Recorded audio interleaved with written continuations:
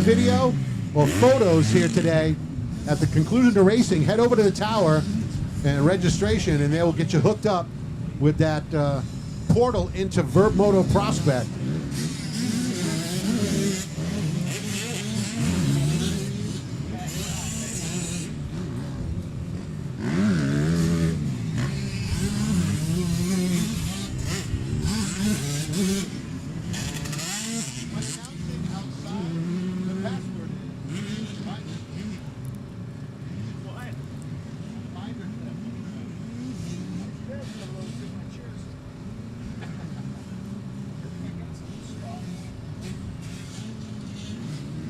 And again, the Schoolboy and 125. Well, we got a rider down through that rhythm section on the inside there. Came up a little bit short. Looked like he was trying to go for 3 and just kind of got in between.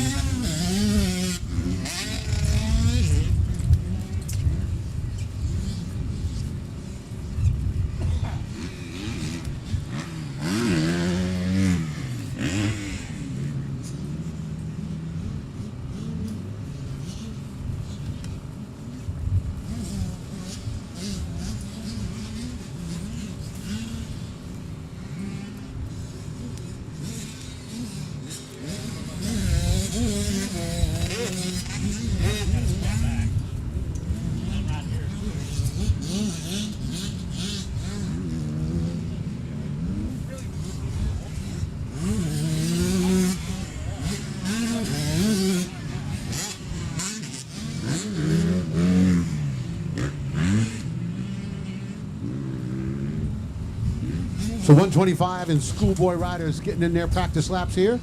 Got the 65cc class lined up next. And then 250 and 450 A and B. You should be in the staging area.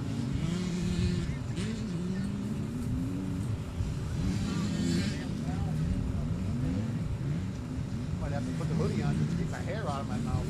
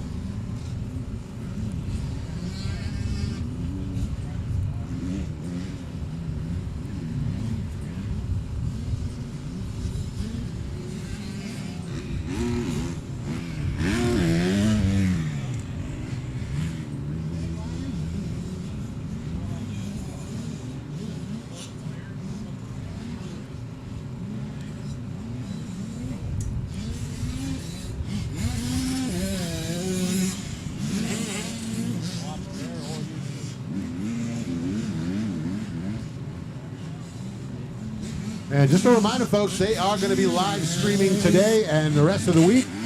But if you have folks that couldn't make it out here, it is TRACKCAST.tv for all the live streaming. You can also go to Freestone's YouTube page to pick up the live stream, but TRACKCAST.tv, you'll be able to follow all the live racing action all week long, and that includes today's Supercross racing.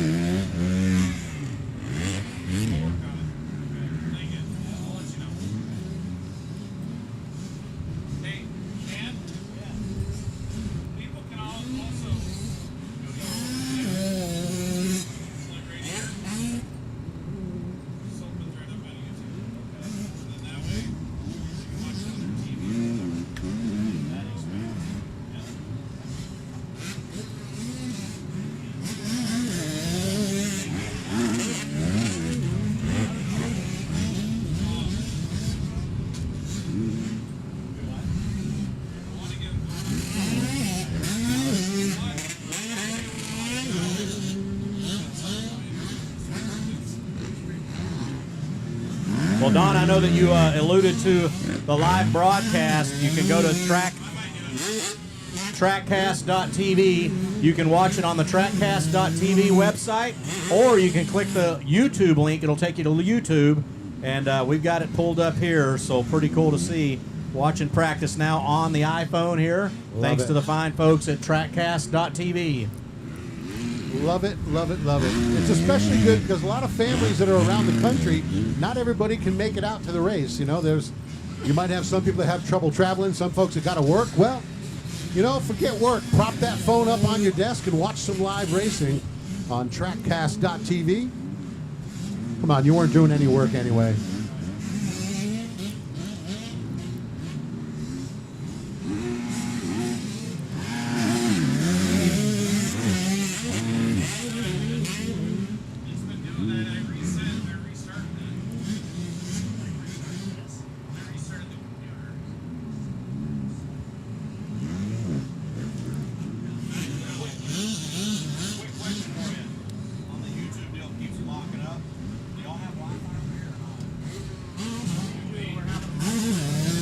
And that is the checkered flag coming out for this practice session. So that's going to do it for the 125 in Schoolboy.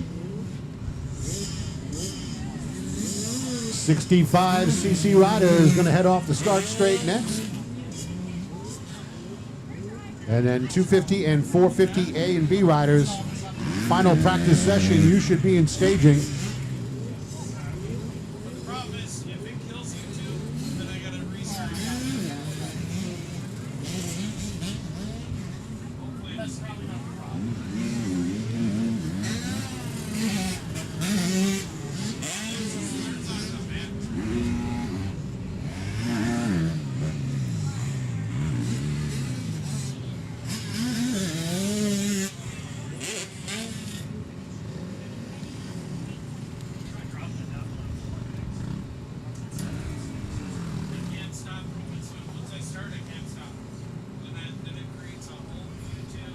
So 65cc riders making their way around on lap one for their practice session.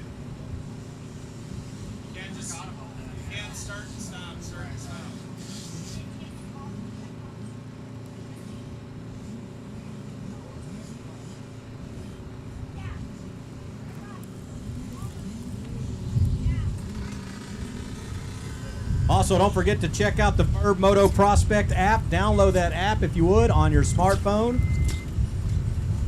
Well, it looks like we're well underway with practice here on the opening lap of our 65cc riders, Don. Yeah, we are.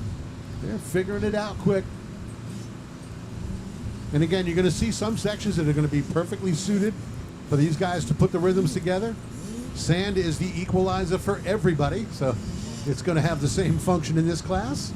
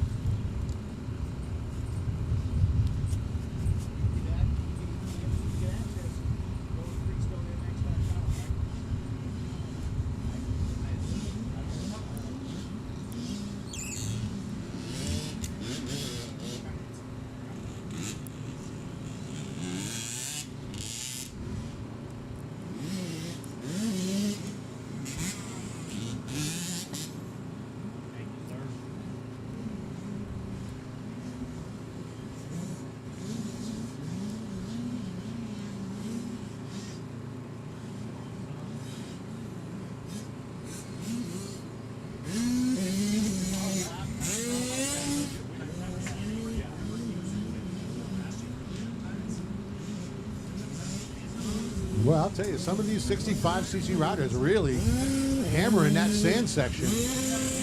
You get the momentum up on these little bikes, it's going through there pretty well. Well, that's the motocross portion of this track. And they're used to ripping through some sand rollers. That's it. They see that and go, oh, this is going to be fun. Hey, I know this. That's right. Well, if you're just pulling in to Freestone County Raceway, we would like to welcome you here to the 16th annual running of the James Stewart Freestone Spring Championship presented by Guts Racing. You can tune in to 88.3 on your FM dial, or you can go to TRACKCAST.tv to watch via the TRACKCAST.tv website or the YouTube link, as we are going to have our Tuesday Supercross program. This evening, I think 3 to 5 is the track walk, the motocross track walk, and then tomorrow we'll kick off the motocross portion of the program. Hard to believe, 16 years running. 2011 is when this event kicked off, Don. I know. I was only 18 years old then. That's right. What happened to you? You lived a hard life, man. I aged very poorly. That's right. All right, I might have been a little older than that. A little older. Just a little. Your hair was not as long. It was long. It was shoulder length in 2013 when I met you. This is true. It also was a different color. Yes, it was. It was dark. Well, you know, after living through the 1980s, I'm pretty glad I still have it on my head. That's right. I don't care what color it is.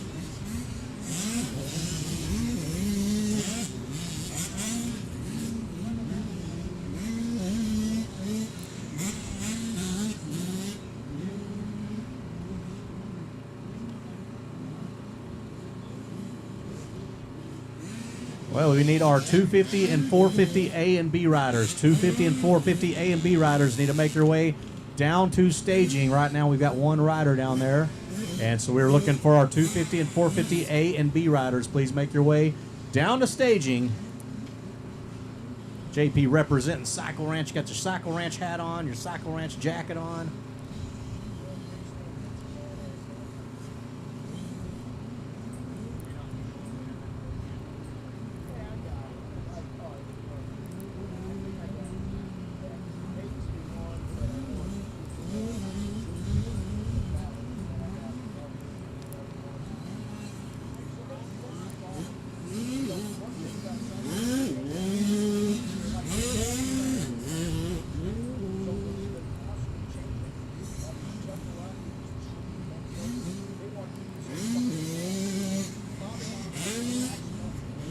And the 77 Yamaha there airing out pretty much all of that finish line jump.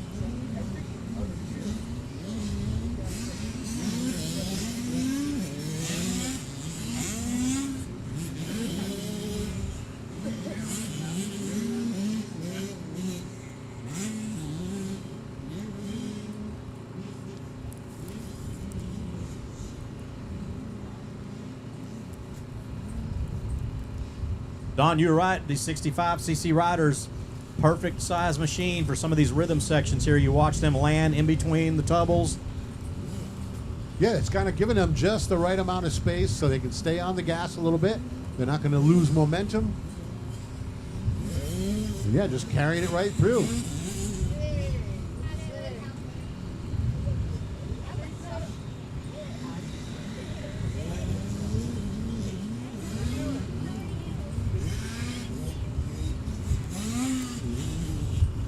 Oh, one right off line there in the sand. And it happens quick. Well, you get that front tire starting to go the wrong way. It knifes in, Don. Gravity will take over. So far, that is the only problem area, and it's not a problem. It's just it's challenging. It is. But that sand section, I think, is a little bit thicker, and they're bringing that speed off that hard pack, and then all of a sudden, that front tire, as you said, that sand grabs that front tire. Got to keep the front end light. You hear them talking about that all the time when they have the sand sections in Supercross. You got to keep the front end light through there.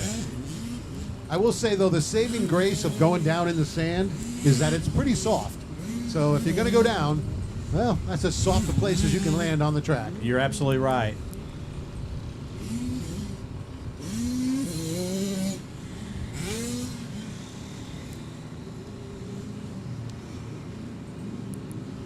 So again, one final practice session, 250 and 450 A and B riders.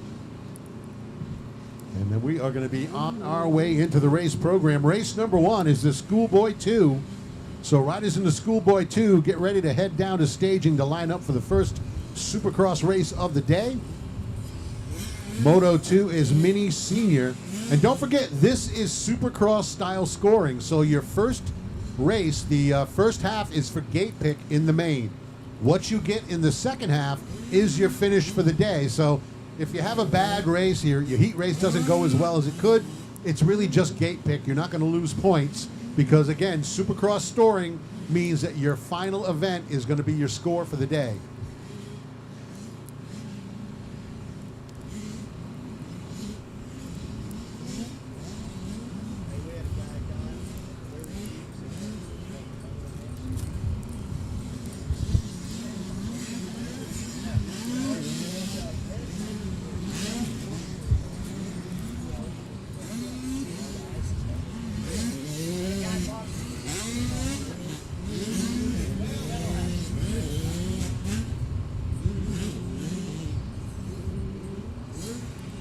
I tell you, we got a few 5cc riders looking to air out this big finish line, and they're getting close.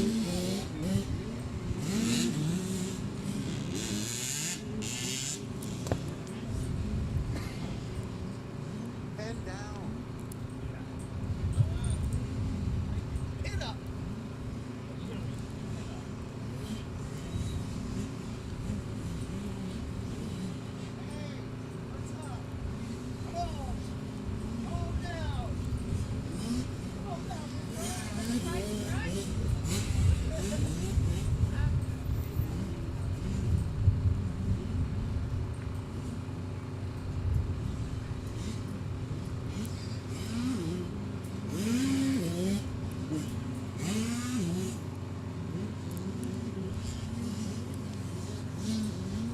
And there you go, the 77 head through that sand section.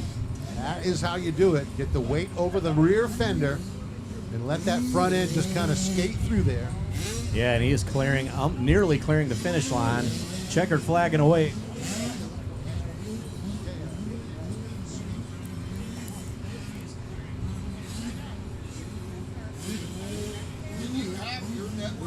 So that is going to do it for the 65cc practice session.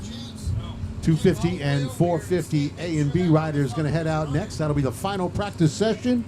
So we need riders in the Schoolboy 2 lining up in staging to start the race day off.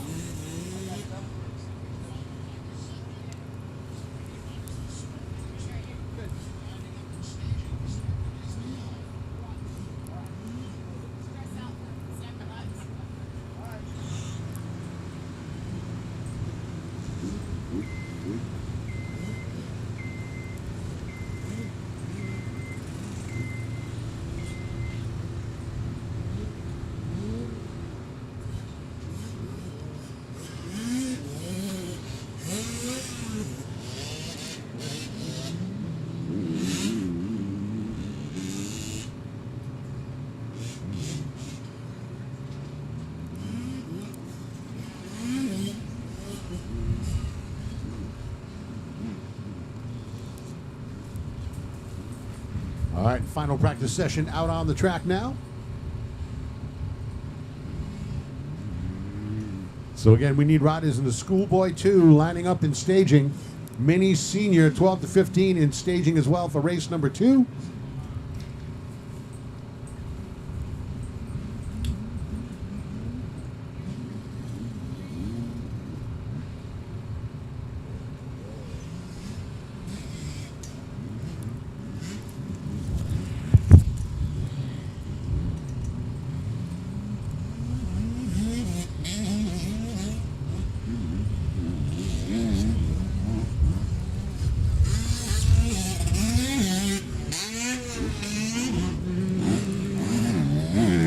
I was wondering if somebody was going to triple out of that turn right before the finish, and they are. The 129 hammering that triple out of there, which put him right into a nice smooth downside. So we'll see if he does it again. Kind of tricky with that little single that's at the end of it, but watch him come through this section, Sand. He was high speed through the sand and then hit that triple out of that turn. That's the only rider we've seen do it. Yeah, that would be Get Down Gage Brown on the 129. Not a surprise then. Yeah, not a surprise. And he would be one of the riders probably out here helping fine-tune and kind of test the waters when they're building this track. So he probably has a little bit of seat time on this track. So The real deal. Get down Gage Brown, J.P. Parsons. And of course, Gage Brown's getting Mom's heart rate up pretty well up there. She's like on pins and needles. Checking out this new racetrack. See how he soaked that up on that one off the triple there? Yes, I did. And notice how he does the finish line. He's not throttling through it. He's actually checking up because he's carrying so much momentum coming into that area. All you need is a little blip to keep the back tire where it needs to be. Yep. Gage Brown looking phenomenal out there in this 250, 450 A and B practice.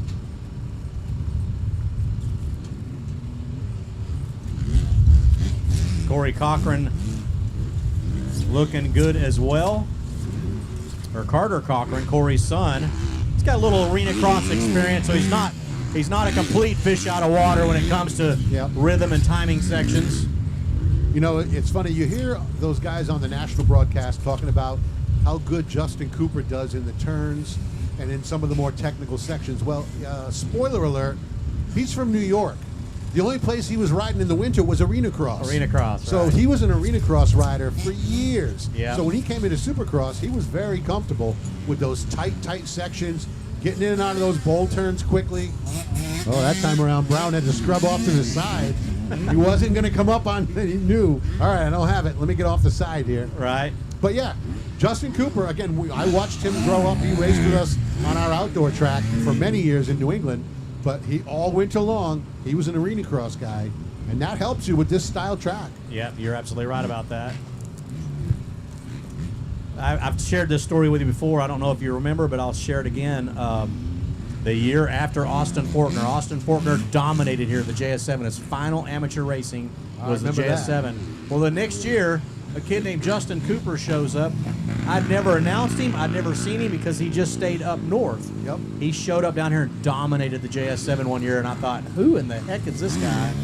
And you're right. He just stayed up north, honing his skills, came down to Texas that March, right here to Freestone, and completely impressed me and everybody else that had never seen him race. And you know, the funny part too is they may have talked about it on the broadcast, but Justin at one point just really nobody was looking at him. Right. He was kind of doing his own thing, and he ended up getting picked up by Yamaha because he had a standout race. I think it was Mammoth, and that was when everybody kind of said, "Hey, don't sleep on this kid because he's the real deal. Really got some skill." Yep, he did. He does and did. Yeah, and that was, I believe, Rock River. Yamaha picked him up, Possibly. and that's who brought him here. Possibly, yeah. He owned this place that year after Faulkner. And the reason why that sticks in my head and resonates because I'd never to that point had ever even seen or even heard of Justin Cooper. Yeah. You hear of Ryder DeFrancesco, you hear these kids coming up because they all got great rides. Justin Cooper did not. Like you said, people slept on him. Yep. Then he showed up that year JS7 and it's like, whoa, who's this kid? Here comes Gage Brown. He's in a double-double now on the YZ 125. Cochran figured it out. Cochran tripling and then singling off, so Cochran's stepping it up. And you know, the previous lap he came through there and he knew he wasn't going to get it. He did the same thing that Brown did. He kind of jumped off the side. All right, well, let me. That wasn't the right speed. Yep. He knew before he took off it wasn't going to happen. Doing the Gage. Yep. Doing the Gage Brown. Look, what happened? Speaker falling over. Oh, that's not good. That is not good. That's a lot of wind. Sounds like it is. Put your ear next to it, JP. Checks out. That's right. Gotta rope that thing down.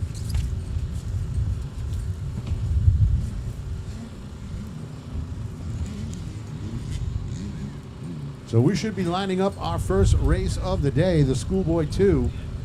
Schoolboy 2 is race number 1. That'll be followed by the Mini Senior. So those riders should be making their way over to staging.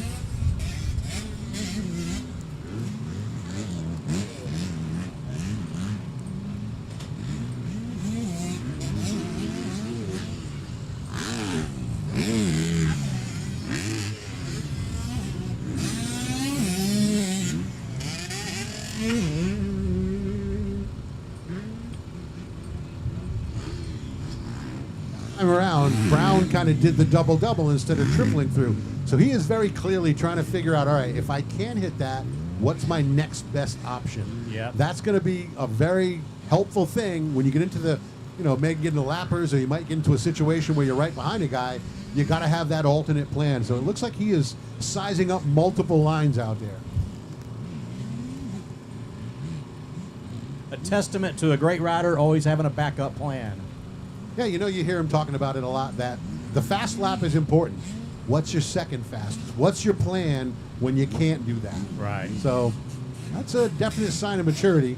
Although I will say, from if my memory stands correct, Brown was always the kind of rider who didn't want to just hang it out for no reason. Yeah. No. He seemed like a very smart rider, pretty calculating. If the time wasn't right, he wasn't going to do it. Well, now he's done. Now he's electing to double every time. So Yep. Maybe that line's going away for the 125. Could Checkered be. flag is out. Carter Cochran has it dialed in, the triple single into the finish line tabletop, and the checkered flag will wave. That'll be it for our practice here on this beautiful and calm, cool, windy Tuesday morning. How can all three of those things be That's true? right. Well, we're calm. I'm it's cool. cool. Yeah, you're cool, and it's a little windy. So as Don mentioned, we need race number 1 to load up in the gates. We'll have our opening ceremonies. We got Mr. Don Thornton here to handle our national anthem, and we will handle that as soon as race number 1 loads on the gate. I think Vernon McKitty is going to go out there, and he's going to address a couple of faces of a couple of jumps that need to be addressed. I was talking to one of our staff members, and he said Vernon's going to go out there and straighten up a couple of things that need to just be adjusted a little He's bit. going to address your face. That's right. It's been dressed before, Don, just not with makeup. So we're going to take a little pause for the cause, do a little track maintenance, and then we will be ready for race number 1, which is our Schoolboy 2 12 to 17 age group.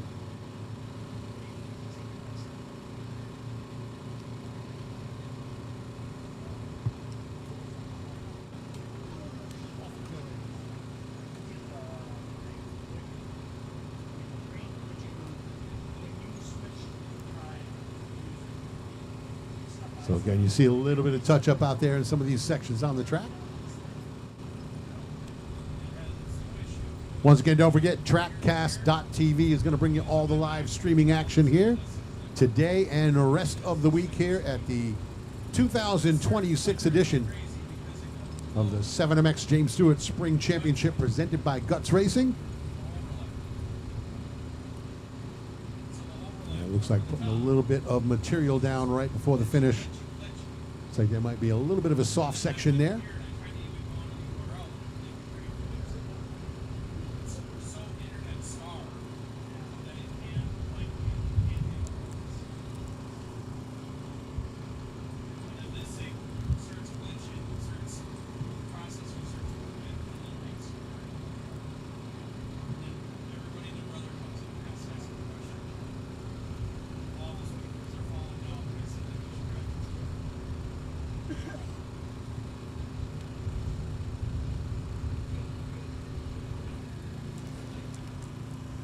So a little bit of water going down. You see the big John Deere over there addressing the takeoff of that triple option jump over there on the far side of the track.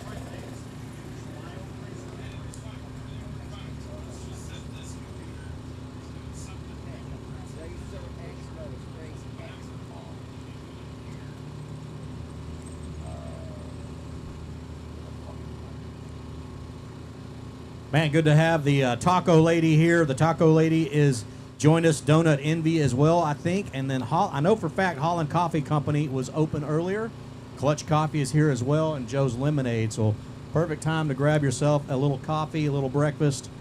There's Mr. Lucas Harrison.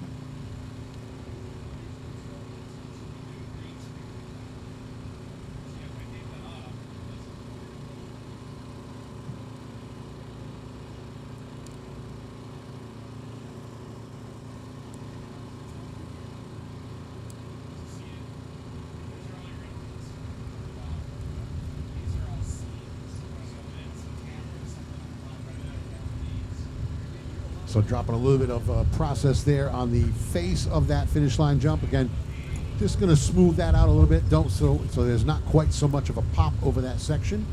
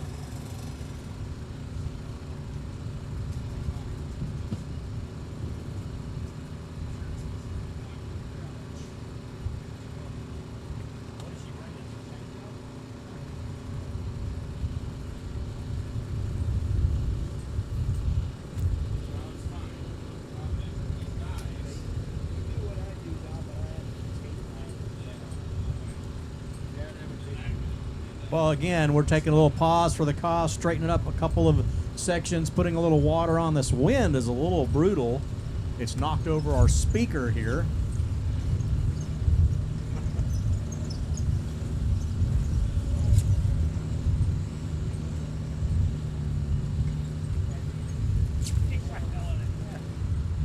What can it really hurt?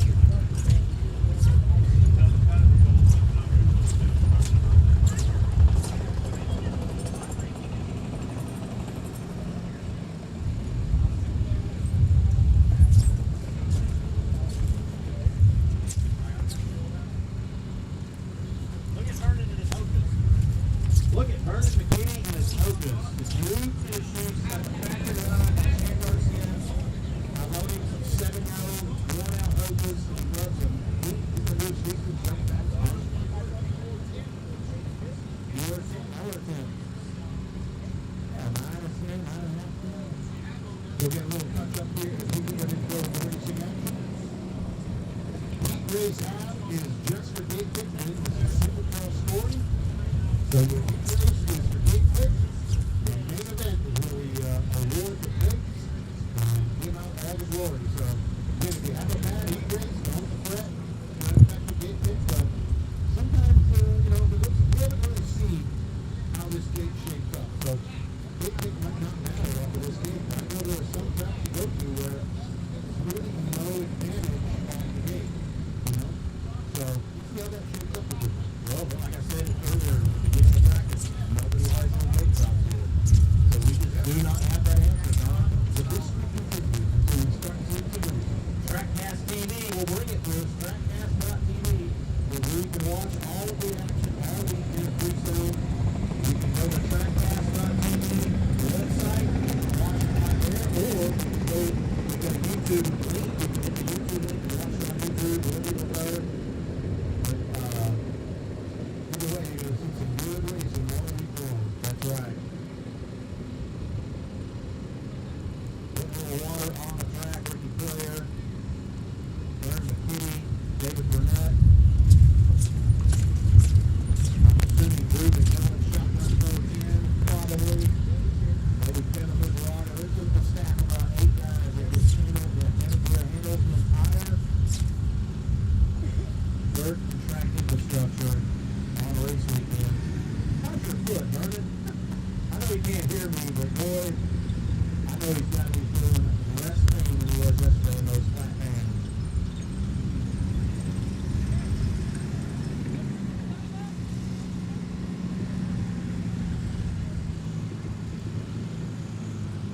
See how these two, they just communicate by looking at each other. They can't talk. They're going to look. Drew's just going to look at him. He's going to look and go, Drew's not making a run. Okay, he's going to fix that because the ant bed is developing over there 30 foot away to go get rid of the ants.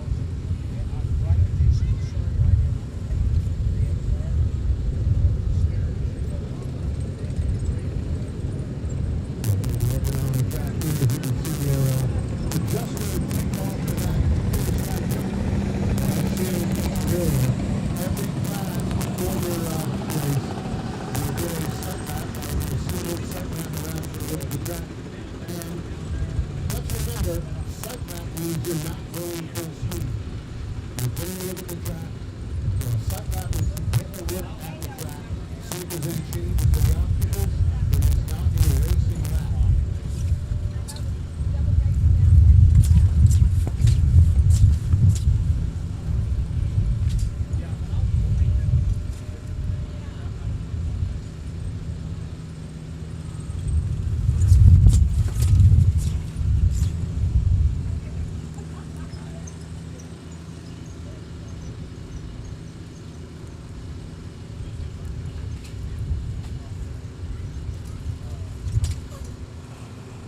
Looks like the machinery making its way off the track here. A little bit of water on that new face of that jump. Got it on.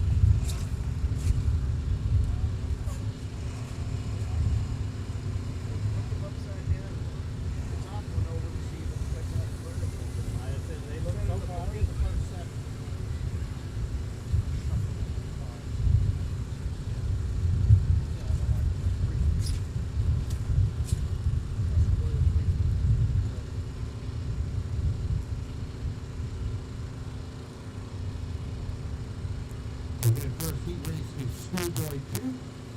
The Schoolboy 2 rider is going to have the first heat race. And we'll head out for a sight lap. And again, parents, especially of younger riders, make sure they understand the sight lap is not a race pace lap. That is a chance to look at the track, see any of the changes that have been made. They will, of course, ignore you and go as fast as they can.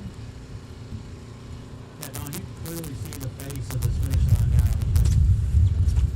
Drug out a little bit, so it's not near the top, and it'll actually allow you to send it more than shoot up the bars. So good adjustment there. And they have a couple of other adjustments on other sections of the track, so definitely be mindful. Hear your side now. I think there's just no way that we anticipate how it's going to run. There's two people out there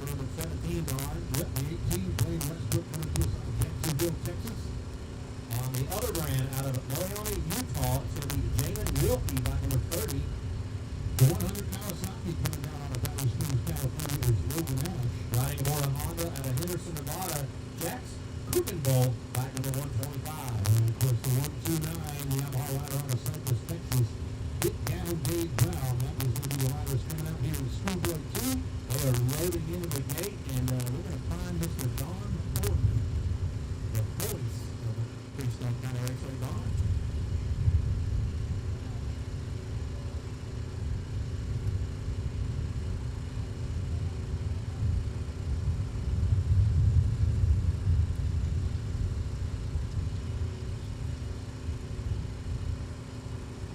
Welcome to the Supercross portion, the brand new kind of format here for the James Stewart Freestone Street Championship. And we always love having you here at Freestone and hearing you sing. And it would not be a Freestone weekend without having you do a live edition of our nation's greatest song. So that one had my over you, Don. Thanks, Ken. It's always good to be here to represent the James Riders chapter of Christian Motocross Association. If you would, look for starting as that flag that represents the greatest in the world. Put your hands over your heart, take your hats off, please, and join me in singing our national anthem. Oh, say, can you see by the dawn's early light what so proudly we hailed as the twilight's last gleaming? What bright and bright star through the perilous fight, through the rampart we watched, were so gallantly free, and the rocket men ran amongst were singing there. They purple the night that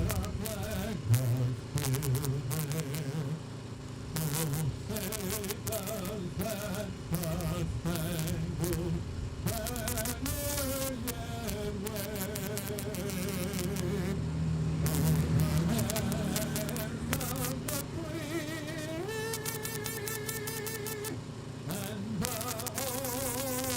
star-spangled banner yet wave? Over the hands of the free and the home of the brave. Beautiful rendition as always. I'm happy with Don Thornton. He's 82 years old, Don Collins, and he's cooler than both of us combined. I know, he rides the gold wing in and still pelts out our national anthem. Unbelievable.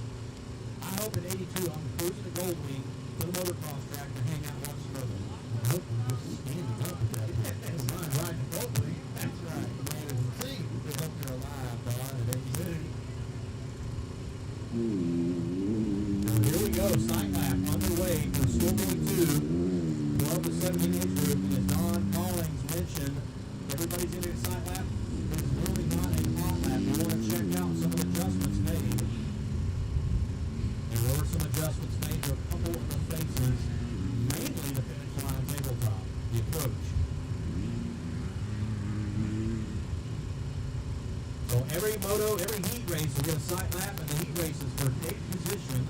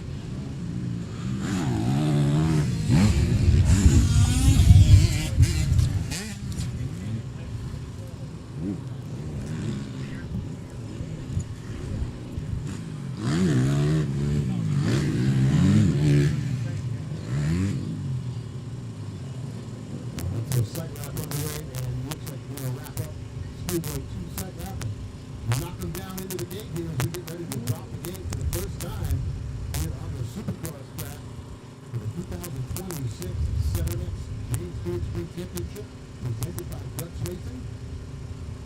Yeah, Don, and taking a look here at the names in the Schoolboy 2, you've got novice, intermediate, and pro caliber speed riders, all like Dave Brown.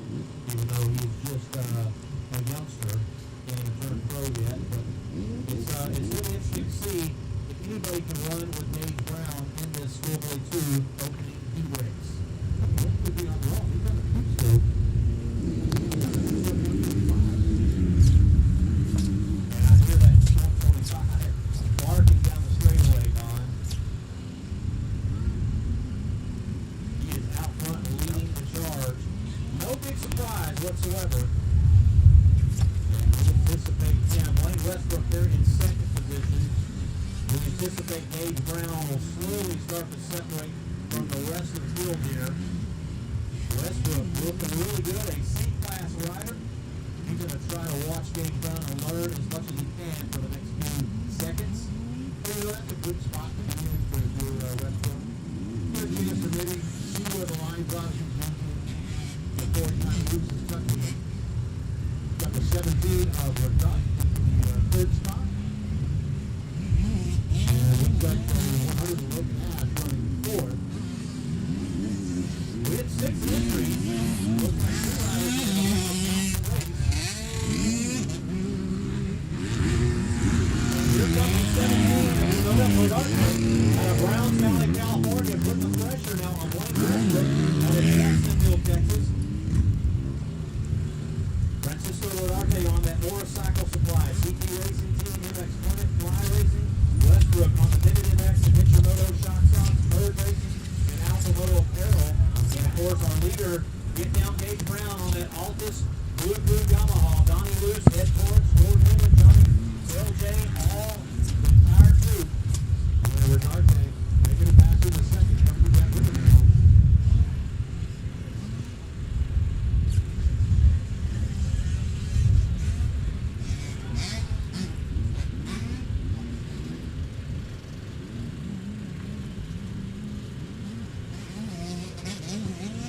So Brown stretching out the lead early. Get down! Doubling right here. Double. I guess he decided it's no longer worth triple. Now, you know, it's one of those things where it's a risk versus reward situation. Like I said, I just decided, you know what, I don't have to. Well, also they watered this now, so it might be a little slick there. Coach Rodarte gets around Westbrook, so Westbrook goes back to third. A fantastic ride here by Francisco Rodarte out of Browns Valley, California, the 17 on the KTM. Curly in second place. Westbrook back in third. So again, you know, if you're Westbrook, this is not a bad spot. We're going to be, you know, there's no issue with gate pick with this many riders on the track. So you just take what the race gives you. Yeah, well, you got 3 or 4 more days on a motocross racing period. Yeah, don't do anything foolish. I wish someone had said that to me years ago. That's another story entirely, Jim. Your lap may have transitioned into something far greater, Don. You can't put Einstein brain with camera open. You have to have the same reaction. That's right. Altus Blue Crew Yamaha, Gage Brown out front, doing it for Altus Motorsports. There in Oklahoma, as well as Dunlop, Enzo, 100% Guts Racing. Guts Racing here as a presenting sponsor. Larkin in second. Westbrook on that mended ride. Shock mended ride there in third. And Logan Ash out of Valley Springs, California on the Eliat Vision Next Clinic. Micah Metals, Guts Racing, Kawasaki ride there in fourth. And no big battle now. They've all separated here, Don Calling. So no real excitement other than watching them kind of mingle and navigate through the Supercross track for our first time to watch. Yeah. So you'll notice that when you watch them hit this finish line jump, they're now clearing that without the gap on top. So a little bit of adjustment made a big difference. And the drag through here in the heat race when Schoolboy 2 goes to the 129. Get down Gage Brown, the Blue Crew Yamaha Altus Motorsports ride. And I'll say that changeup, obviously noticeable, all of us probably need it, but the micro missile going out there, goes back to the pit, tell his dad, Dad, this needs to be adjusted, this needs to be fixed, and Dad goes out there. Yep. But that's what it is. With his dad, across the entire country, homeschool, Dad works on the track. That's not a bad system. No, not at all. We're off and running with race number 2, our mini senior 12 to 15 racing. And it was Francisco Rodarte finishing up second with Lane Westbrook in third. We're off and running with the side lap here, the mini senior 12 to 15 age group.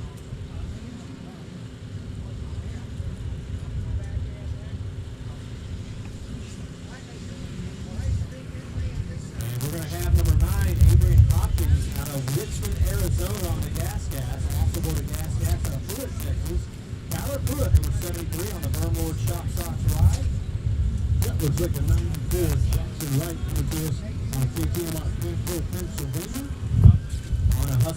on the KT5 Industries Twig Cycle Track Ride. And in Chambersburg, Pennsylvania, Alan Hill joined us, back number 100. The 129 Big PM from Austin, Texas. That is Aiden McKinney. And on the 116 ride, it's going to be Austin Bolts out of Jonestown, Pennsylvania, on the Yamaha, the Bolts RD service. So that is the one in the mini series. Cash Tucker will be the 194 out of Flower Mound, Texas, on the KT9 with our 7 inches. And our riders complete the sight lap on. Gonna load them up in the gate here. And what's cool is we've got a couple of riders here from Arizona as well as Pennsylvania that we're not used to. And so, having said that, we don't really have much knowledge on those racers. I know Tyler Stewart looked a little good here in practice earlier. Cash Tucker always looks good, the 194 out of Flower Mound. And of course, Aiden McKinney, the 129 with Micro Missile.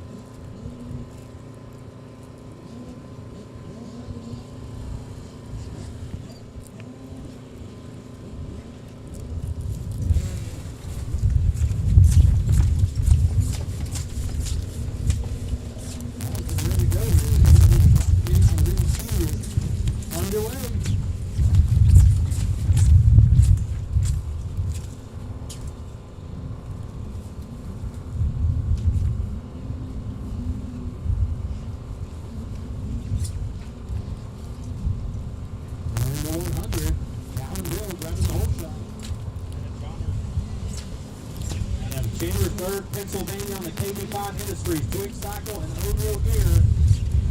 How about that 100 out front? Making those easy here early on, Don. Yeah, that's what you want to do. Get that clear air.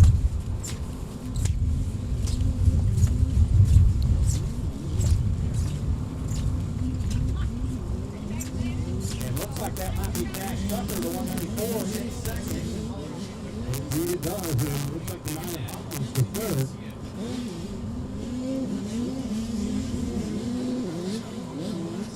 Tyler Wood not having a good start for this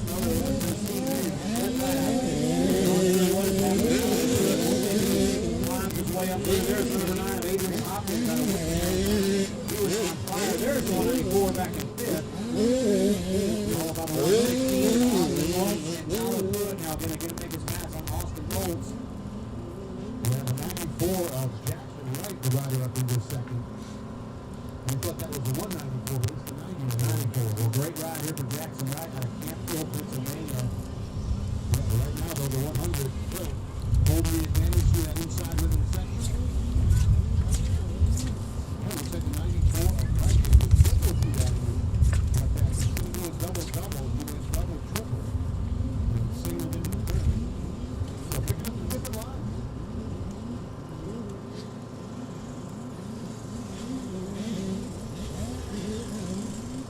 It is all Alan Hill right now on that KB5 Industries ride. The Husqvarna, 13 years old on the 100. He is being pressured. Another Pennsylvania rider, Jackson Wright, the 94 out of Campfield, Pennsylvania. Like watching the Philadelphia Eagles and Pittsburgh Steelers battle out. You know, it's funny that some of these guys are playing against each other before.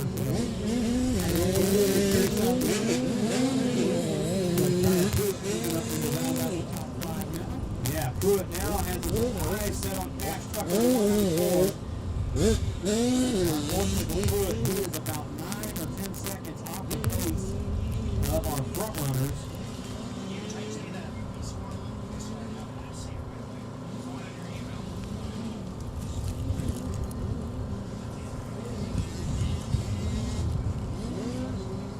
And very impressed with Adrian Hopkins out of Whitman, Arizona. Noticed him in practice earlier, and he was really solid. I didn't know where to stack up. Currently third right now in this heat race, the mini senior 12 to 15 age group.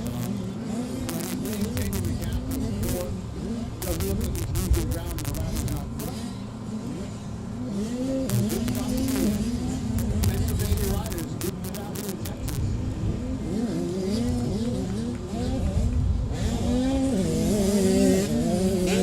White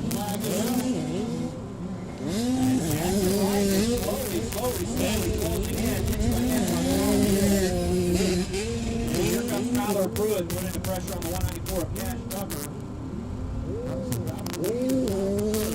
Yeah. With the 116, Austin Bolts out of Jonestown, Pennsylvania. It's like any senior class is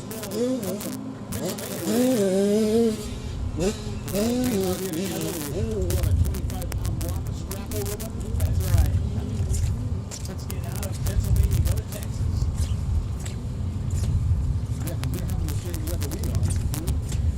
That whole area is cold. Yeah. Here comes our leader, Talon Hill, the 100. Looks like time going to run out for 94. So White to try and make a pass. But again, heat race, going to get a piece of the A-Ring from that to much more about. Yeah, that's just it. This is not back to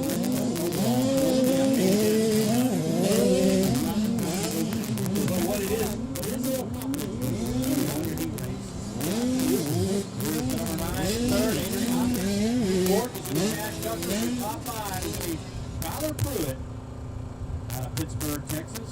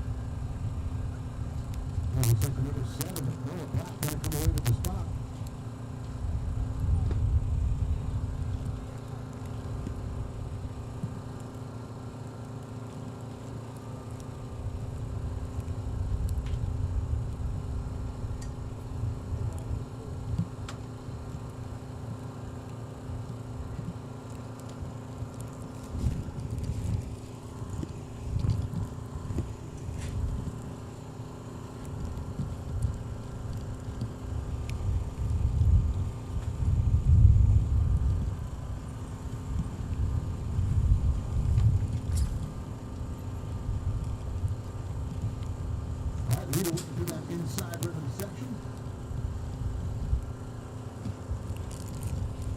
And there is number 6, Yamaha Ride. Davis and Leslie working through here on the Dunlop ODI Alpine Stars Race Tech Moto Graphics Ride.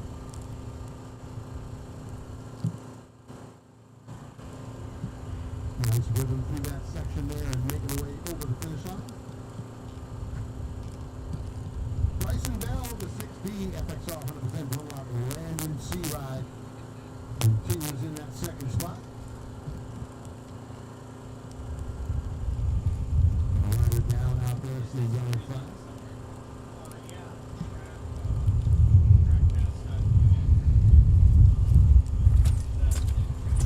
Looks like unless he's still hanging on to third on that number 3 Yamaha Ride.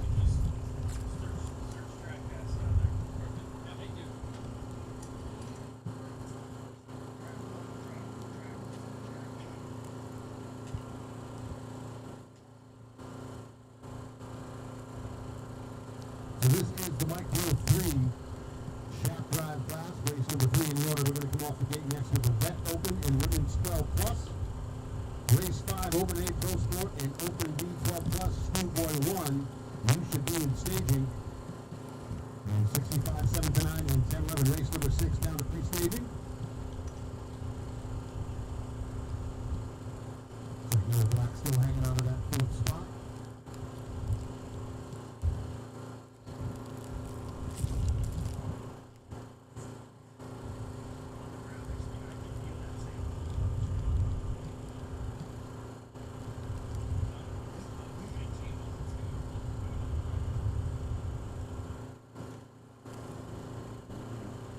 Leslie working through the sand there on the number 6. And going to be looking at the white flag next time she makes her way over the finish line. So 1 to go here.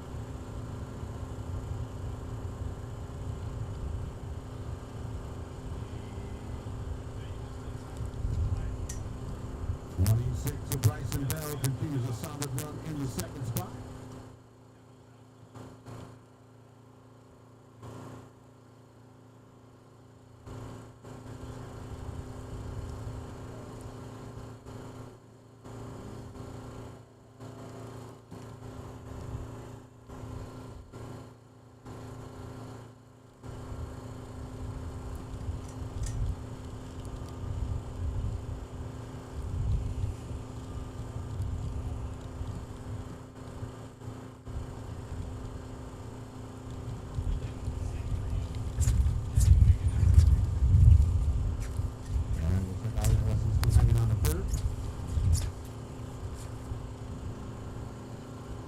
Down the final lap here for the Micro 3 in the 48 shaft ride.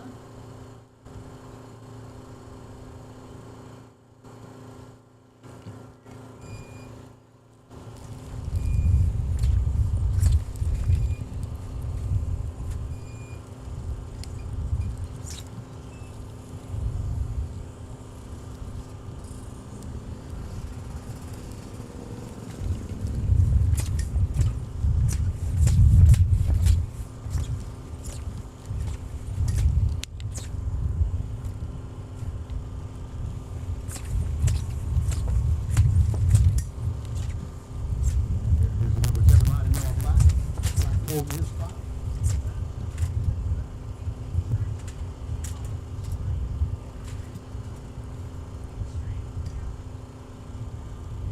And that is going to check the flag coming out. Race win. Going to go to the rider on the number 6, Mavis and Leslie. 26 of Bryson Bell going to hang on to the second spot. Alia Leslie in third here. We're going to be lining up the Vet Open and Women's 12 Plus to head out for this site lap next.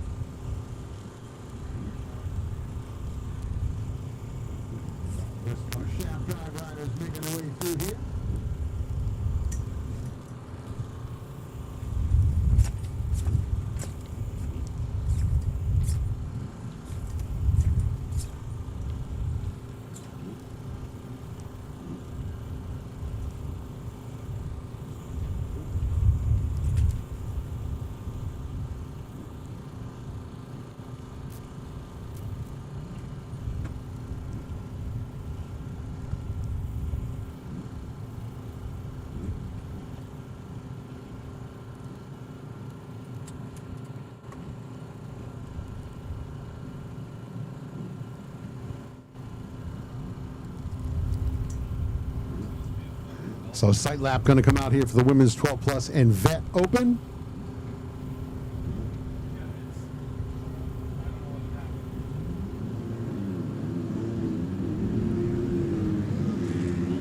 So coming out here in the women's 12 plus out of Copperas Cove, Texas on the KTM, the 28 of Carissa Kinsey.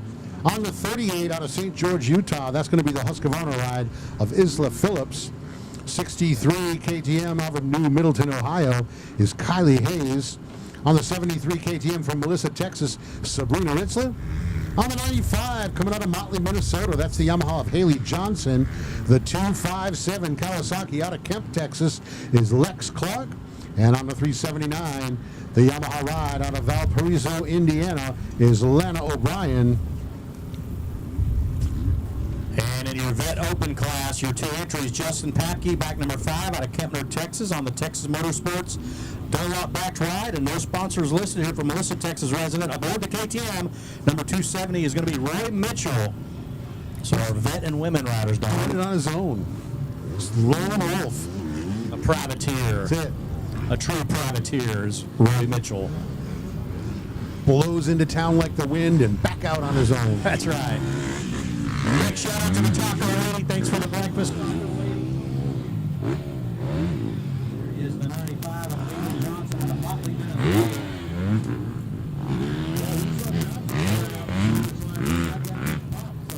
I'm sure she's going to feel very comfortable now. Nice Clark making her way up. 13 machine.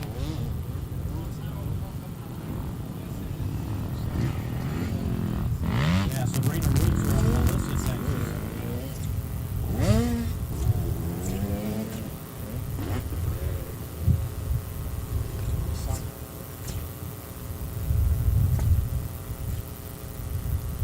I'm going to line them back up down there in the gate. With the grid and stop the gate for heat race half.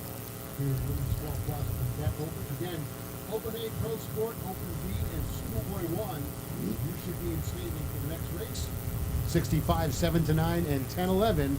Make your way to pre-staging for race number 6. 7 entries here in this women's 12 plus, Don. Well, if the practice was any indication, Yeah. we're going to see a throwdown here. Yeah, several of the girls running a relatively close lap time. Yeah. Yeah, and it was looking like it was going to get competitive.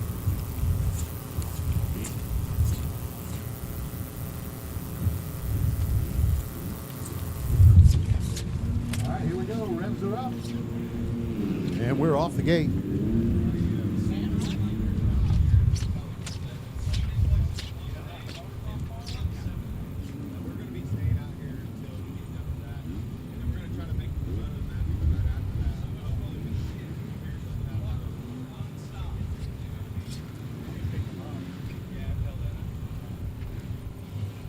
All right, so it looks like the 270 of Roy Mitchell getting out of that first turn out front. The privateer. That's it, the lone wolf.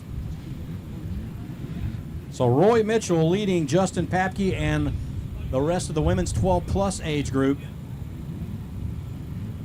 Oh, a little trouble with that rhythm section there. And Mitchell about to be pestered and possibly passed here. Yeah, that's Isla Phillips on the 38. Looking to take the point. Out of St. George, Utah. Phillips putting the pressure here on our KTM mounted rider Mitchell.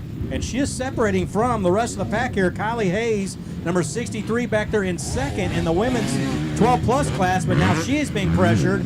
Hayes, number 63, being pressured by the 95 of Haley Johnson on the Yamaha.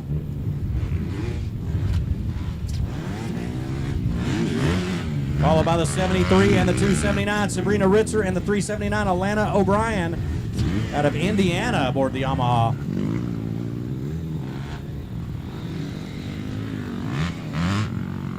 There is Justin Papke just behind Lex Clark and just ahead of his daughter.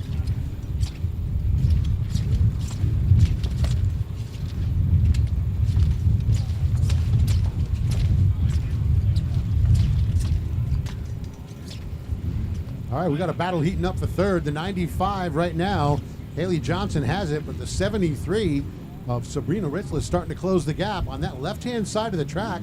She had a really good run out of that that option triple there. So there you see your leader on the 38, Isla Phillips. Leader in the Vet Open, Roy Mitchell. And here's that battle now going to heat up as it looks like the 95 of Johnson going to close now on second. Yeah, Haley Johnson putting some serious pressure on second. Check out our leader, Phillips. Look at her body English. She is totally comfortable on this track, Don. Yep. Completely comfortable on this Supercross style format. It looks like the 73 going to lose a spot there. So she had a little bit of trouble. She was starting to put pressure on the 95. It looked like she had trouble in that turn right before the sand, and she's losing a spot. Yeah, that allowed Lana O'Brien to make her way around the 379 out of Indiana. You got Ohio, Minnesota, Utah, Texas, and Indiana all represented here in this women's 12-plus class. It is a Midwest showdown. That's right. There is 24. Kayla. That's going to be Kayla Papke, number 24.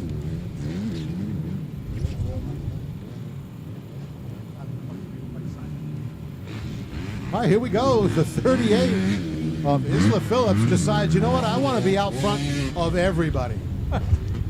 So she's And going to she did just that. Yep. Johnson still putting the pressure on Hayes. The battle for second and third here in this women's 12-plus class has heated up. And back in fourth position is still Lana O'Brien, the 379, out of El Espericio, Indiana.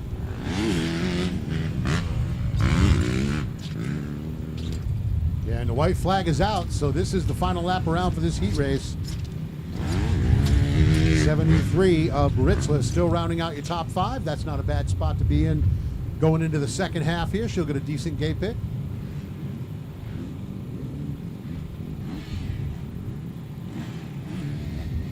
There is the 28 machine of Carissa Kinsey out of Coppers Cove, Texas on the KTM. And Lex Clark, one of our part-time staff members out here that helps out a lot of things. 33 years old, Lex Clark. She started racing when she was 30, Don. She does a lot of racing, too. Yes. I got to tell you, follow her on social media. She puts some laps in. Yeah, she All right, does. checkered flag comes out for the 38. The Amateur MX Team Flow Vision Phoenix Handlebars ride of Isla Phillips with the win. And the 270 Roy Mitchell taking the win in the Vet Open. And looks like it'll be the 63 of Hayes and the 95 of Johnson, second and third for the women. Yep, all for gate selection, gate choice. Yeah, you know, some people want to just get the gate they want, so got to go for it. Yep.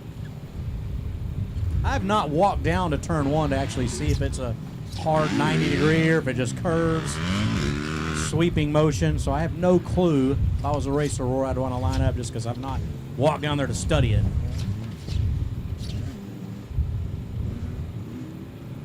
Well, we're going to move on to race number 5 here. This will be our Schoolboy 1, our Open B, and Open A Pro Sport, as Don just mentioned a few seconds ago.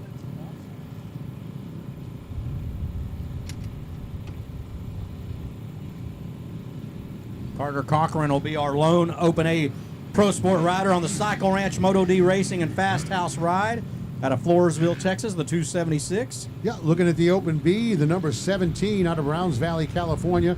That's going to be the KTM rider Francisco Rodarte. With Jamin Wilkie out of Marani, Utah on the other brand, bike number 30. On the 125, the Honda ride out of Henderson, Nevada. That is Drax Crockenbull. And here we go. So the lone Schoolboy 1 rider, the 129. Cypress, Texas's own Altus Motorsports Blue Crew Yamaha ride. That is the Gage Brown on the 129. So sight lap underway here. Gage Brown kind of checks up. He's going to let some of these riders go around him.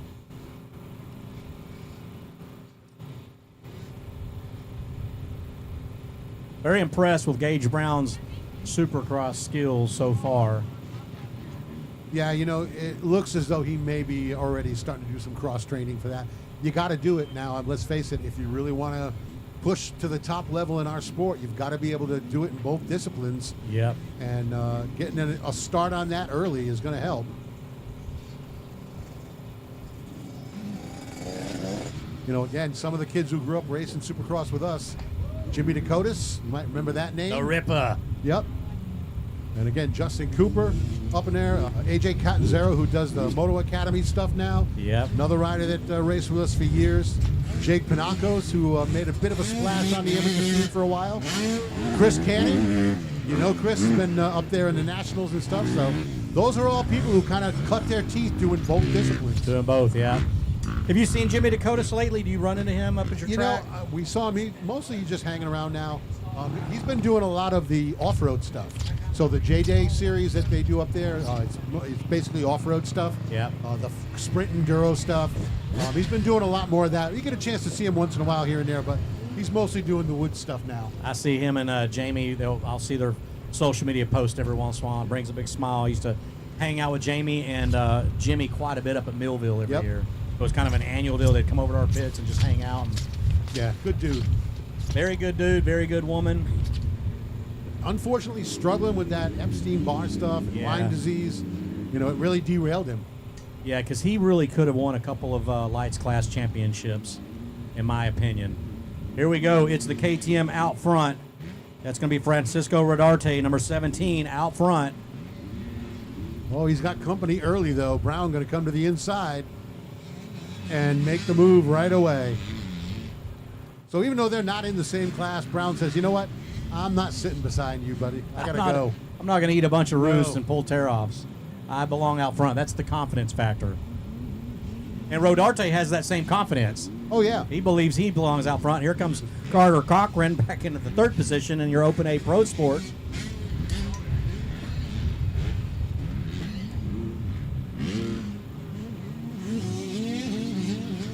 Nice run through that sand roller section. Brown able to double into the finish.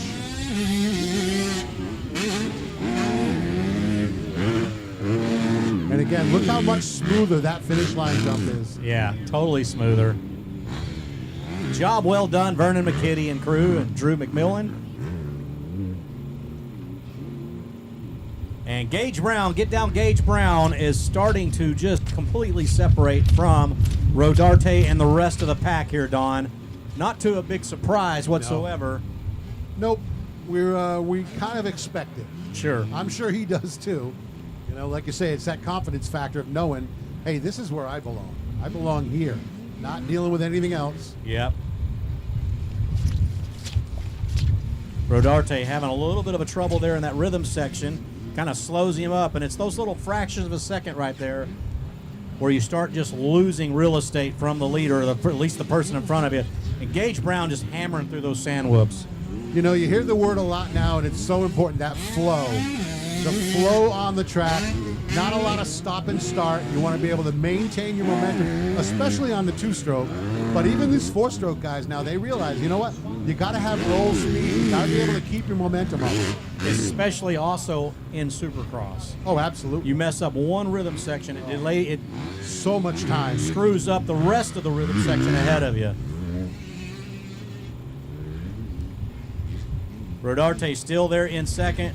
Carter Cochran, your Open A Pro Sport entry, back in third position out on the track out of Floresville, Texas. And Jamin Wilkie out of Moroni, Utah on the Primo Racing Concept official Triumph FMF. So he is actually on a Triumph. That says other, but it's a Triumph. I don't think they have the thing in trackside yet. Yeah, possibly not.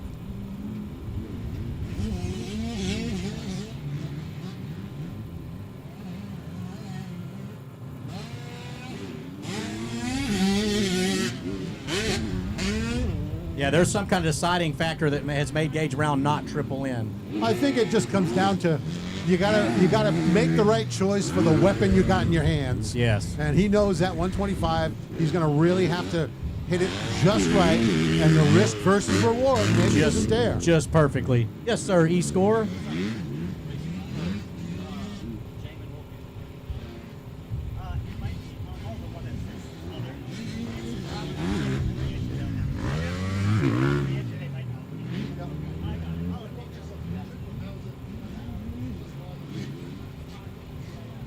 All right, so looking at your leader, going to make the turn into that rhythm section.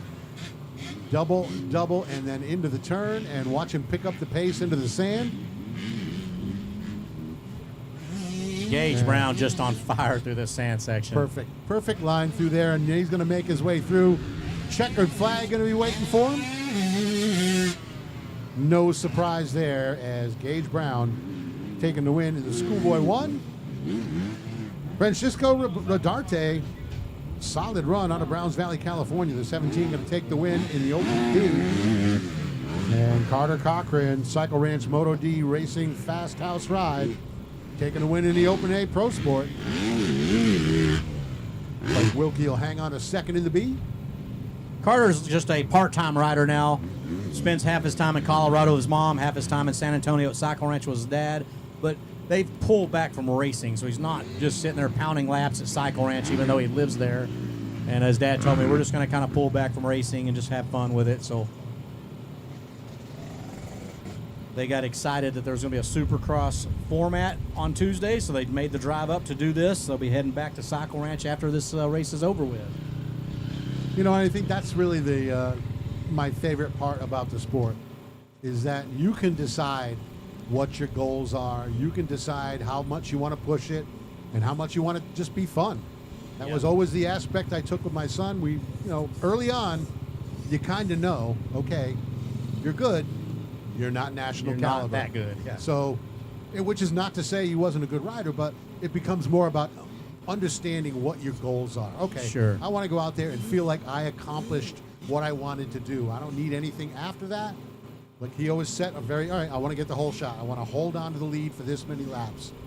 Okay, you want to race if you did what you set as a goal. And I think that's what you see a lot now with riders, because the other factor is it's very, very expensive to operate at the top level of the sport. Sure. And- You got to have a lot of money and a lot of luck. And it's just, for some folks, that's just not what they want. No. Well, I've always preached to everybody, mostly parents and a lot of kids, to put a reality check for the kids.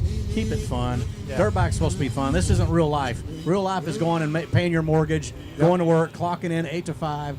That's real life. This is a hobby. This is a sport, definitely, but it's fun. It should be fun. And if you're going to make it, if your kid's going to make it, that fun factor's still going to be there. Gotta be there.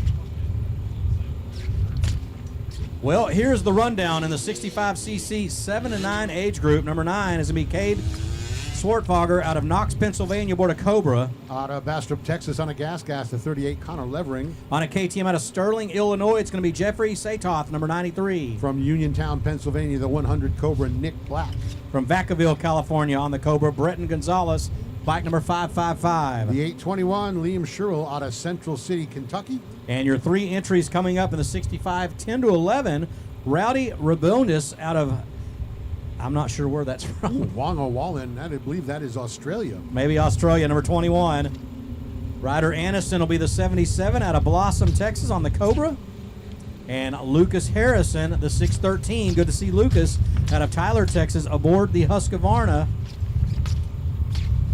in this 65 10 to 11 age group. What do your eyeballs tell you there, Don? That is going to be the Cobra ride out front. That looks like it was Bretton Gonzalez. Maybe Ryder Anderson. Well, let's see here. Anderson now jumps into the lead. The 77 out of Blossom, Texas, just made 2 passes on 1 tabletop. There you go. Good to see Ryder Anderson. The Anderson brothers and their dad here. Anderson on that EMT Racing, Lansom Racing engines. Leader goes off track. Got a little offline in that rhythm section, went off the side, very smartly kind of pulled up and said, okay, let me just go back to work here. So the 77, that's Ryder Anderson out front in the 10-11 class. And he is trailed by the 21 machine of Rowdy Rabonis. And there is the 555. So it was Bretton Gonzalez out front early on in the 7 to 9. Setoff into second.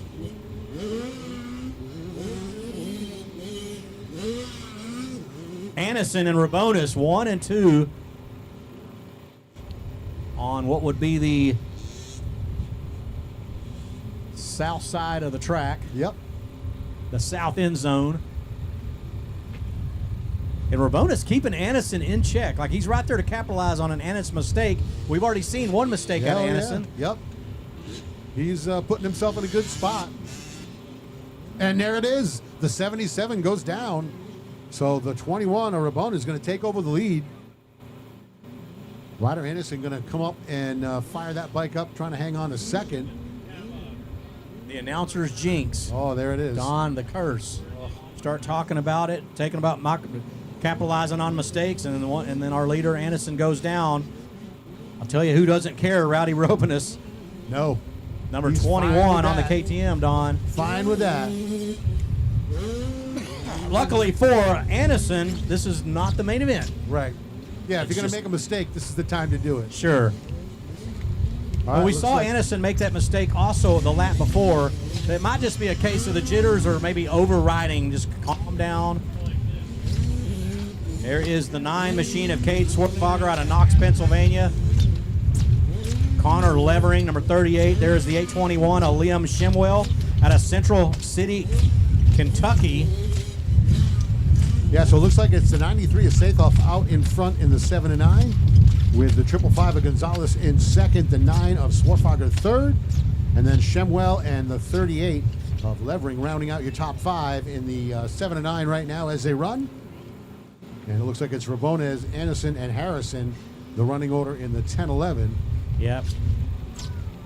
Connor Levering, a top 5 ride, as you just mentioned, so he'll get the 5th gate choice, and he'll hope to come out and get a top 3 in the main event. There you go.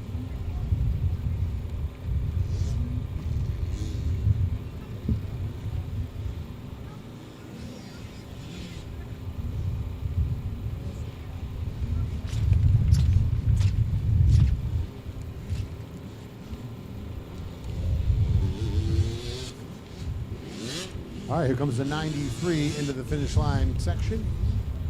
White flag is out.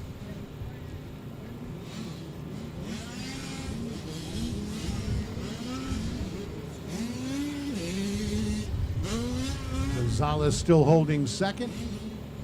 And there's Cade Swartfogger running in that third spot. Rabones and Anderson still 1 and 2 in the 10-11.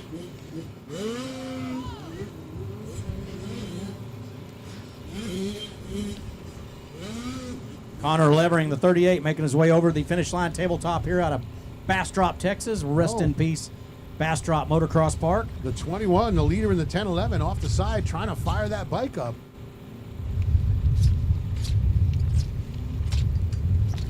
And that is Clayton Miller right there with him, checking out the bike. Clayton looks going like to he's try gonna- to kick it. Yeah, get that super foot on there. There you go. So Clayton Miller getting the bike fired up. That kid was never going to get that bike started. He's kicking it, kicking it. There's times when, let's face it, it's just not going to happen. So Rowdy Rabonis dropping the bike on the last lap, Don. But he still has a pretty significant lead. This will be a good main event. I think he might have lost the lead because they've still got the white flag out for him. Yes, you are right. It's the 93 of Jeffrey Satoff. Oh, and it looks like Rabones doesn't know what to do. He's going to pull off. And that might open it up for Ryder Anderson. Anderson is going to take Yeah, first Anderson. place in that 60x10-11 because Rabonis pulled off the track. Yeah, he should have done another lap.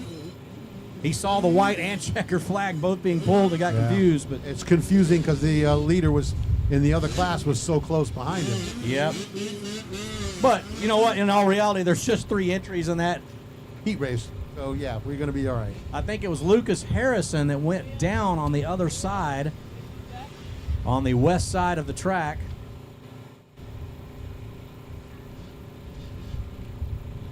The 613. The medics were looking at Lucas Harrison, and I'm going to look over here at his pit and see if he's there yet. No, the bike is still not there.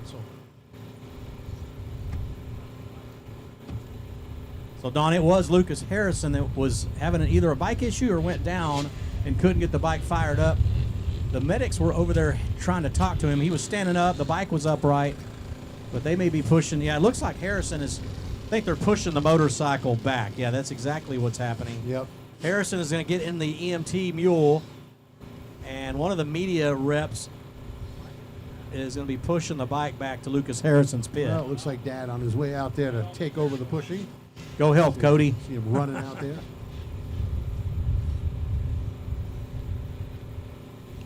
So Harrison, not going to be he might be a factor in the main event. There's 3 entries. Yeah. So sight lap underway here for the Micro 1 Junior. Coming out here in the Micro 1 Junior, it's going to be the number 3 from Victorville, California. That is Arya Alessi. Out of Cheshire, Connecticut, it's going to be Bryson Bell, number 26.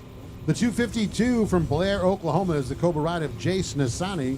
Out of Lodi, California, Tayton Davis joins us. He'll be running the 411 on the number plates. And on the 454 Cobra from Norman, Oklahoma, Cruz Galvin. So that is the 5 entries here in the Micro 1 Junior. There is Tayton Davis making his way over the finish line tabletop. So our riders are all going to head back down the exit chute, load in the gate for the heat race here for race number 7. Got one tipped over in the sand there. I think that is going to be Arya Alessi out of Victorville, California, number 3. Yeah, looks like it is. Tough spot to go. Lucas, there. are you okay, Lucas? All right, he's thumbs up. I think he's got a bike issue. Those are a lot easier to fix. Yes. Not necessarily cheaper, That's right. but a lot easier. We're not at a point where you can order spare human parts yet. Can I order a wrist? Parts unlimited, as it were. That's right.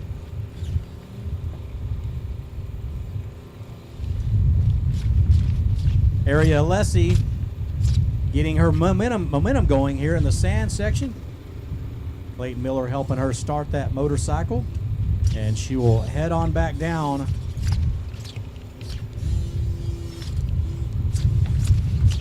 to the start gate to load into the gate. Sponsored by Dunlop, ODI Race Tech, Alpine Stars, and Moto Graphics.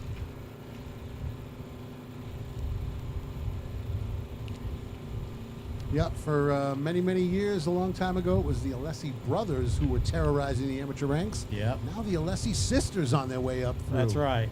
Pretty cool.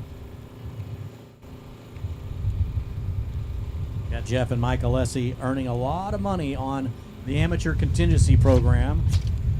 All right, we're underway.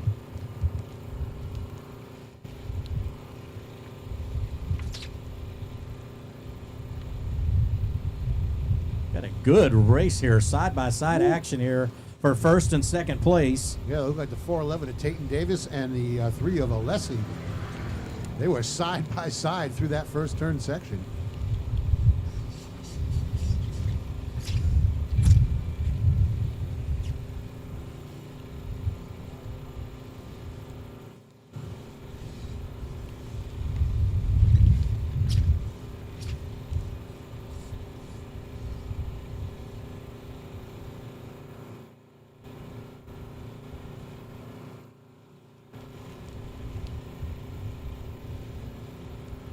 And that's Cruz Galvin, actually, the 454 out front. So Galvin coming out of that first turn and taking the lead.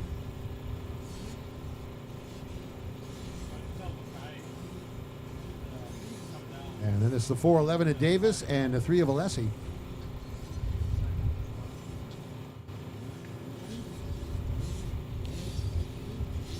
Here come the front runners.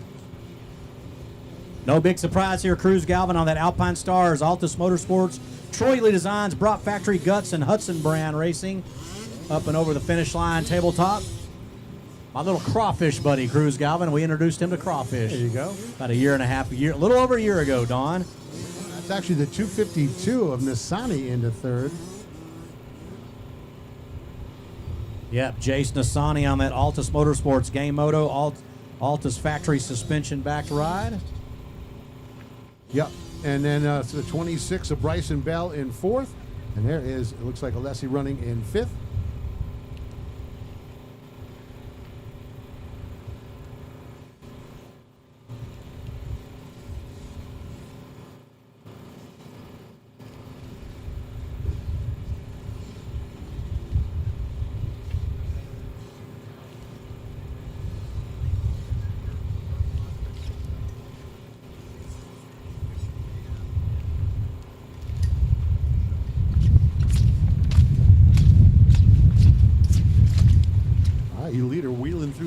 left-hander into the rhythm section.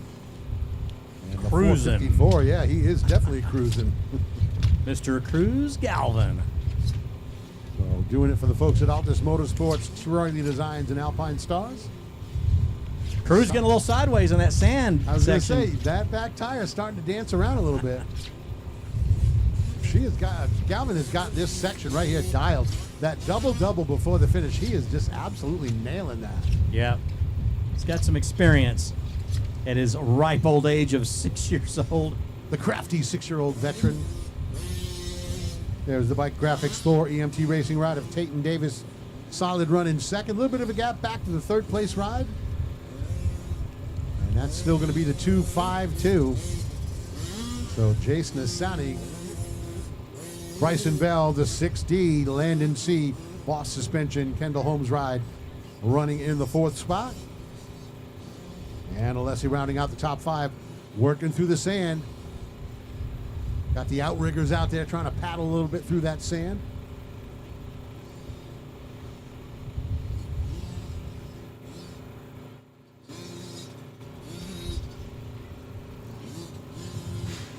So Super Mini rider is going to be heading off the gate next. Super Mini next. Riders in the Micro 2, you should be in staging area. And riders in race 10, Open C, down in pre-staging.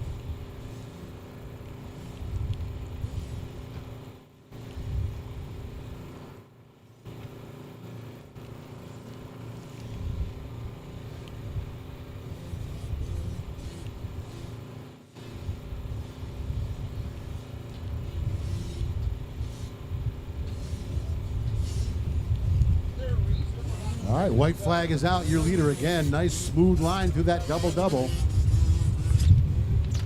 Cruz Galvin making it look easy, Don. Well, for him it is. Yeah, it is.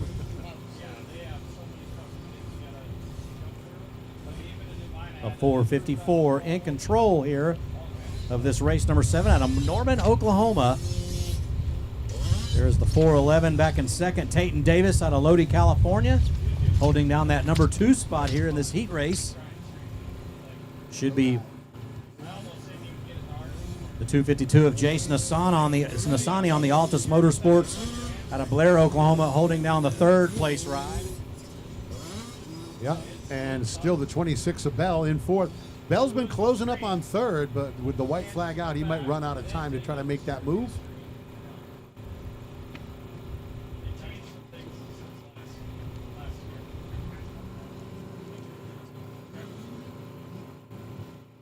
All right, your leader working through that far side of the track, that option triple. Decided not to do the triple on the PW50. I think that's wise, Shand. I don't know. Yeah, that's right. Want to go for that? Maybe you do. I don't know. You might be able to do it. The frame would probably break and maybe an ankle or 2. I got to tell you, I watched Jake Panakos on a Cobra 50 hit a 70-foot triple into a turn. Really?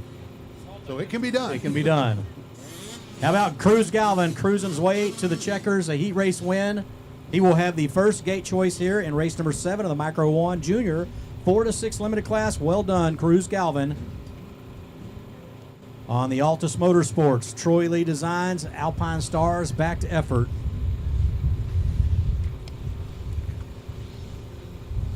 And we're going to get ready to go with the Super Mini next.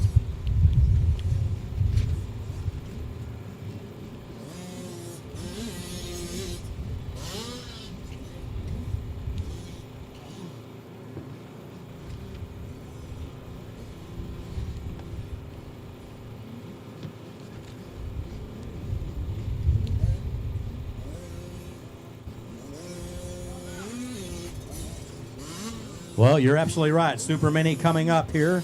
They will get a sight lap on bike number 9. It's going to be Adrian Hopkins out of Whitman, Arizona on the gas.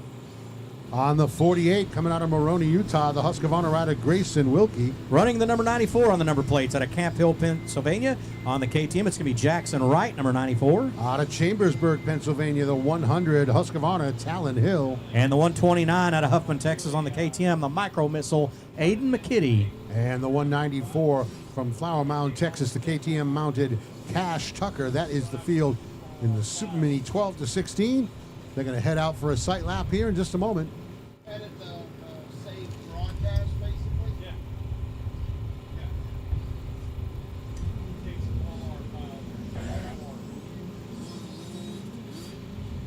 So sight lap underway for the Super Mini. This is race number 8 in the first half. Race 9, Micro 2 Senior, you should be in staging. And race 10, Open C in pre-staging.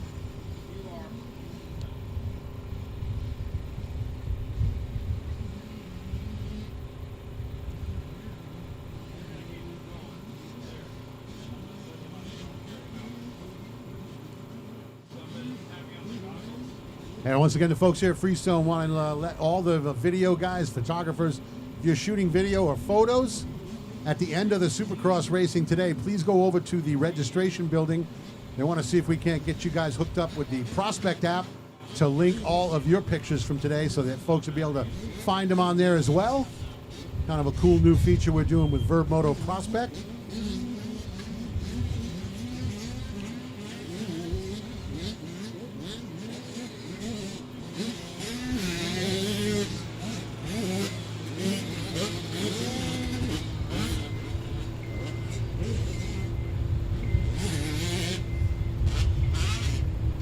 All right, so that's going to complete the sight lap for the Super Mini riders.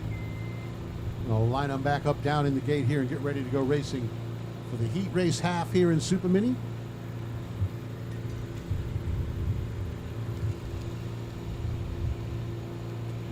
And of course, a dirt start here because this is a brand new track. So dirt start for some of these riders in Supercross might be a little bit of a difference. I know a lot of tracks go with the concrete with the Supercross style racing, some moving right to those grates. But here you're going to have to figure it out off the dirt. Looks like everybody lined up. Going to count them down.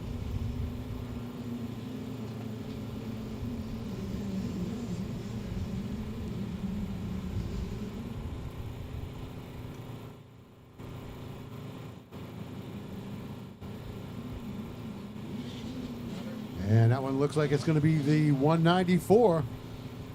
Cash Tucker with the whole shot.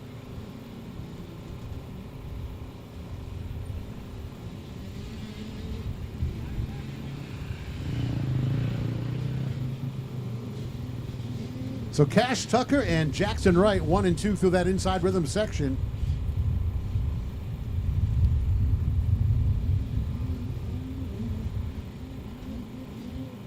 Tucker, nice run through there, but Jackson Wright not giving him an inch. Oh, a little bit of a bobble on that rhythm section there, going to cost him some time.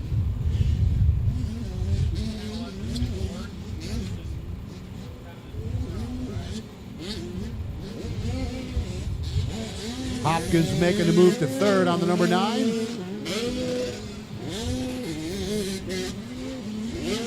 Grayson Wilkie on the 48 running in 4th. And looks like it's going to be Talon Hill rounding out your top 5.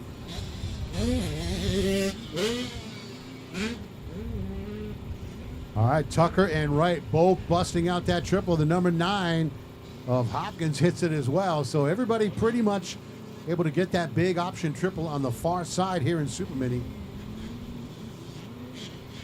And this track absolutely perfect obstacles for the Super Mini. They're able to really run this thing wide open. And leader with a nice run out of the whip section there. Some nice big smooth rollers for the whip section.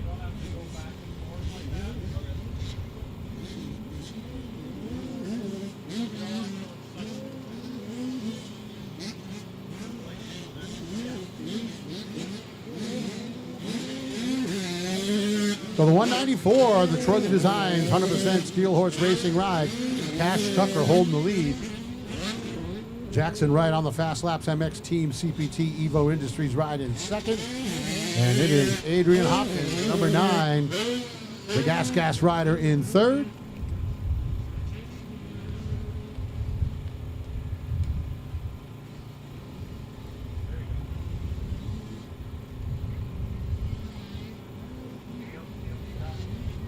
And looks like Grayson Wilkie and the 100 of Talon Hill going to start battling over that 4th spot. Wilkie's got it. Hill trying to get to the inside and take it. Nice move on the inside of that berm and just took the line away. So the 100 takes the move to 4th.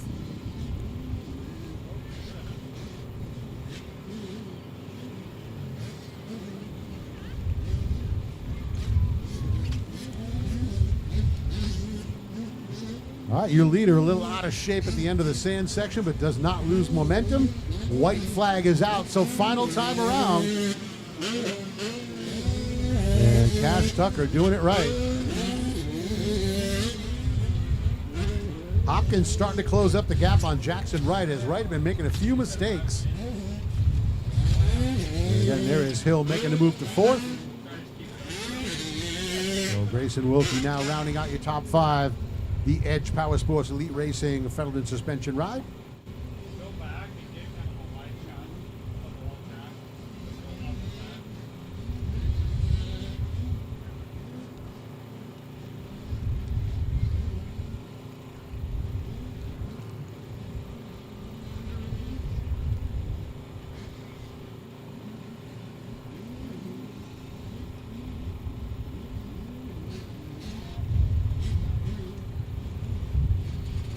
All right, your leader going to make one more run through the sand section here.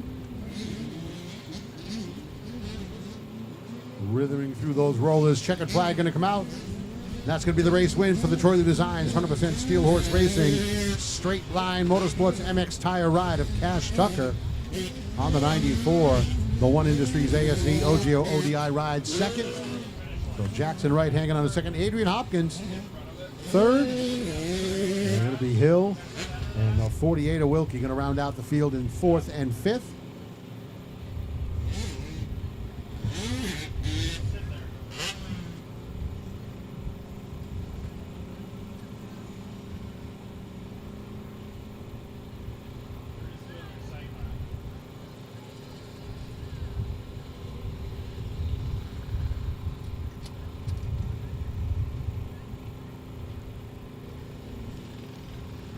All right, so sight laps underway here for the Micro 2 Senior.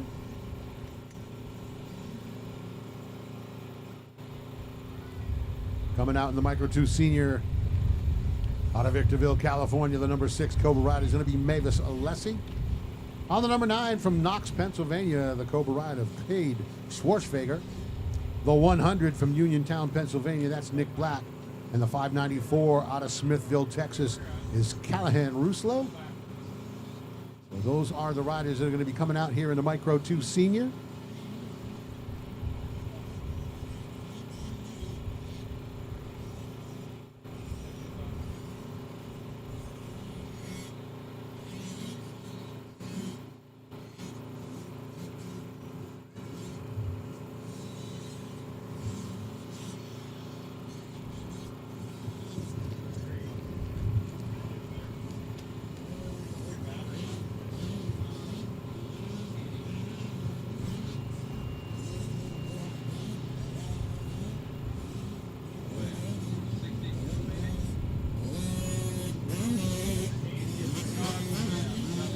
So that'll do it for the sight lap.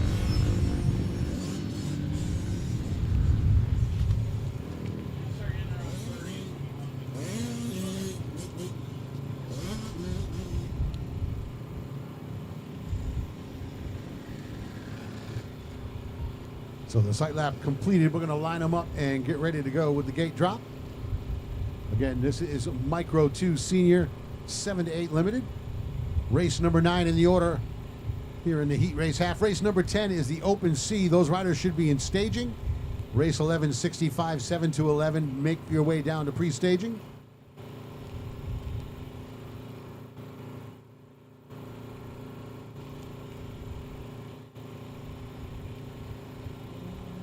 All right, here we go off the gate.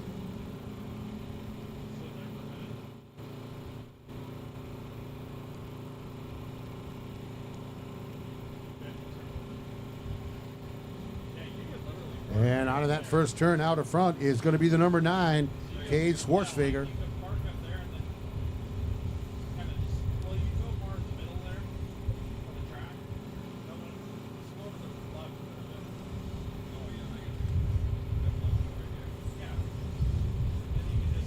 So good jump off the gate and early out front for the number 9.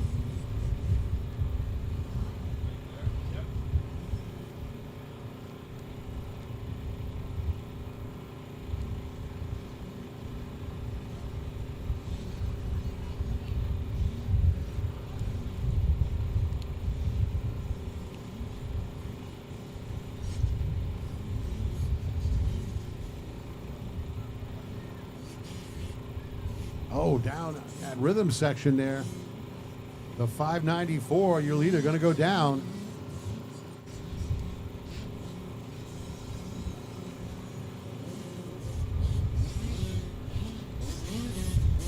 So the number 9, Kay Schwartzfager, going to take over the top spot. It's going to be the 100 of Black making a move to second. 594 of Russo able to get himself back up and holding on to third. Alessi running in fourth.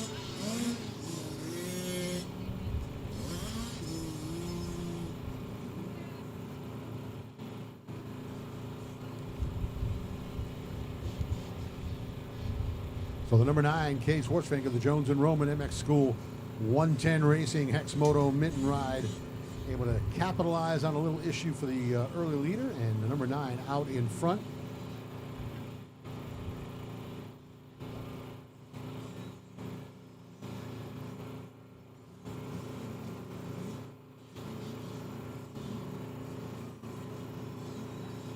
See that section, like right in front of you, where it's all this, A little offline for the 9 through that rhythm section before the sand. see where that person is right there? Yep. So go down, kind of park in that area. You can go on a low shot, you can rotate. Nice charge through the sand section there for Kay Schwartzfager. See what I'm saying? And just go like this. Yeah. You gotta slow her down, especially like when you lock onto a racer. Yep. Just slow it down. Nick Black, the Hex Moto Podium Works Carolina Cobra Ride, able to make himself a move up into second early on, so the 100 holding that spot. The 594 Russo starting to close the gap. Russo with a nice line through that double-double before the finish. And there is number 6, the Dunlop ODI Alpine Stars Race Tech Moto Graphics Ride. Mavis Alessi running in that 4th spot.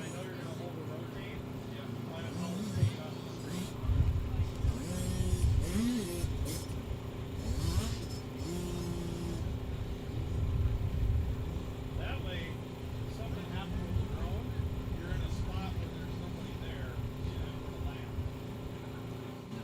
That's what I made these mistakes.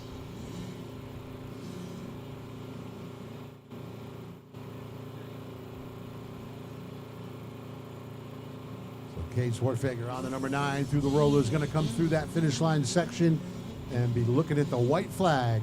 What did that guy show you?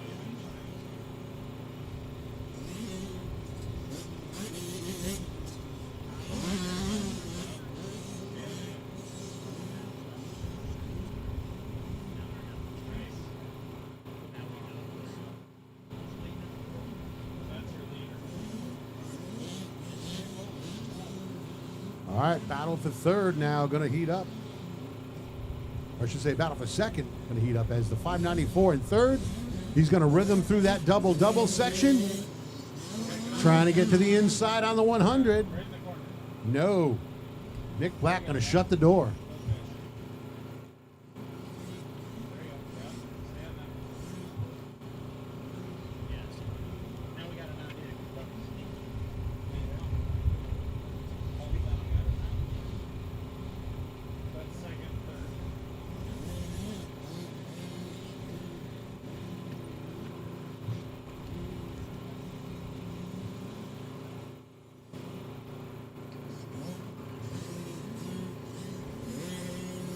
And the 100 and Nick Black trying to battle back into that second spot. He made a quick run through the rhythm section on the left side and closed right up. Checkered flag going to come out here in the race win. Going to go to the rider on the Minton 100% Jones and Roman MX School ride. So there is Kay Schwartzfager. And it looks like the 594. Russo going to make that pass into second stick.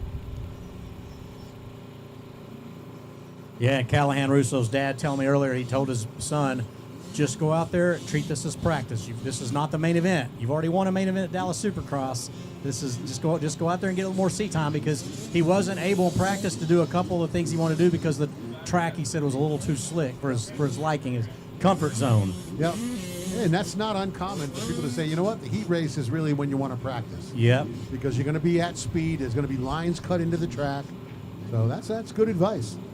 Well, we've got the Open C Race 10 coming up.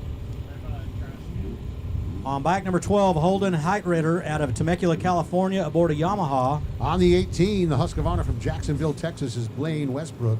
On a Yamaha out of Anchorage, Alaska, Ryden Ramos, bike number 53. The 85, the rider out of Maybank, Texas, is Dylan Doyen. On the Kawasaki out of Garner, Iowa, Mark Viria, bike number 156. The 195 Yamaha from Sedalia, Colorado, is going to be Austin Perry.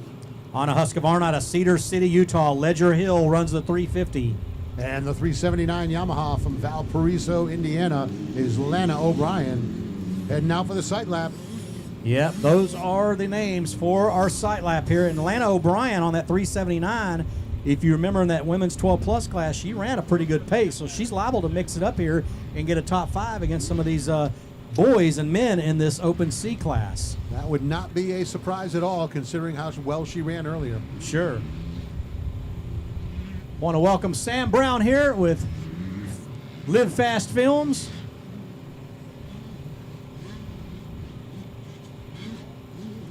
Some of our media representatives here on location. Westbrook and Doylan, they have put on some great Winter Series battles, Don, as I mentioned. And those are the two front runners here in this sight lap. Well, we'll see if that's a preview for the race. Sounds like it will be. Yeah, it should be. Dylan Doy, number 85, out of Maybank, Texas, on the Alpha Moto Apparel Scott and O'Neill ride. And Westbrook on the Mended MX Adventure Moto Merge Racing Alpha Moto Apparel Shock Socks ride. Check out the 53 airing it out. Solid. Ryden Ramos out of Anchorage, Alaska, Don. Talking about 6 foot of snow. That's a long drive. That's right. Yeah, I know. We were posting about that, getting all that snow in New England. I'm thinking to myself, the people in Mammoth, California are like, yeah, that's a dusting. Right. 6 feet, that's nothing. That's now. nothing. Nothing. Nothing at all.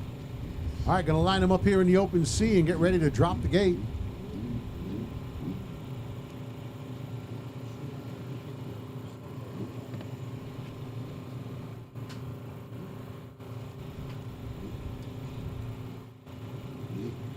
All right, everybody's locked into the gate here.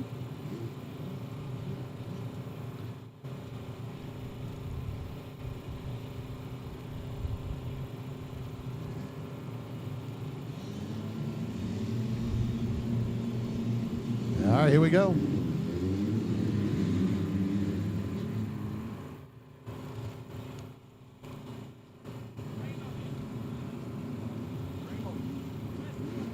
All right, looks like it's going to be Ramos with a hole shot. Westbrook taking the lead away. So the 53 able to get through the turn first, but the 18 of Westbrook wasting no time taking the lead.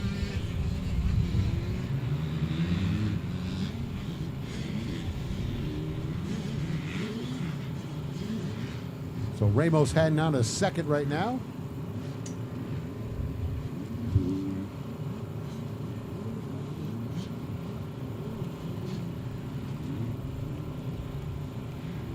Looks like the 85 of Doyen into third.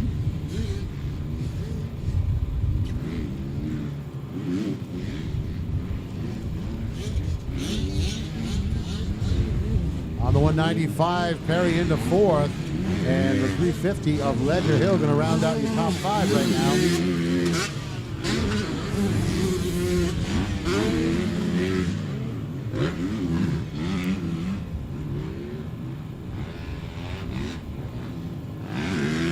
Lana O'Brien running in 6th. The 156 of Mark Vieira running in 7th.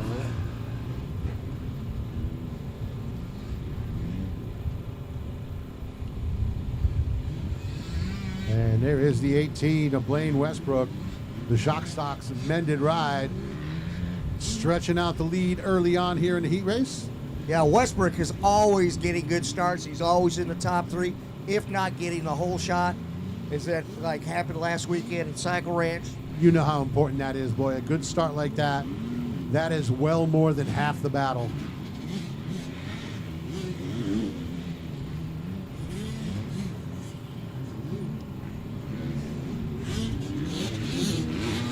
And Westbrook going to triple out of the turn. Not a lot of riders able to make that line work. Westbrook getting it done. And it's still Ramos and Doyen second and third. And then the 195 of Austin Perry, 350 of Ledger Hill, fourth and fifth.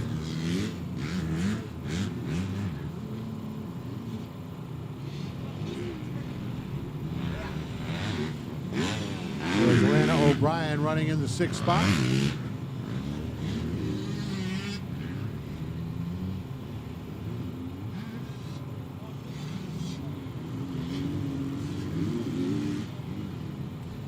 It's like a little trouble for the 156 of Vieira. And he is off the track around the outside of that berm. Looks like he might be pulling off.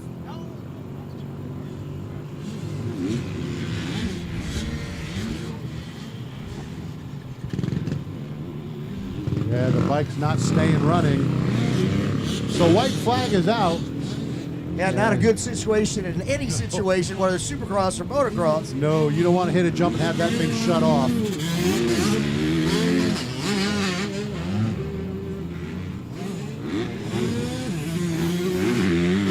So top five, pretty much the running order they've been in from lap one as we work the final lap here in Open C.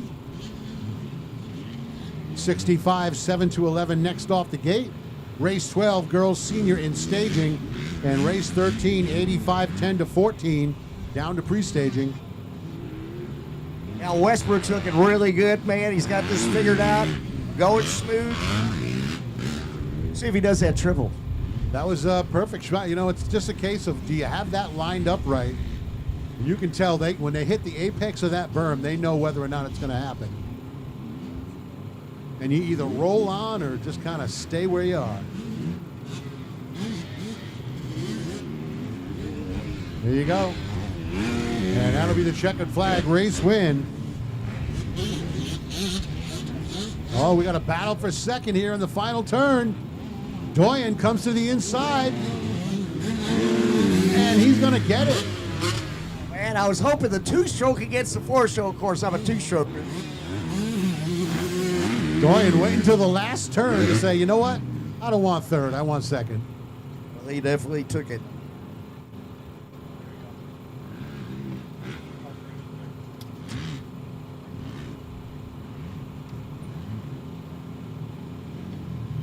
All right, race 11 on the line. On the 21 is Rowdy Robanus. Coming to us on the 38 out of Bastrop, Texas is Connor Levering. On the 77 out of Blossom, Texas, Ryder Anderson. The 93 KTM from Sterling, Illinois is Jeffrey Sethoff. Out of 585 out of Visalia, California, it's Brendan Gonzalez. The 613 coming to us out of Tyler, Texas is the Husqvarna of Lucas Harrison. And on the 821 out of Central City, Kentucky, Liam Shemwell dominated last weekend at Cycle Ranch. Well, there you go. We'll see if he can get it done again today.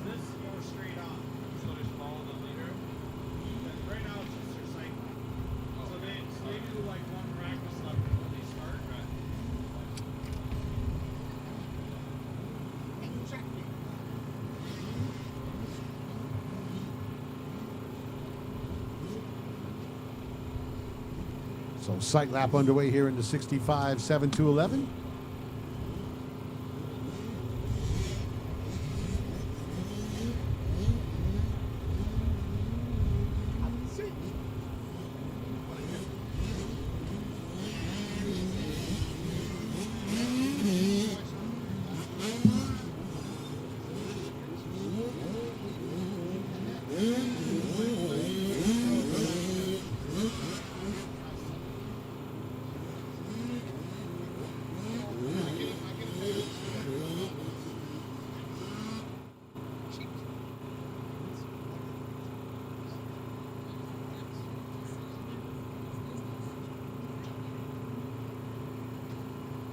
All right, so sight laps completed in the 65, 7 to 11. Going to line them up in the gate.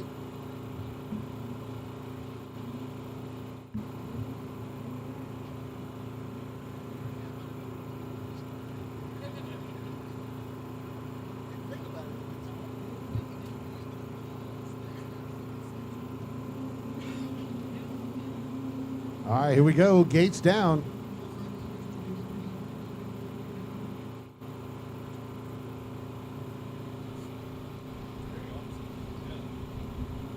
What do you think Wallen is? NA. That's got to be Australia. Looks like the 77 of Anderson, the rider with the whole shot here in 65, 7 to 11. Yeah, I think that is Australia. Or New Zealand. If you get that wrong, they get very angry with you. Well, I know that Nico Verhoeven is from Cambridge, New Zealand. His mom came up and told me. Well, there you go. It's always nice to know what country you're from. And she was so funny because she goes, man, I told you earlier, New Zealand's only got 5 million people. I said, oh, Houston's bigger than that. So the 77 of Anderson out front, the 21 of Rabona is in second. Got a couple riders duking it out over third right now. Boy, I tell you what, Rabona is coming off. His feet were flying like Shan Garcia riding. 555, Brenton Gonzalez out of California. There's 821 of Liam Shemwell and the 38 of Connor Levering. By the way, a Bastrop Bees Motor Lab. Yep, so it's Anderson and the 21 of Rabona's 1 and 2. 555 of Gonzalez makes the move to third. That's going to put Jeffrey Sathoff into fourth on the 93. And Shemwell will round out your top 5. Levering in sixth, and there is your rider in seventh. That is the 613 of Harrison. Harrison had a little bike trouble earlier. Good to see him out there getting the laps in.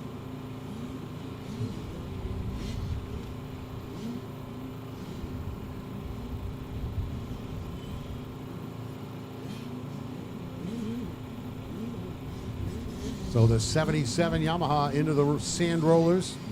The EMT Racing, Lansom Racing engines ride. Smooth through that double-double before the finish. And just perfect timing on these 65s through that section.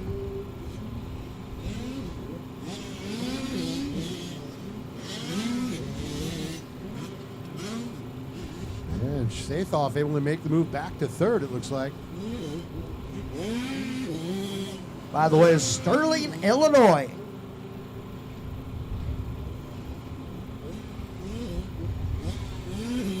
.38, Connor Levering over the finish line tabletop. Yep, Levering just outside your top 5.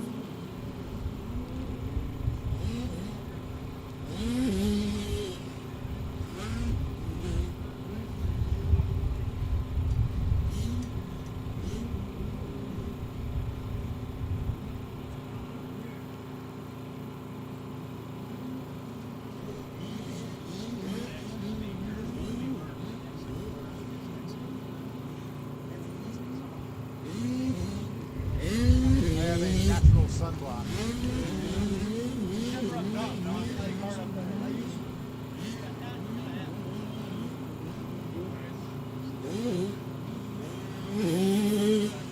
White flag is out. There's the 21 of Rowdy Rabones. Wagga Wallet. There's the 93 of Jeffrey Setoff. And the 555, that's third place, Brenton Gonzalez.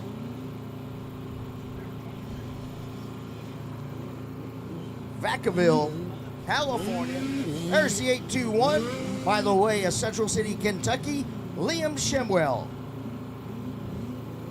All right, looking for your leader on the 77 to the inside rhythm section.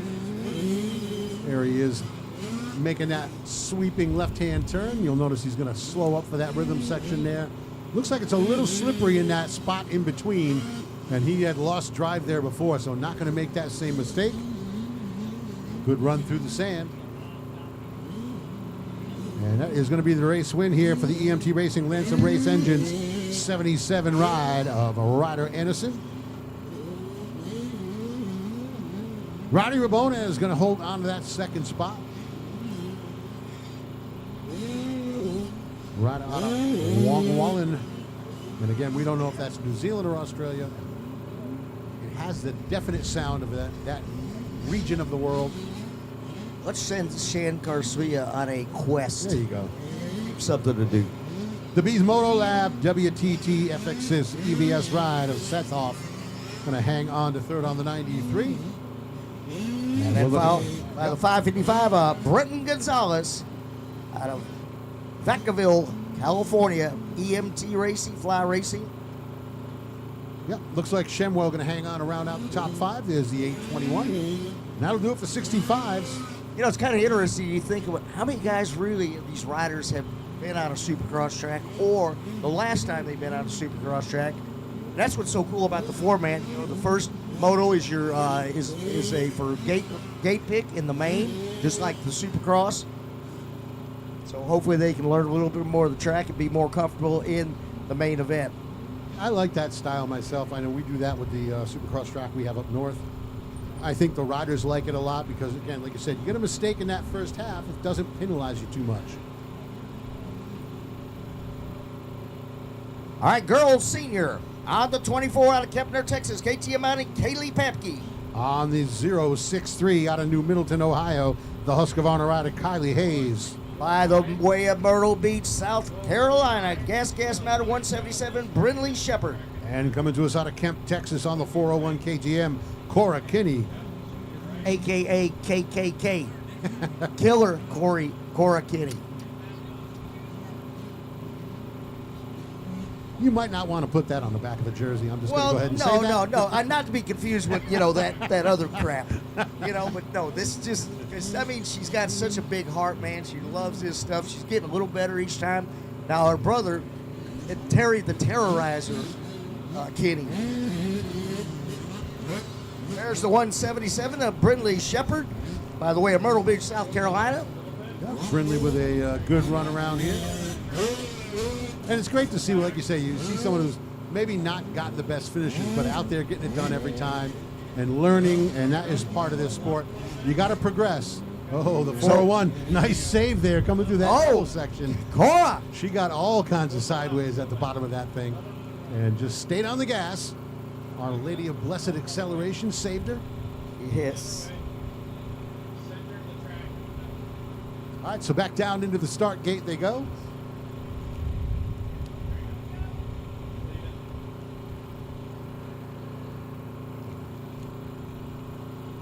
And we'll get ready to run here as we get ready to drop the gate for the girls senior.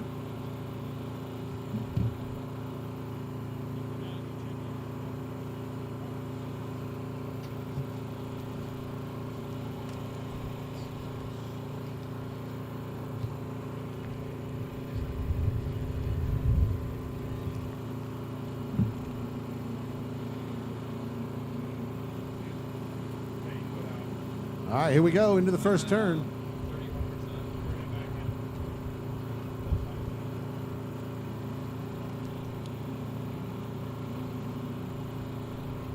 And it looks like the 177 Shepard able to get the whole shot, but she is going to give up that lead.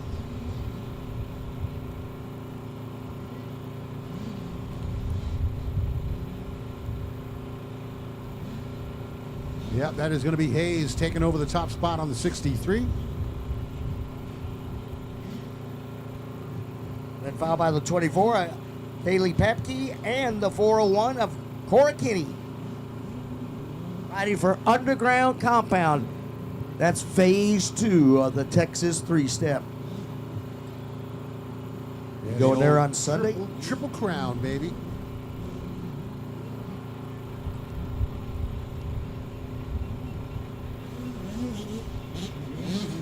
All right, so Hayes leading through the sand section, but the 177 Shepard with a nice run through there.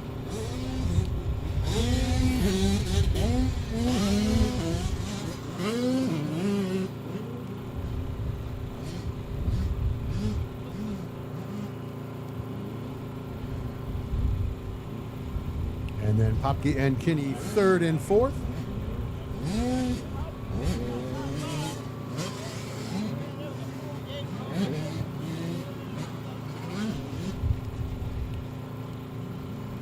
Go, Calvin! Tell her what to do. Maybe twist that throttle harder. All right, so leader's going to come through the into the whoop section there.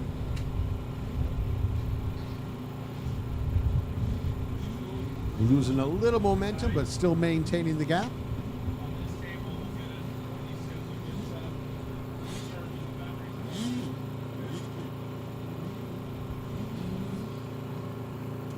Tell you what, if you think about this, they brought in a lot of dirt to make this. You wonder how many truckloads, it's like at the Supercross, it's like 600 truckloads. You know, it's funny when we get people that say, you should try this on the track. You should maybe make this up. Okay, you should pay for a dozen truckloads of dirt because that stuff just doesn't come out of thin air. I tell you, the story with dirt was the original Texas Stadium. Man, they had the worst dirt I've ever seen in my life. The gray, black dirt. They store the dirt for a year in some kind of dirt lot, and that dirt used to have, well, one time they found a car door in it. Oh, there you go. All kinds of plastic and just junk, but then they finally got real dirt. At the riders' meeting, they go, hey, if anybody wants that old dirt, it's free. Of course, nobody wanted it. Do us a favor and take it home with you. There's the 24, Kaylee Pepke, over the finish line tabletop. Still hanging on to third. There is the 401 of Kinney running in the solid fourth there. Meanwhile, the 63, confident and solid out front, Kylie Hayes, took command of the race early on and has been running pretty smooth laps since then.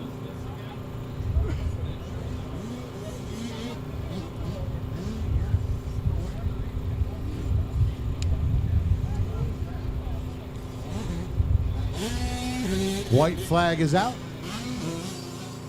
Or the 063, Kylie Hayes, by the way, at New Middleton, Ohio.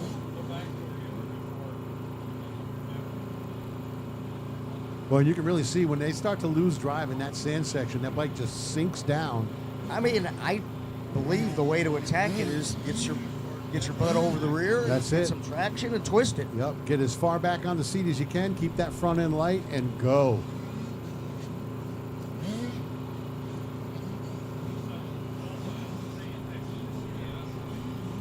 So 65, or I should say 85, 10-14 off the gate next. That's race 13. Race 14, the micro open 4-8. You should be in staging. And race 15, 125, 12-17 down to pre-staging as we work towards the lower part of the heat race half.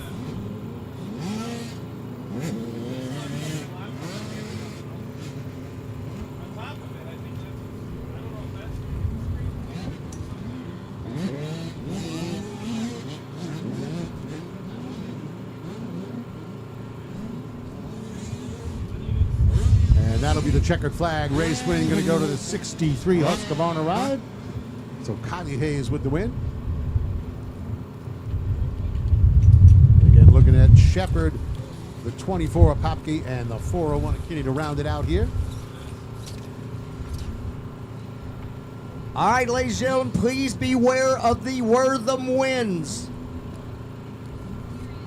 They shift winds at any time whatsoever. Please secure your canopies, your easy ups, dogs, children, whatever might fly away. Yeah, you know, I'll tell you, I've had people telling me, you know what, if it starts to lift up, I'll just hold on to it and pull it down. You have just created a homemade sail because that thing's going to lift you right off the ground. I watched a guy go about 8 feet up before he let go. And finally said, all right, well, I'm just going to have to drop.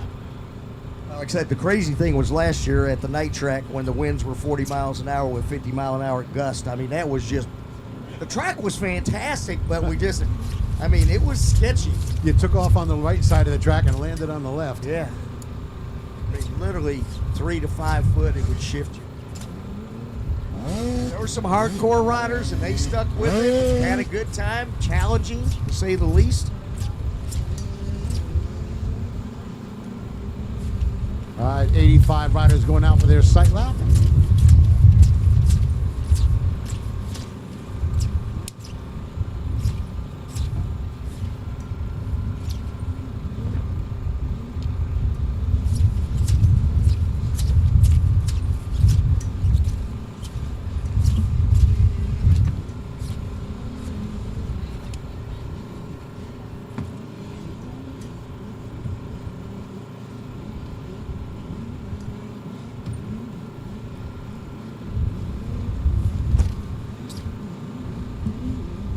So I'm going to look at the 85 10-14 riders here.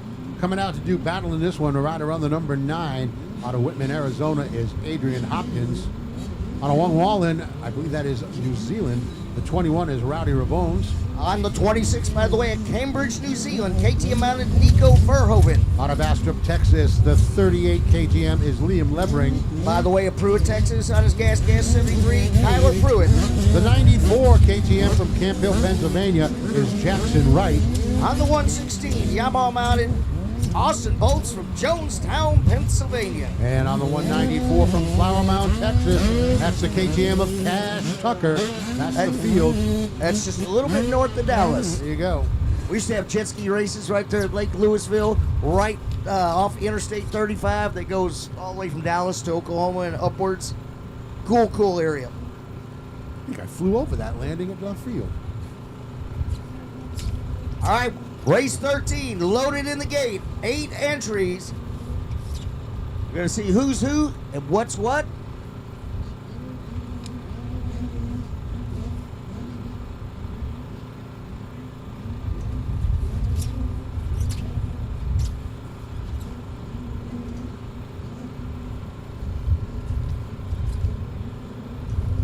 All right, getting everybody situated down there. Just going to count them down.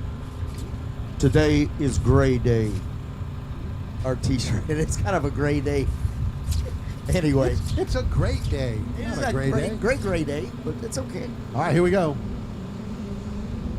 Look at on the inside. I'm not sure who that was, Don, but man, he wheelied out of the gate. Not too much, but kept that front wheel up, and it looks like he grabbed that whole shot. Yeah, it looks like 26 of Verhoeven. Nico Verhoeven. And man, he had a jump up that inside.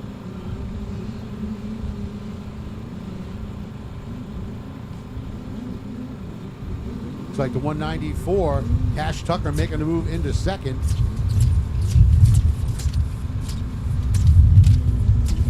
All right, race 14 on the line. Micro open in the stage area. Race 15, 125cc, 12 to 17. Pruitt on the 73 moves up to third early on. And here comes your leader down the finish line straight. Doesn't double, he triples. So that's the 26, Nico Verhoeven. 194, Cash Tucker. 73, Tyler Pruitt. There's the 21 of Rowdy Rabones. Followed by the Liam Livery. So Verhoeven with the lead, the 194 Tucker second. Then it's Pruitt in third. The 116 of Bolts running fourth. The number 9 of Hopkins rounds out the top 5. Followed by Rabones, the 38 of Levering, and the 30. See, the multi-talented, multifaceted Don Collins not only announces, he scores. We have one opening this week. I can count. That's good. More than I can say about that other guy that hangs out with us. He's still using the Thoris. All right, so the 26 of Verhoeven still holds the lead. 194 of Tucker in second. He's going to have a challenge now. 73 of Pruitt trying to move forward because he's getting pressure from the 94 Wright. So Jackson Wright trying to get third. Oh, we got a rider dropping the bike. That was the number 9. Hopkins going to give up the top 5. That'll put the 116 of Bolts into fifth.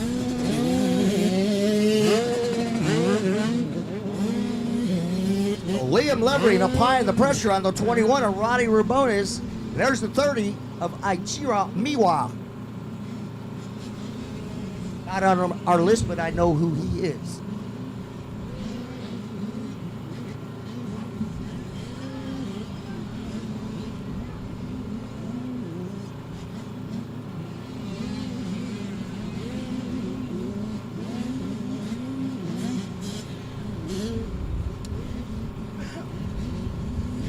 All right, we got a battle for second place now shaping up. But here comes your leader. Down the finish line straight one more time.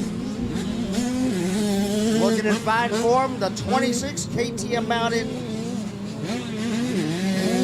Nico Verhoeven.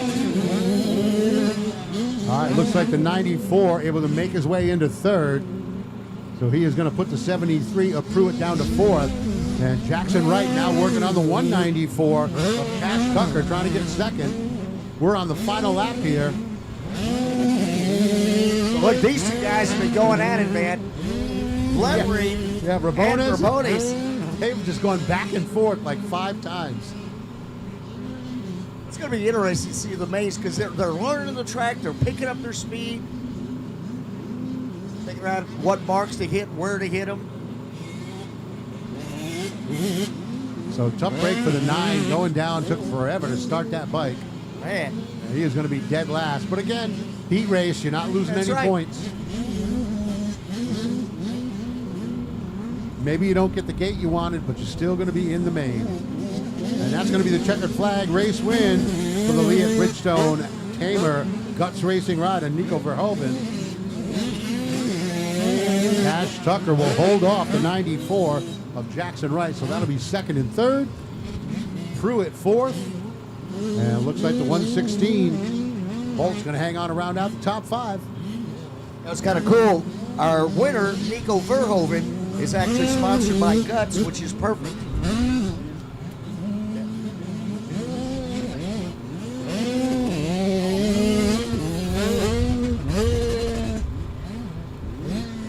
All right, coming up, micro action. Our 4 to 8 years of age riders on bike number 3 out of Victorville, California. Aria Alessi. On the number 6 from Victorville, California, it's Mavis Alessi. On the number 9, Knox, Pennsylvania, Cade Swarfinger. On the 26 Cobra coming to you out of Cheshire, Connecticut, that's Bryson Bell. Out of Uniontown, Pennsylvania is the 100 of Nick Black. The 454 from Norman, Oklahoma, Cruz Galvin. Out of Smithfield, Texas, on the 594, Shan Garcia's accountant, Callahan Russo.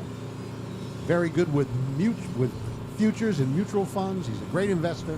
Yeah, that's why Shan doesn't do any of that. So Micro Open Riders doing their sight lap here. So this is race 14. Race 15 is going to be next.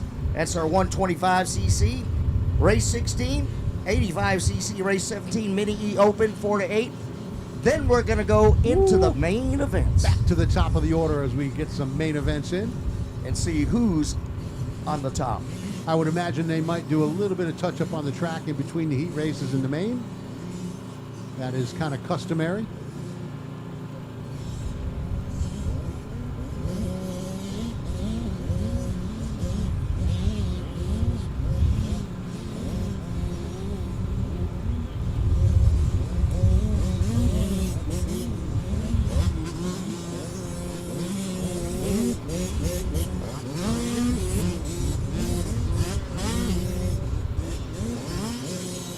So rolling off after the sight lap here, we're going to get them all back down into the gate.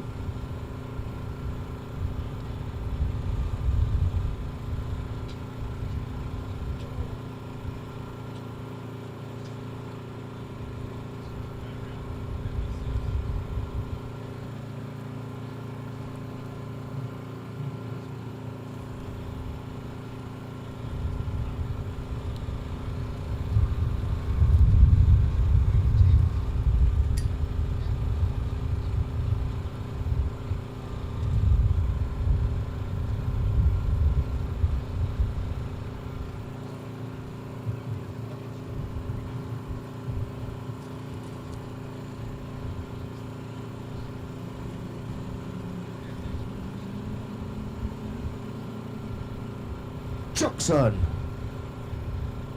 All right, race 14 out of the gate. Micro Open, 4 to 8. Got a Yamaha up front. Yeah, that looks like the 594 Russo. Or I say Yamaha, it looks like Yamaha. It's blue. It's not Cobra yellow. Anyway, Callahan Russo, 594, as Don said, but he's got company. Yeah, that's the number 9 on the inside. Nice move to take the line away and move to the front. So Cole Schwartzweger makes the move early on. And that was a textbook block pass. It's pretty wild for a Micro Open rider to be aggressive at that stage.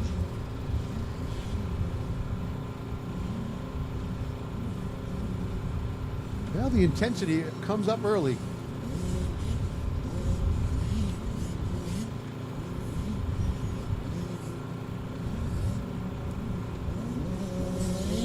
And Russo charging back in through the sand.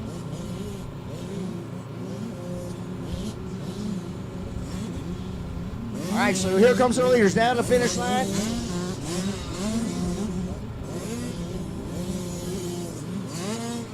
That's the 454, Cruz Galvin in fourth out of Norman, Oklahoma, followed by the 100 of Nick Black, Unitown, Pennsylvania.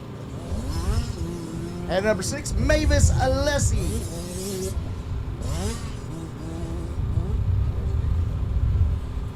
Yeah, so Cade Schwartzweger out in the lead here. Then 594 Russo second, Cruz Galvin third, Black running fourth, and the 6 of Mavis Alessi going to round out your top 5, followed by the 26 of Bryson Bell and the 3 of Aria Alessi. So that is the running order top 7 here.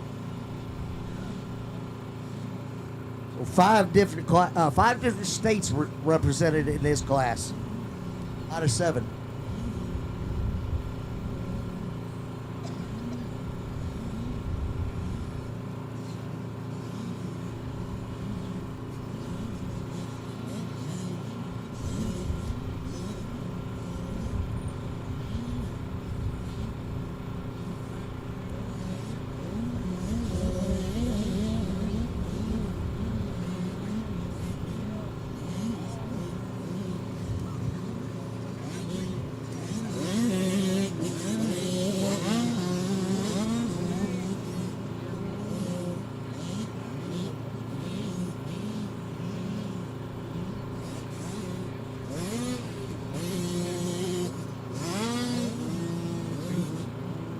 No change at the front of the pack here. So the number 9 of Schwartzweger holding the lead, 594 Russo in second, Galvin third. Then it's Black, and it looks like it's still going to be Alessi fourth and fifth.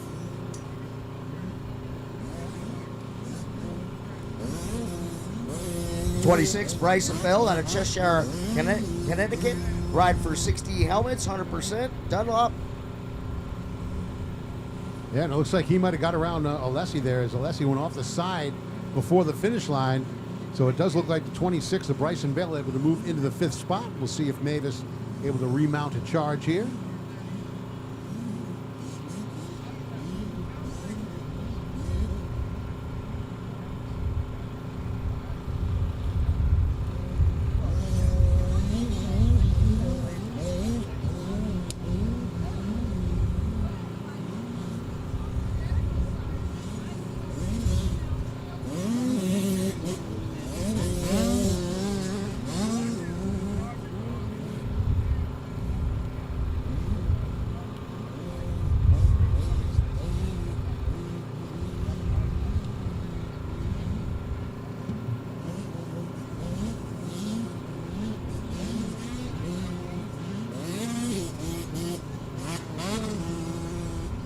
All right, so white flag flying here as we work through the final lap for the Micro Open 4 to 8.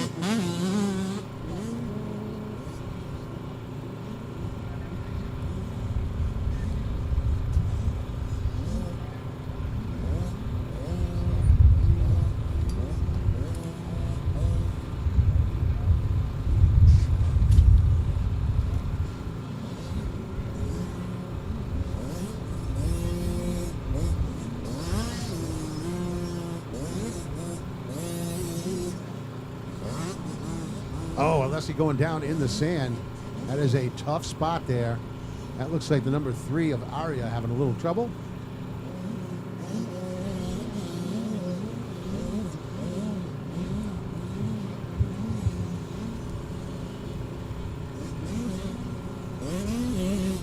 Checkered flag comes out. Race win on the number 9, Cade Schwarzenegger. And followed by the 594, Callahan Russo out of Smithville, Texas, home of Andrew Short and his son Hudson and Jackie. And we're looking for the 454, Cruz Galvin. Cruz Galvin looking to hang on to 3rd. There he is through the sand. And should be the 100 of Black, and I believe the 26. Bryson Bell going to round out your top 5.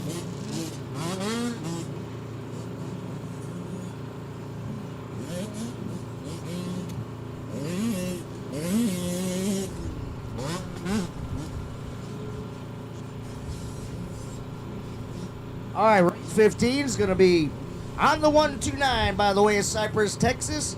The little speedster Yamaha mounted Get Down Gage Brown riding for Altus Blue Crew, Donnie Luce, Ed Torrance, Jordan Lima, many others.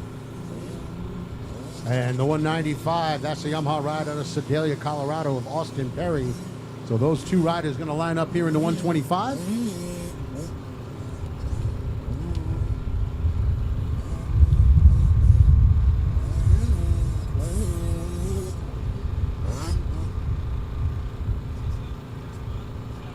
Okay, 15 is up next. 16, 85cc 9 to 12. He needs you guys down his staging. Race 17 is going to be Mini E Open 4 to 8. Then a short little pause to do a little Supercross tune-up. I believe if that changes, I'll let you know. Yeah, they should probably be doing that. Always a good way to refresh the track for the main event half. The MAC track.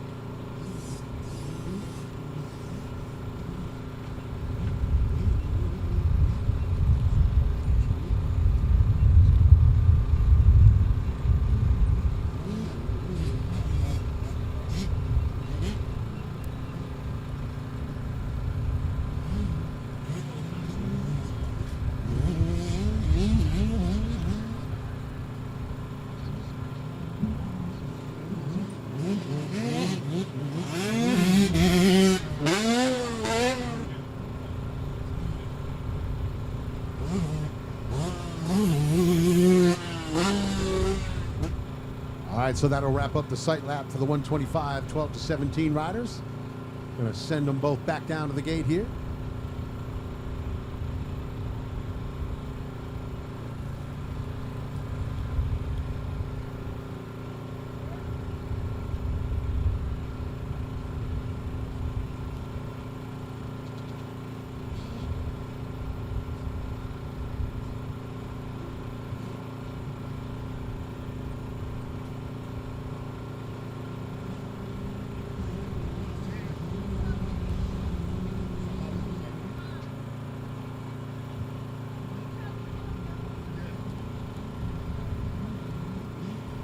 So the 129, Brown going to come away with the whole shot, leading them through that first section.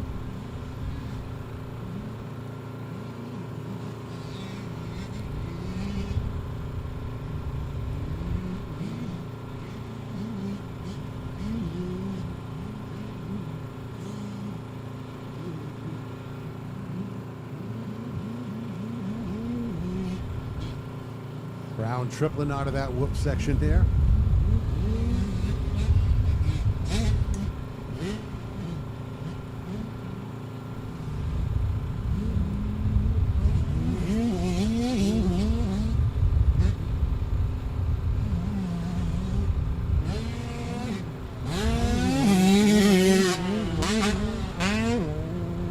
See him thinking about sizing up that triple out of that bowl turn, but again, you got to look at risk versus reward. And on the 125, you might just not have the torque out of that turn to get that bike over that triple. So being the discretion being the better part of valor, as they say, he decides not to do that. Interesting line here after he comes through the rolls. Watch him come through the whoop section in a minute. He's going to rhythm out of that triple and then there's an option jump in the next turn. He's going to double that. Now here he's been going outside. He's going to do it again, and he's hitting that step on, step off kind of section, where Perry is going tight to the inside and missing that first jump, and then doubling through that section ahead. So a couple different options there. See how he misses that, and then he just rhythms over there.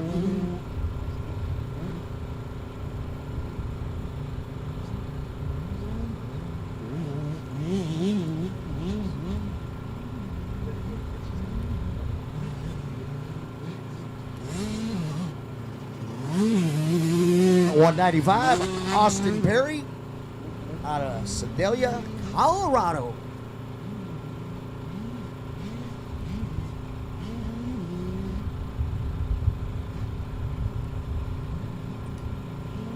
Probably riding at that elevation there. That'll help pump your fitness up.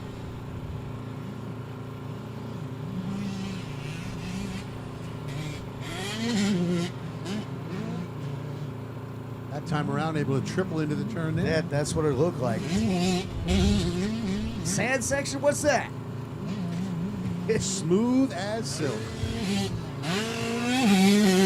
High white flag out here, so as expected, no problems for the 129. On the line race, oh no, heat race, number 16, 85cc 9 to 12. And then 17 is going to be our Mini E Open.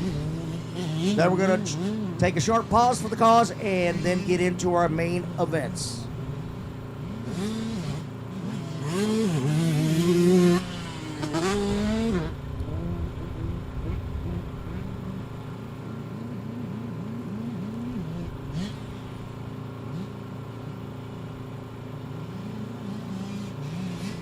Let's see if Brown does it again. Nope, that time around didn't have the run.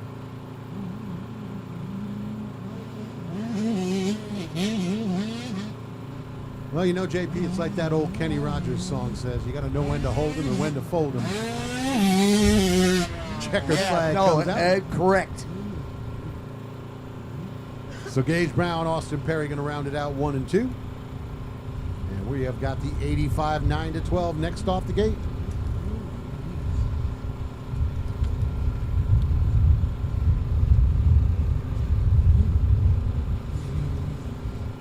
We got a nice lineup here also. Once again, it's a 21 out of Wallen, Australia, Rowdy Rabones.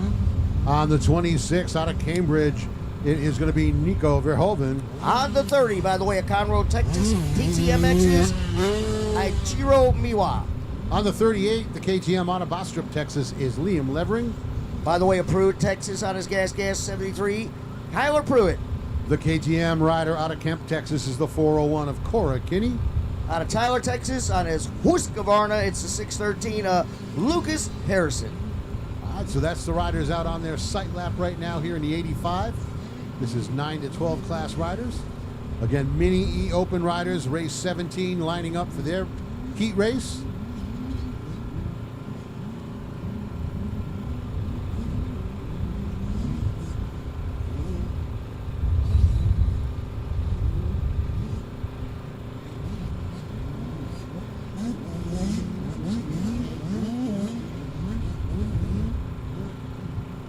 Almost kind of makes you think about how many riders have really not ridden Supercross before. Yeah, you know, I mean, it really is starting to be a minority of riders because there's so many places around the country that have multiple types of tracks. I think even from the 50cc class, you're seeing riders that are either riding arena cross or supercross or something like that. So it's really kind of taken over. You know, every discipline of motorcycle you do enhances your overall skills. You know, I started off short track, then enduros, then cross country, then got into moto, and each one of them is exciting. I mean, we do it because we love it. It's fun.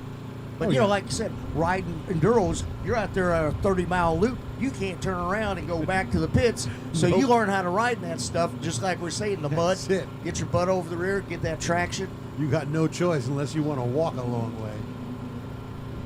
Yeah, that's become very, very popular with a lot of the moto guys in New England, a lot of the guys, especially as they get a little up here in years when they don't really want to hang out those big jumps. That enduro and sprint enduro stuff is right up their alley. Well, you know, I tell the guys, I said, man, you get a chance to really learn your bike. You ride it for an hour. You know, I love moto, but say if you ride one class, you ride 4 laps of practice, then your first moto is whatever, 2-3 hours, then for another 4 laps, you've been there 10 or 12 hours, you're riding 12 laps. But, Yeah. you know, ride, you know, another class, but do some different disciplines. All right, here we go. 85cc, 9 and 12 out of the gate, race 16.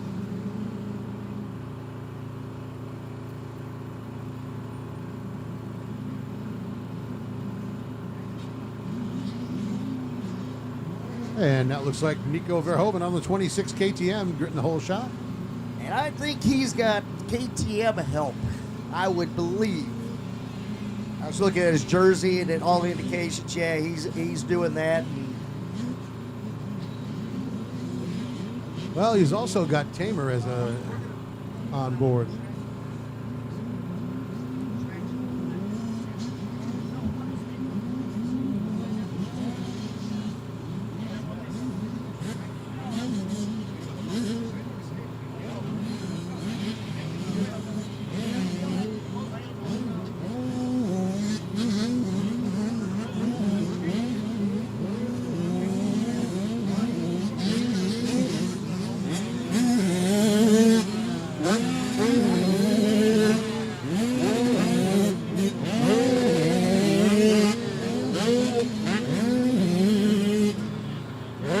All right, so underway here in the 85, 9 to 12.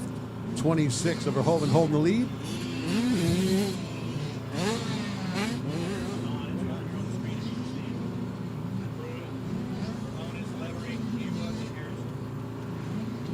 Oh, we got a screen we can watch? Nah.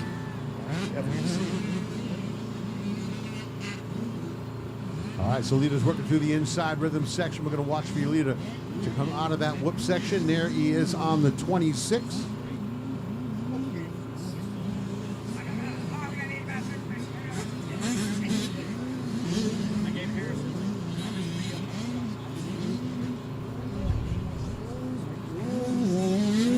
Looks like Rabona's on the 21 into third.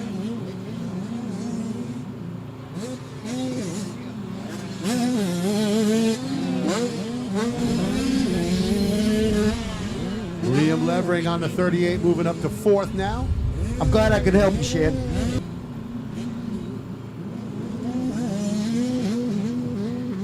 And the 401. Go ahead. Oh no, we got a battle now for that position. The 21 of Rabones and the 38 of Levering. They were side by side coming out of the whoop section. White flag is out. Yeah, we got one left to see what's going to happen with these two guys. Yeah, it looked like Rabone's got a little bit better run out of the whoop section, and that was what gave him that little bit of gap, but the 38 not giving up. Levering going to continue to charge.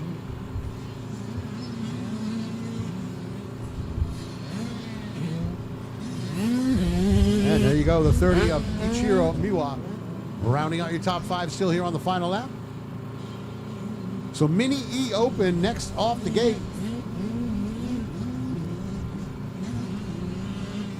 Mini E Open.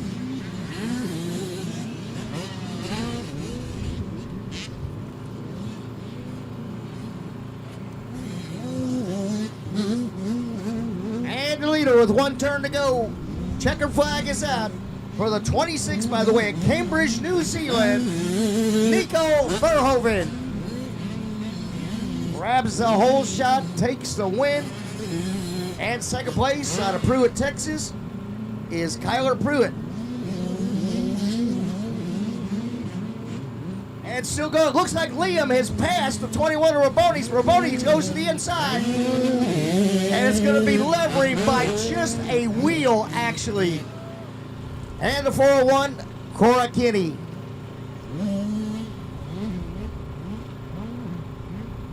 And on the sidelines, our super scorer, Stephanie. Keeping it tight, keeping it right, because nobody else can add it like she can.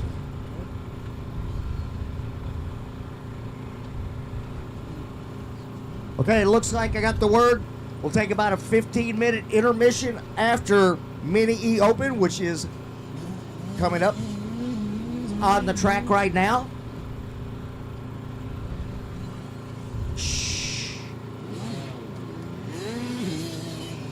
Yeah, gonna give the about 10-15 minutes here for them to touch up the track. So about 15 minutes between Mini E Open and when we get ready to drop the gate on the first of our main event rides, Schoolboy 2. Yep, followed by Mini Senior 12 to 15.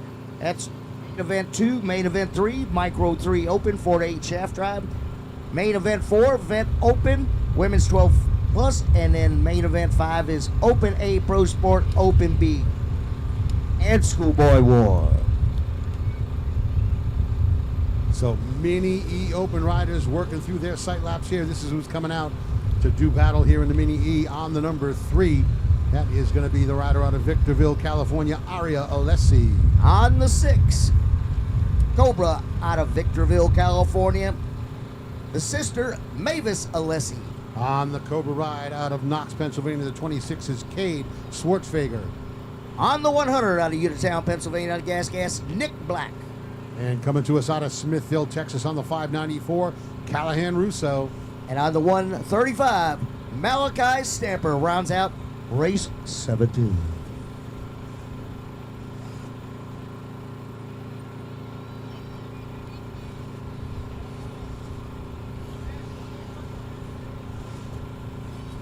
Quit talking about us.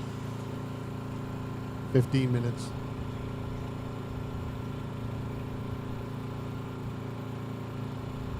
So again, Mini E Open, getting ready to go off the gate here. We're wrapping up the sight lap. Lexi.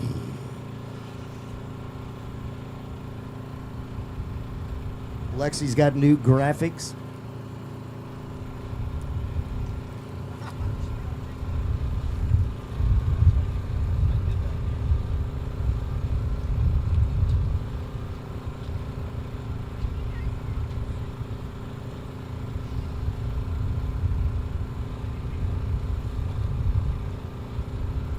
If you need service for your RV, motorhome, the septic people are on location. Just step out, wave them down, and they will take care of your stuff. All right, underway here with the Mini E. What we got there, Mr. D? Let's take a look.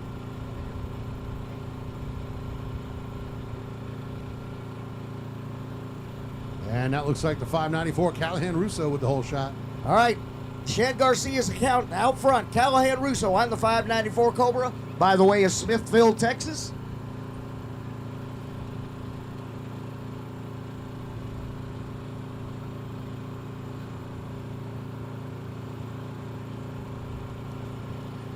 I think, is that the 100 of Nick? I think it's the 100 of Nick Black, I believe. We'll get Don with his super eyes. Nope. 26, Cade Schwartzfager.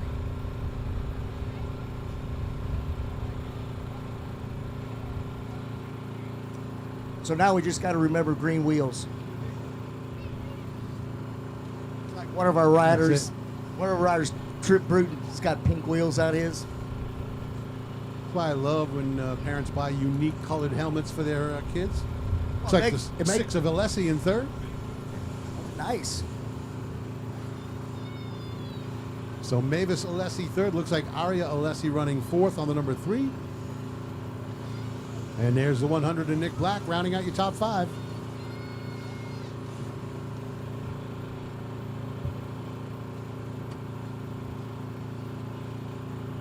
Yeah, one year, JP, it was the nightmare of all nightmares for announcers.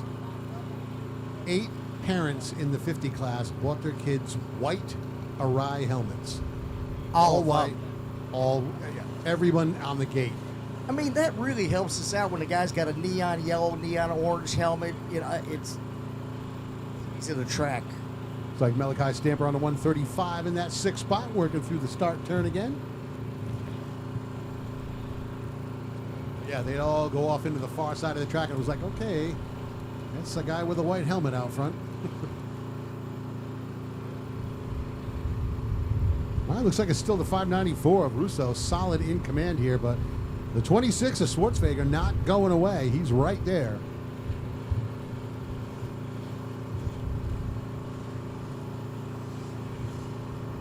So again, this is the last of our heat race half races. We're going to get into the main events. There will be a 15-minute break between the heats and the main, so we can touch up the track a little bit. We'll be calling you guys out when it's time. Actually, we're going to be calling you guys out all week. We're just going to keep on calling you out. That's it. So Mavis and Aria Alessi running in third and fourth. And Aria going to have some pressure here. The 100 of Nick Black staying right on the rear tire.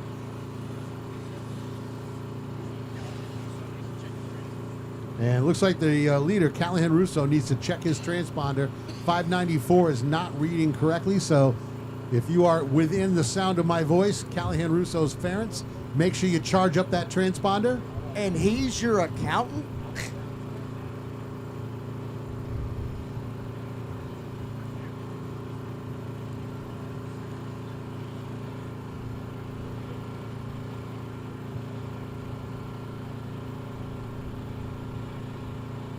And Callahan Russo still out front. Not by far. No, he's not getting away from the 26 of Schwartzweger, that's for sure. He is keeping him honest. I think the Swartz wants to swat him.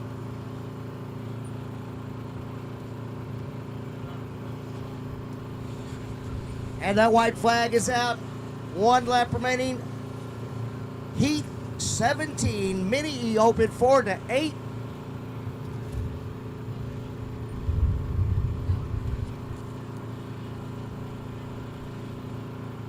All right, the 100 now. Nick Black able to make that move into fourth. So that is going to put the 3 of Aria Alessi into fifth.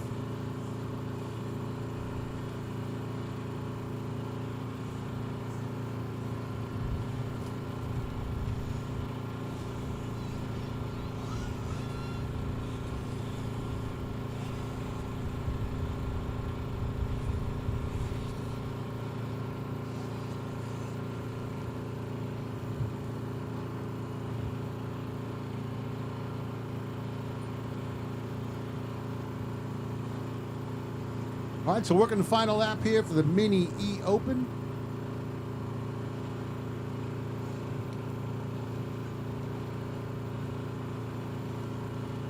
The Silent Assassins, as it were. It was so funny. I think Freestone was the first motocross track to have the Mini E bikes. I think what was it, 7 or was our first year? First race? Oh, this was close here. The 594 got a little sideways, but able to hold on. So Callahan Russo with the win. 26 of Paige Schwartzweger in second. And we are looking for the number 6 ride of Mavis Alessi to hang on to third. There she is. And looking like it's going to be Nick Black and Aria Alessi fourth and fifth. So we are going to take about 15 minutes, touch up the track before we get into the main event half. Schoolboy 2 is Moto 1 in the main event half, followed by Mini Senior. So we'll call you guys down in a time-appropriate manner. But again, make sure you're listening in so we can make sure you do not miss the call to get down there.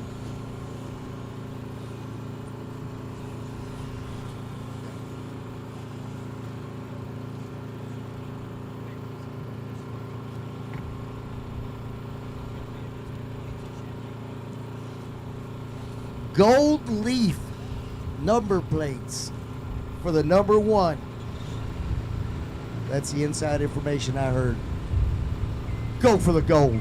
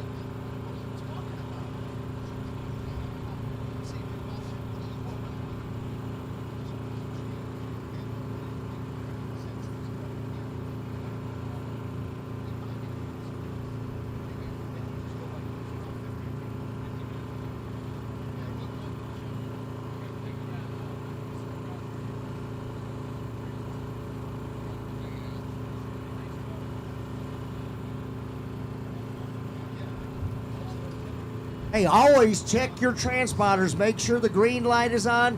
Keep them charged when you're not riding. Don't be a Joe. Hey, he made me do that. I wouldn't do that to you, Joe.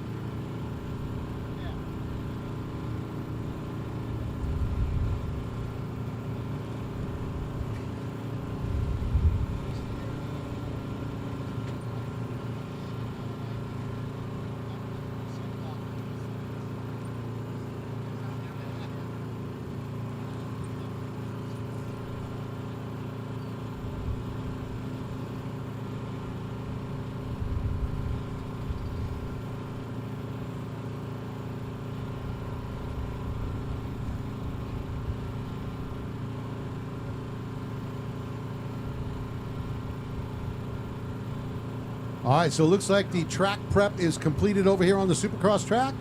So we need riders over to staging here for the Supercross main event half. Once again, track work is complete. Riders, make your way over to the Supercross track. Schoolboy 2, you are Moto 1. You need to line up. Schoolboy 2, Moto 1 in the main event half. You need to be lining up. Mini Senior, race 2 in the second half in staging. And Micro 3, 4 to 8, race 3 in the second half down to pre-staging. So once again, track work is complete here on the Supercross track. Make your way over to staging if you're in the first 3 motos, as we are going to get underway with the main event half.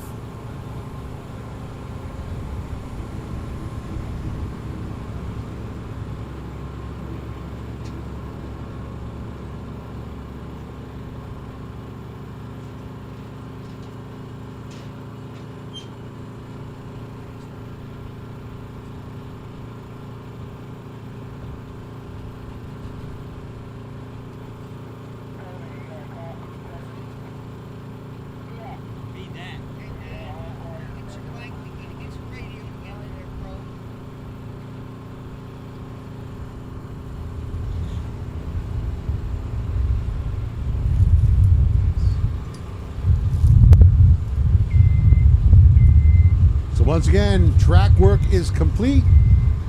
Make your way over to the Supercross track if you're in those first 3 motos. Schoolboy 2, you are lining up on the gate. Mini Senior 12 to 15 in staging. Micro 3, 4 to 8 shaft drive in pre-staging. Yeah, hey, also just a quick reminder in the pits, it has obviously been windy all day, and the wind is going to pick up this afternoon and get a little stronger. Check out the American and Lone Star State flag. But be sure you batten down all your hatches. Make sure your easy ups are completely secure.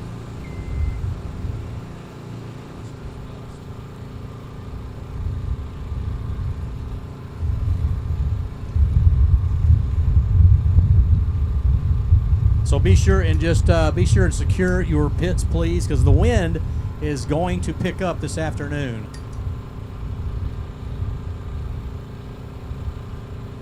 White Towel Racing.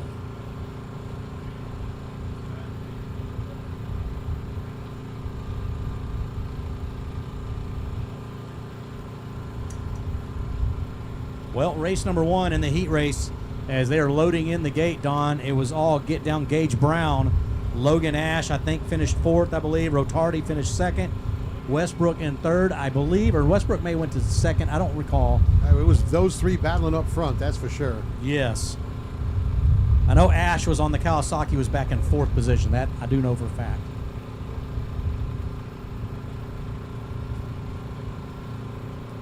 And our winners, our national champion Supercross winners, will need to pull off the track and head to the podium to see our esteemed Texas Motocross legendary announcer, J.P. Parsons, will be handling the podium. So if you win the class, your main event winner, pull over to the podium just to the right, just to the left of the staging area. You will see the podium, and that is where you'll meet Mr. J.P. Parsons, the mouth of the South.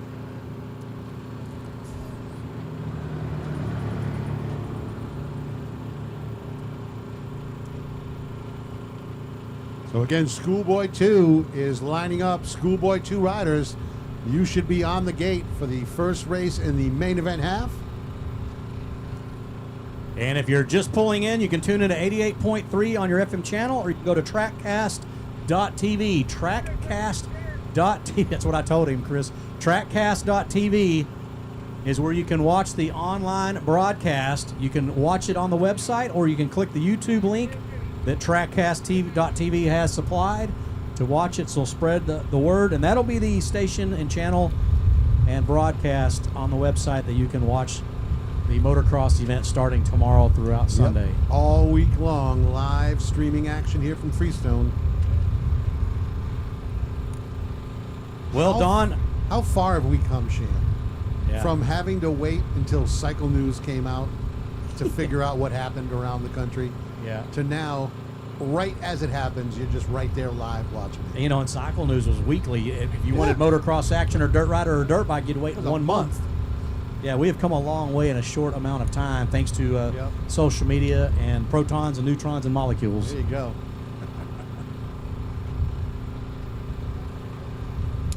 Well, is it going to be Gage Brown on the YZ125 securing the hole shot, or will Westbrook or Rotarde step up on the 250Fs and secure turn number 1, You know, Don? I got a feeling that we're going to look at the 18 out of that first turn first, but I don't think that's going to take too long for Gage Brown to work his way right up to the front.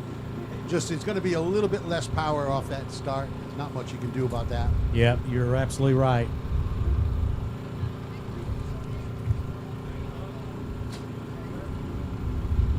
Little sight lap here.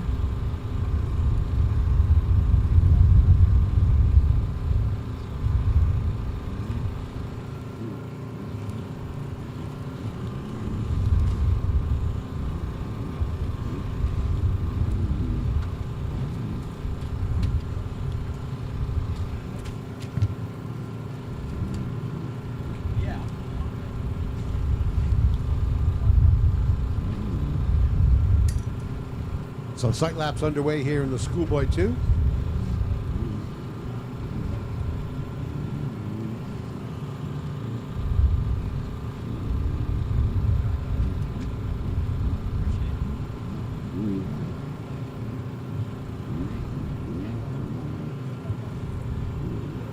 Well, we've got a little water on the track. It's going to be slick out there, Don. You can see right now some of the soil coming off of the frame and the tires. Well, that's good, though. Slick is good. Yeah. For us. For us, the announcers. Okay, maybe not so good if you're racing. I mean, I can only speak from my own standpoint. You give it about 10 minutes. The sun is now popping out. The wind. Get a couple of laps in, and the track is going to shape right back up. So once again, for all you racers, we are going to take the main event winner to the podium right here at this Supercross track. We've got a makeshift podium with the banner, champagne bottle, NMA #1 gold plate, National Supercross champion, and JP Parsons will be handling the podium interviews.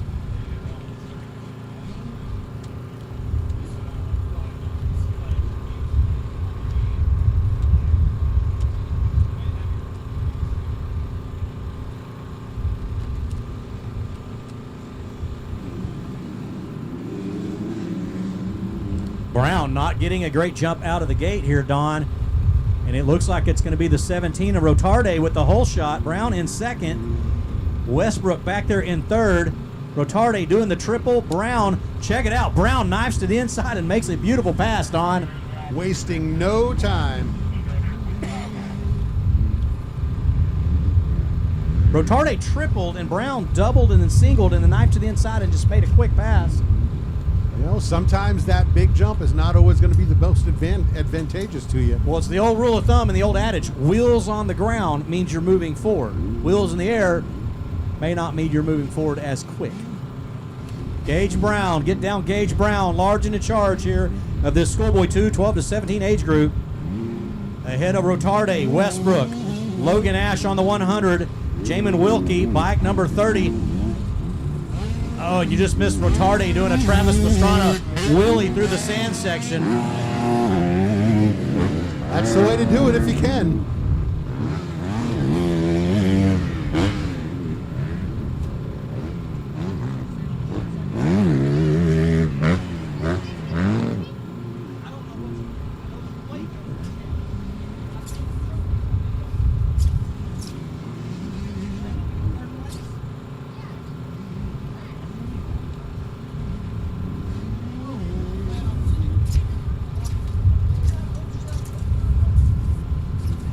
So working through the laps here for the riders in the Schoolboy 2.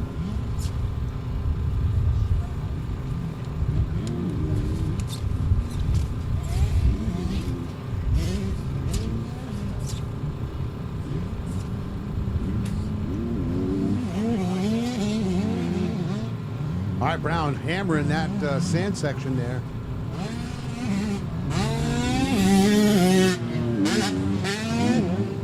Rotarde still there in second out of Browns Valley, California. Francisco, number 17.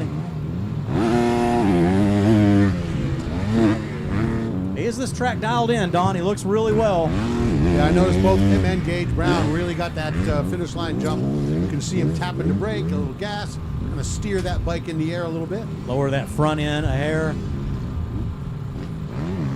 And here comes the 100 of Logan Ash out of Valley Springs, California, the 15-year-old. Sponsored by Liat, Vision, MX Clinic, Micah Metals, Guts Racing. Big shout out to our presenting sponsor, Guts. Guts Gripper Seats.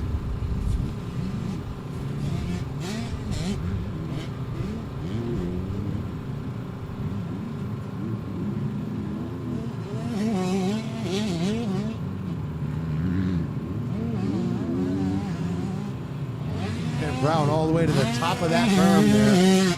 Just carving the lines in. He looks solid, Don.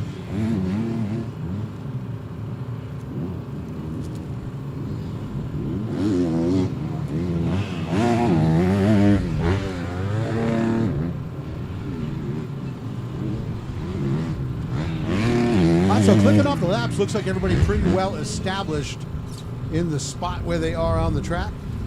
Brown out front, Rodarte in second, Blaine Westbrook, and the 100 of Logan Ash. That's your top four here running as they are.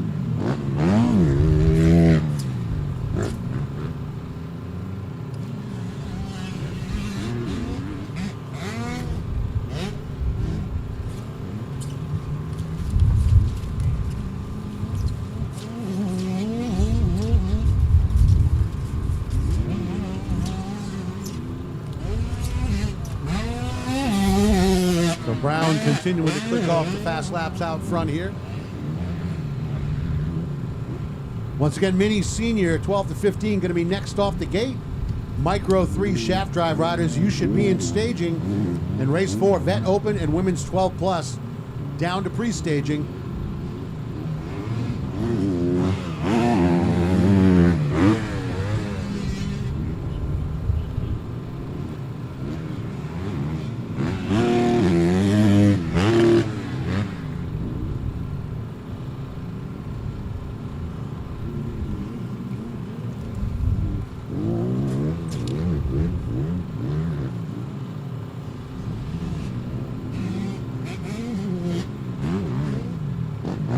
Brown working that inside rhythm section before the sand.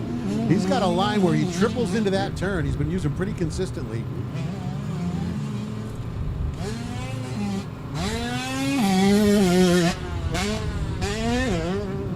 Just really a walk in the park for Gage Brown. Yeah, that early move really set the tone. Once he'd made that move and just started to sprint, kind of, you know, you hear him talking about it, you just break the guy. Yeah. The guy's like, all right, well, I'm going to race for second place now because you're going to do that. I don't have his spirit left to chase you. What was impressive is how he checked up, double, single, cut knife to the inside, and just executed the pass quickly, Yeah. wasting no time to get out front. Rotarde still there in second. Francisco out of Browns Valley, California. Oh, Westbrook busting out the triple there. Did he launch the triple? Yeah, not much faster though, unfortunately, again, because you really have to get it just right to soak up that single and not lose your momentum. And I think that's kind of what happened to him. I talked to Westbrook about 20 minutes ago and I asked him about that. He goes, it's really kind of simple. He goes, it's not real hard. It's a little intimidating, but it's not real hard. Yeah, distance-wise, you got a good lift out of the turn. I would just think it's that single after that maybe giving people pause. Yeah.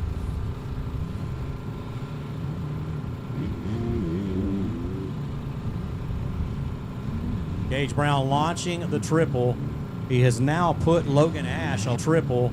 He has now put Logan Ash a lap down. Yep. That tells you what kind of speed Get Down Gage Brown is carrying as he's cranking that Altus Blue Crew Yamaha wide open here on that YZ125. And listen how crisp that bike is. They've got that jetted completely perfect. That is music to my ears, Shane. Music. Music.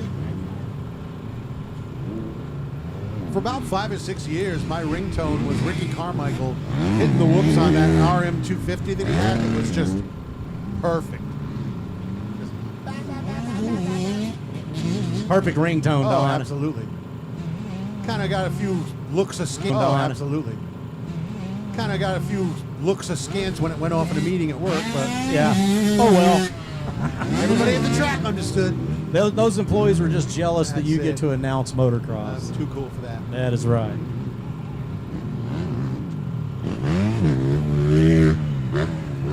It is the 100 of Logan Ash on the Kawasaki up and over the finish line tabletop, but we're going to take you back to Get Down Gage Brown here on the TrackCast TV, TrackCast.tv screen. On the TrackCast TV, TrackCast.tv screen. Brown just manualing through these rhythm sections here, Don. You see those 7 MX banners there in the background. Of course, James Stewart will be here on Thursday. That's the big news. Nice. James Stewart will be here. He's confirmed he'll be here on Thursday. Awesome. And Thursday evening, after the Big Kahuna Fishing Tournament, James Stewart is going to have a track breakdown at the pavilion on the big screen. So all the racers Oh, need to come nice. there, and James Stewart will help break down the track on a video. He knows a thing or two about getting around this track. He had that epic. He knows a thing or two about getting around this track. He had that epic battle with Ryan Dungey in 2012. I was going to say, if memory serves, that guy knows a few things about Freestone. That's right.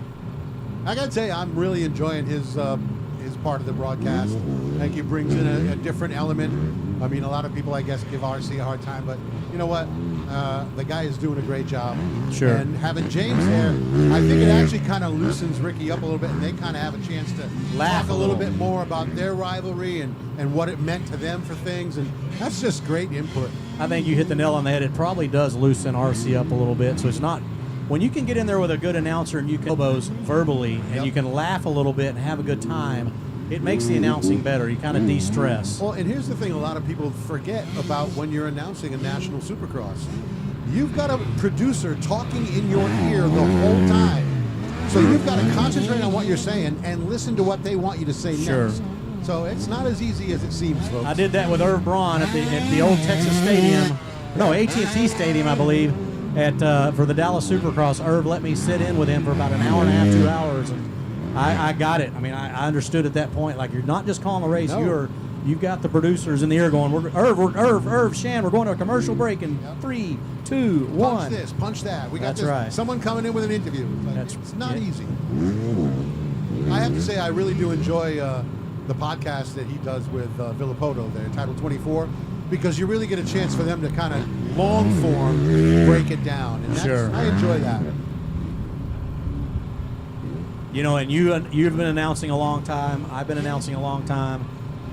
I've learned a long time ago you don't really pick on the announcers because everybody has a little bit of a mistake here and there, but everybody brings their own style, their own form, and not everybody's perfect. Not everybody's gonna be the cream of the crop, so to speak. Right. Well, you know, Gage Brown is as close to perfect as you can get because the white flag is out. He just lapped second place. Yes, he is lapping Rotarde now. That is ridiculous. Rodarte.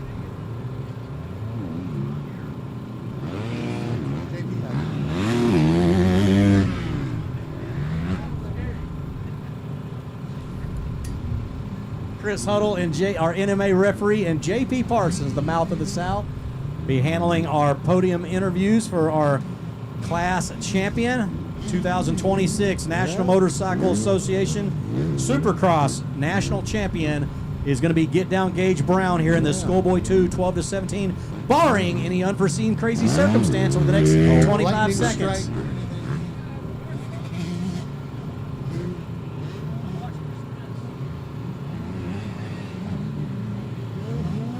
Don, take it down. I'm going to bring the mic over to JP. Yeah, one more run through the sand section, and that's going to be the checkered flag for the Altus Motorsport Blue Crew Yamaha Dunlop Enzo 100% Guts Racing ride. Gage Brown takes the win. Francisco Rodarte and 18 to Blaine Westbrook bring it around second and third. And that is going to do it for Schoolboy 2. So looking to grab Brown over to the podium here.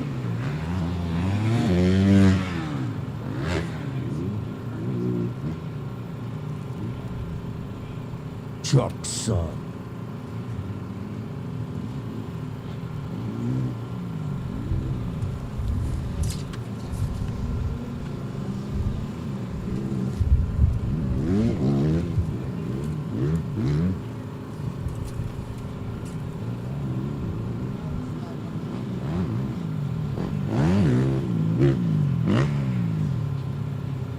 Gage Brown, come on down. Door number 1.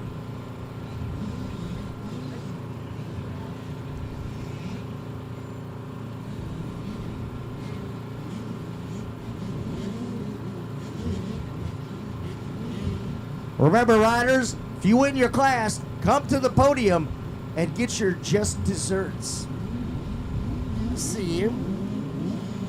All right, ladies and gentlemen, here we are down at the winner's circle for the first race of our Supercross of the James Stewart Spring Championship. First of all, congratulations. Thank you. So what do you think, man? You're the first guy to win the first trophy that we're going to give to you in just a few moments, Gage. And so, what do you think about the track? The track's good. Since our first moto, it's a little slick, but it's been pretty good all day. And obviously, it sounds like the bike's really ripping, doing good. Tell us a little bit about that and who's helping you. Yeah, my bike's been great. Alta's got it dialed in. I want to thank Ed, Jordan, Moose, 100%, Bell, GYTR, ODI, ASV, my mom, my dad, my aunts, my uncles, my me and Papa, Grandma and Papa, and my trainer Tommy Hahn and Underground MX. I tell you what, you have got a great foundation. You got so many supporters. Well deserved after all the years of you racing. It's so cool to see you up here, and I just want to congratulate you, man, for the #1 plate. What's that #1 plate? Come on down here, Chris Huddle. With the gold leaf. You're the first one to get one of those, Gage. How cool, man. You're #1. Give that to Mama. Hey, hold it up. Clayton's got to have that photo, too, for his archives. All right, well, congratulations once again. We'll see you in a little bit, buddy. All right, so underway in the mini senior, the 100.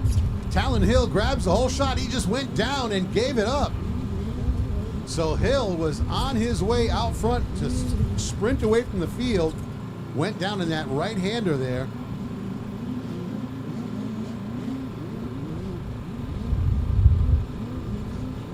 And that looks like it's going to be the 194, Cash Tucker taking over the lead.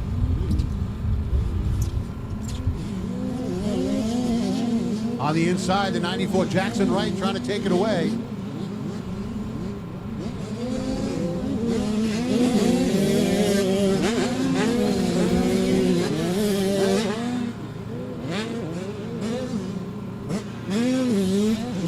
So Cash Tucker, Jackson Wright, Kyla Pruitt, the top 3. The number 9 Hopkins in 4th.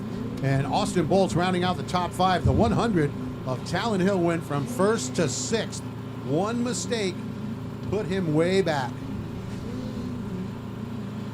And this battle is not going to loosen up at all. Wright trying the inside, trying the outside, trying anywhere.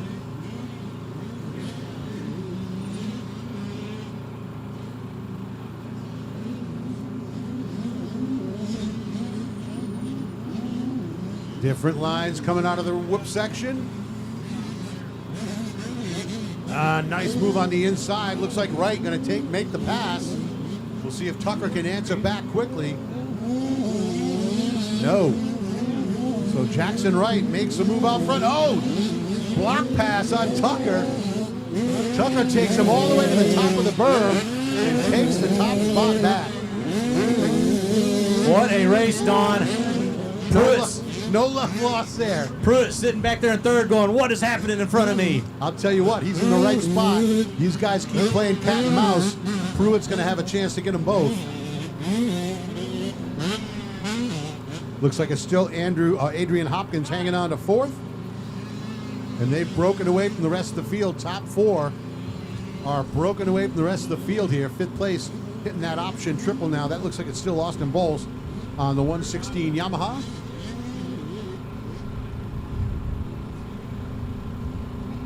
And look at this side by side again coming out of the whoop section.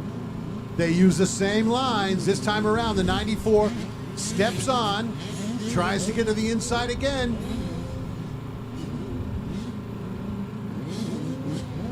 Not able to make it work this time. See if he repays the favor on the block pass. Doesn't have the track position.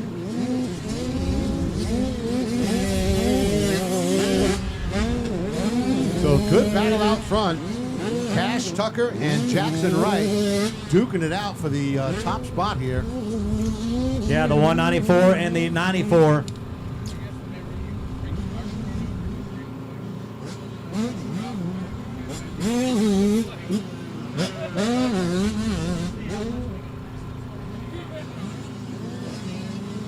Man, you got to wish Aiden McKitty was out there too, Don. The 129, the micro Yeah, missile, got a few laps in practice and not going to be a factor here race time. Unfortunately. Pruitt back there in third, Jackson Wright, Talon Hill, Austin Bowles. Of course, Adrian Hopkins, number 9. But they're still getting after it here. Oh, absolutely. Every single turn, these guys are throwing it. This section right here, different lines. You'll notice the 194 goes inside, and it puts them on the outside here. And Wright trying to take it, can't quite make the move. Man, there's nothing more Cash Tucker would like to do than to reward Troy Lee Designs, 100% Still Horse Racing, Straight Line Motorsports and Company with a Supercross Mini Senior National Champion Gold NMA plate. Yeah, that'd be a good way to say thanks to those sponsors. And he is on his way to doing it. He is being pressured hard by Jackson Wright. But so far, he has run a flawless main event. Well, and this is what it is, too. There's a section of the track coming out of the start turn where it looks like Tucker really just has the right line because he pulls a gap. Then they come to the inside, and when it tightens up, it looks like Wright is able to get back on his rear fender. They both got pieces of the track where they... Oh, yeah. Now watch the whoop section because this is where it seems like Wright is able to pick up some position. A little quicker that time around didn't get the run out of it. But still, much closer coming out of that section now than he was. And Tucker holding that inside line.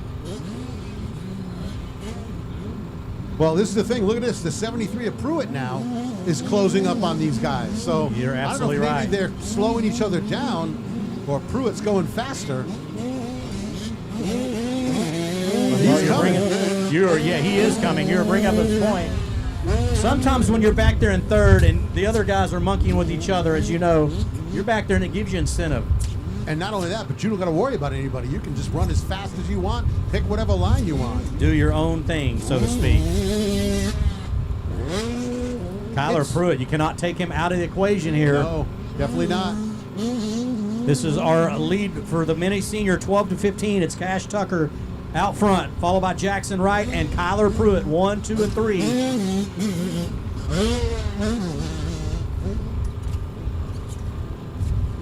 Pruitt just about 2 seconds behind. And I love the fact that Cash Tucker and Jackson Wright, they're carrying the same speed. Yeah. I mean, there really is very little difference between their speed. It's just coming down to who can hit the smoothest.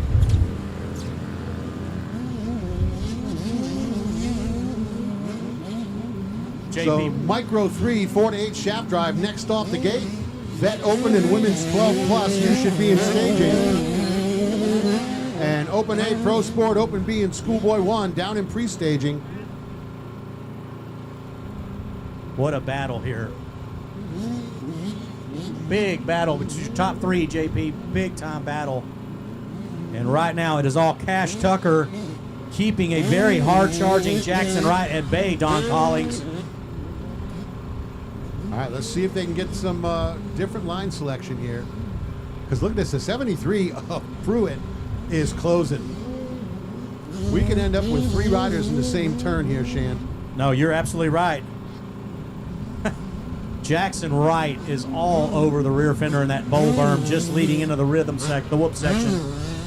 And Wright has no choice. He's got to start taking those outside lines, which he's doing. He just has no choice. And here comes Kyler Pruitt out of Pittsburgh, Texas, home of the Pittsburgh Hot Links. Pretty equally matched in the sand. What a fantastic main event here in this mini senior 12 to 15 age group. Yeah, it's been a game of inches. Pruitt is going to have to find another gear if he wants to get up there and really make something of it. Yeah, he's going to have to really send it down this far side section.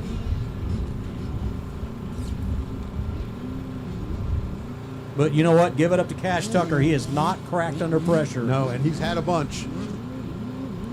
And Wright was able to actually get by him on lap 1, but he immediately passed him back. And that is so key. Do not let that guy get away. Big shout out to Adrian Hopkins, number 9, as well as Talon Hill, Austin Bowles, and of course Aiden McKitty. Not a factor here in the heat race nor main event. He got hurt during practice. I do not know the extent of hurt, but I know that he's not out there. And I was told that he may have hurt himself. Here we go. Kyler Pruitt now closing in on third, but so far, Don, it is Cash Tucker, the 194, holding on, going through the sand rollers, the sand whoops, into that hard bank left berm. And checkered flag is out. The 194 Cash Tucker on the Troy Lee Designs KTM takes the win. Jackson Wright and the 73 of Kyler Pruitt, second and third. What a great race that was. Those guys went at it.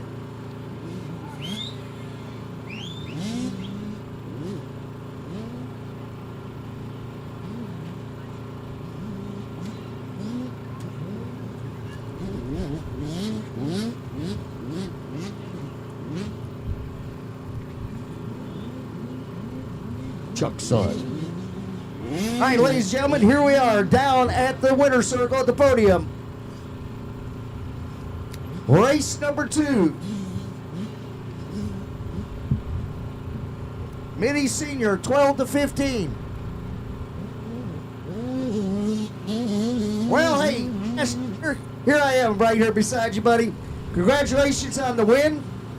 Hold on. Doing a little motoring myself. Congratulations on the win. Saw you last weekend at Saco Ranch. You're looking good. Tell us a little bit about the track. Tell you what you think about the track. Yeah, the track's pretty fun. It's just a little bit slippery, so you got to be patient with trying to gas too hard. And I like the whoops. It is like more of a separator. But yeah, overall the track's pretty good. Well, you definitely had a great race with the other rider, and man, congratulations on the win. Tell us a little bit about your sponsors and who else is helping you get here. Yeah, I'd like to thank Troy Lee Designs, Sean Hackley, Motivated, FMF, JM Racing, Pro Taper,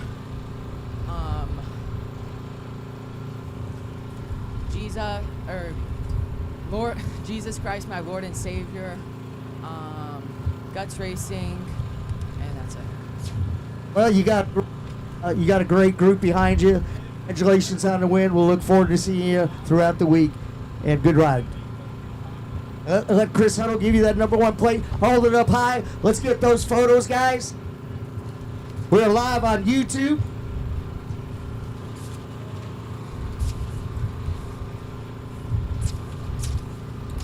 And taking the first place is Cash Tucker.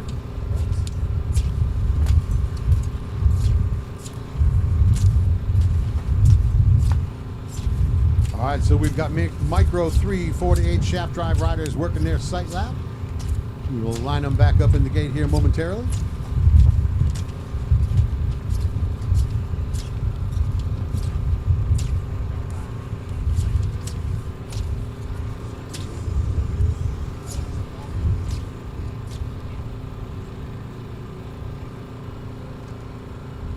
So waiting for the rest of the Micro 3 shaft drive riders to finish out their sight laps here.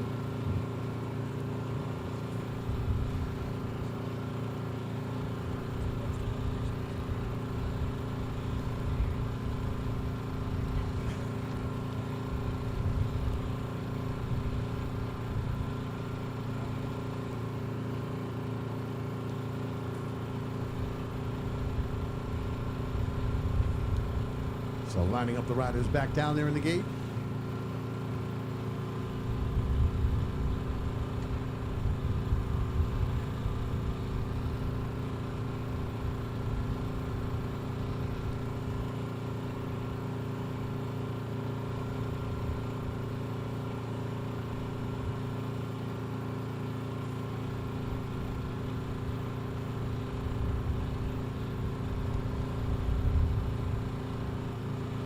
All right, gate it down.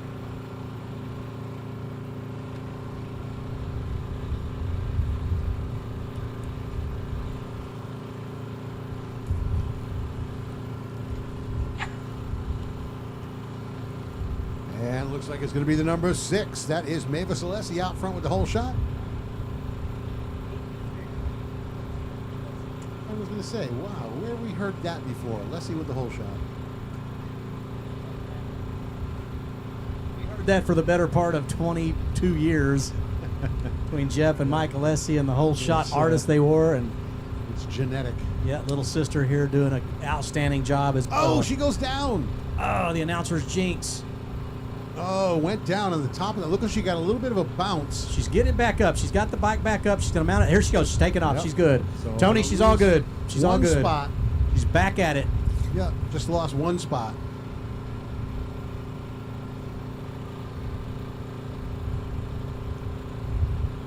Noah Black, Bryson Bell, Araya Alessi.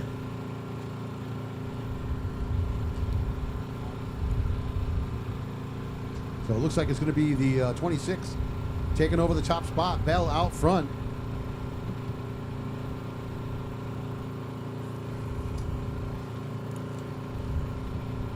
So Bryson Bell, rider out of Cheshire, Connecticut, on the 60 FXR 100% land and sea ride, holding the top spot here.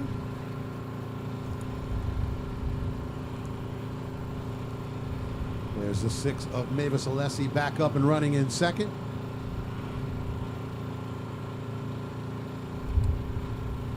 Apparently somebody wants their child to go. Noah Black on the number 7 around in third. Yep, out of Uniontown, Pennsylvania, sponsored by Mom and Dad, Ladworks, Hex Moto, and Jones and Roman MX. So not too bad here for Noah Black. 454 running in that 4th spot. That is Little Galvin, Cruz Galvin's little brother. Yeah, we don't have him on our sheet, do we? All right, late entry. So yeah, I think Galvin signed up after they printed our sheets. It happens. And it looks like the number 3 of Aria Alessi going to round out your top 5.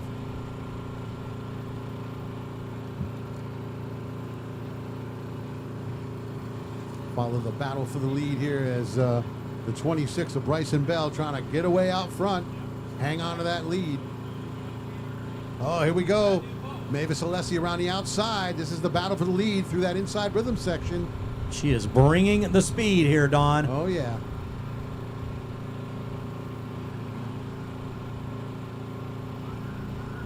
Side by side into the sand.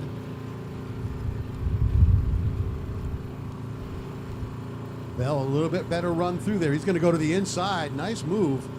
He covered that inside line. I think he realized that Alessi was going to try to get to the inside on him. So good battle here. Micro 3 throwing it down. Yeah, Bryson Bell out of Connecticut being pressured now by Alessi.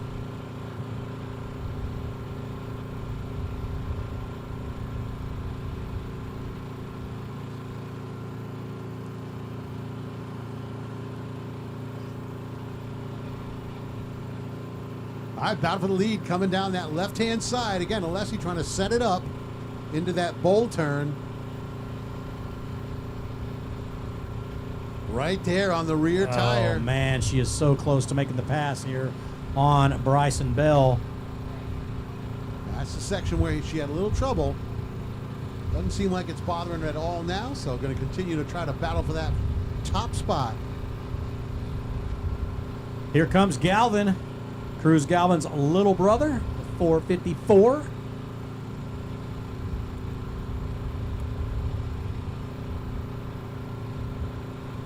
Always great to have the Galvin family out trackside. Oh, Alessi goes down again. She makes one little mistake and drops that bike in that inside rut. You know, I think she tried to get farther to the inside and might have cross-rutted. None Yeah. of those PW50s, you just can't. You can't ride out of that cross rut, unfortunately.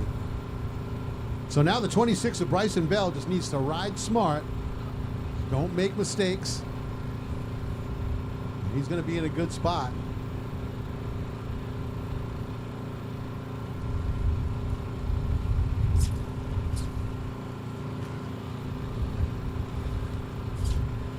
So Bryson Bell, Mavis Alessi, 1 and 2, still the 7 and Noah Black in third. Galvin running fourth, and Arya Alessi rounding out the top 5.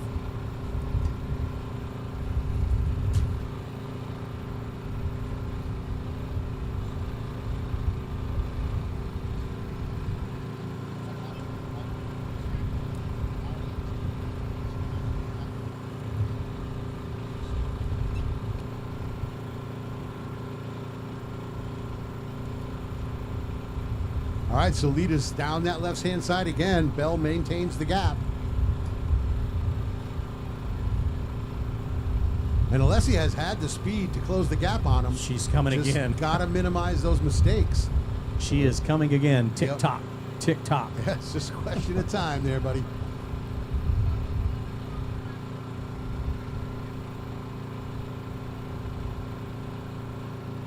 So there's your leader now out of the whoop section. And again, the gap shortens.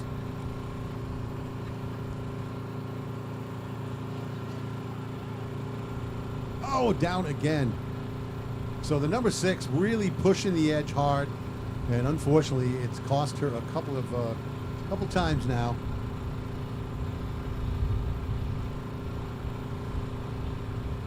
Well, here comes our leader, Bryson Bell. The white flag has been pulled. So Bell out of Cheshire, Connecticut. Cheshire, Connecticut. There you go, white flag.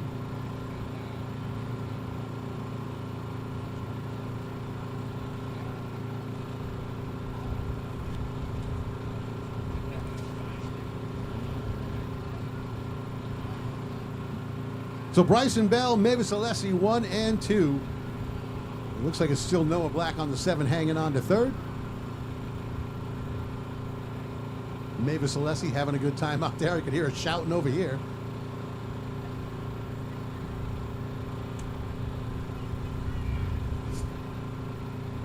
So Bell looking to bring it home here on the final lap.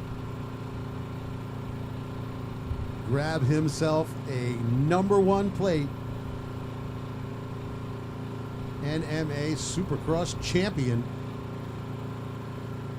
Bring that home to New England and show all your friends back there.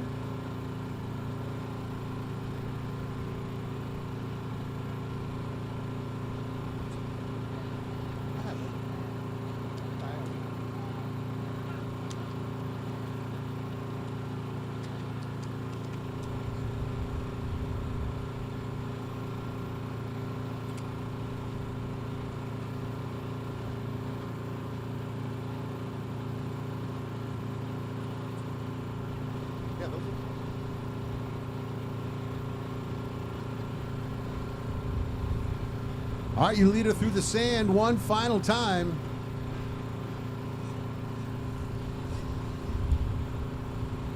Oh, down on the top of that hill. He is in a bad spot. He's got to get back on the bike and get over that hill. He does. Muscles that bike up. Checkered flag race win for the 26 of Bryson Bell. And he decided to give his dad a heart attack there 5 feet from the finish. Solid run for Mavis Alessi. She was pushing hard. You could tell just the mistakes ended up kind of biting her. Noah Black will hang on to 3rd, it looks like. But what a great battle for the lead there between Alessi and Bell.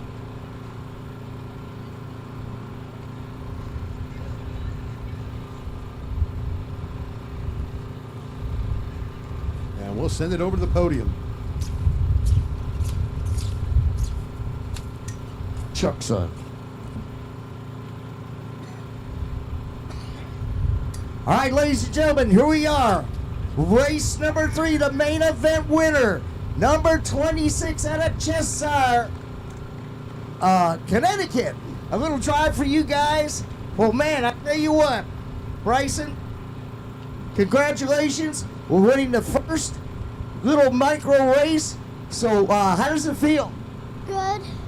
Yeah, so what did you think about that Supercross track? It was sketchy. The last lap I fell, but I picked myself up and I saved it at all, and I still win. I know. I was listening to the announcers talk about you. I go, okay, man. He's on the finish line, man. He's on cruise mode. He's gonna make it right in there. And then and everybody's heart rate went up like this, and going, oh my gosh! But what a great recovery! Congratulations on that. I know there's some people. My mom, my dad, my sister, 60, FXR, Dunlop, Landon C, Boss Suspension, and everyone else. Congratulations. Right now, I'm going to have Chris Huddle, our anime ref, hand you that #1 plate. Hold it up high with pride. Y'all get these great photos.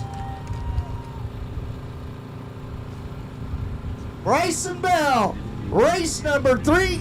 That is our overall champion with the gold leaf plaque. Hey, Dan. Here, you guys. There's the bag to put it in. Here, put it in his bag. That way Eagle can protect it. Oh, okay. Hey, this is Mavis. You want to take your helmet off, or you want to talk to your helmet? What's up? I'm good with you. Whatever you would like to do. Okay, well, that's better right there. Well, Mavis, welcome to Freestone Raceway. Welcome to Texas. So what do you think? You having fun? Tell us about your race. Yeah. Yes, did you like the track? Yeah. How did your bike run? Good. Was there one part of the track you liked better than the other parts of the track? Tell us about that a little bit. Sand section. So you like the sand section? I like that too, man. Sand section's always fun, you know, and of course if you fall, it's soft, but you don't want to fall. But anyways, congratulations on second place, and we look forward to seeing you for the rest of the day. I know there's some people you want to thank. Who's that? Well, I got to tell you a little story. I've been doing this for a few races, a long time. I interviewed Uncle Mike many times. So anyways, welcome to the winner's circle. Congratulations. Look forward to seeing you this week.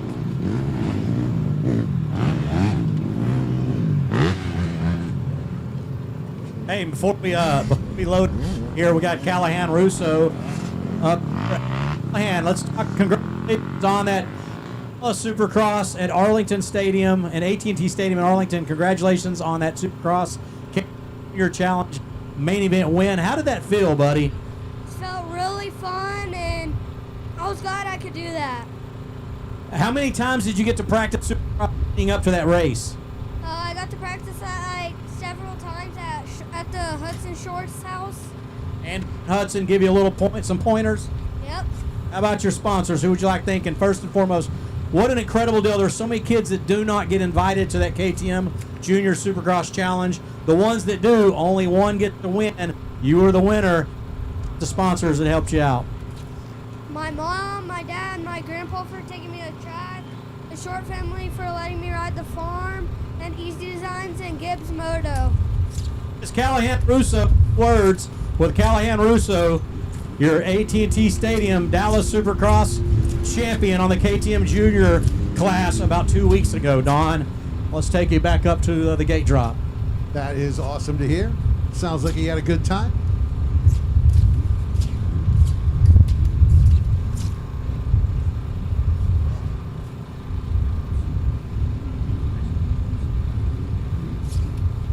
All right, looks like the 38 of Isla Phillips with the whole shot here for Women's 12 Plus and Vet Open. Yeah, Don, and if you remember, she made the pass on Roy Mitchell in the heat race to move along to upset the vets and the rest of the women. So Isla Phillips out of St. George, Utah, on her way here in this main event. She's already opened up about a 2.5 second gap over, I believe that might be Haley Johnson, the 95. Yeah, it looks like it is. Could be Sabrina Ritzer back in. Well, maybe not Sabrina Ritzer. We'll see. Yeah, that's the 270 of Mitchell, your leader in the vet. Okay. That would make sense. Mitchell on the KTM. There's the 379 of Alana O'Brien. So she is back there in the 4th position, 3rd out in the women's 12 plus class. Oh, a little run through the sand section for the 73. Sabrina Rissler pulling right past the 257 of Clark.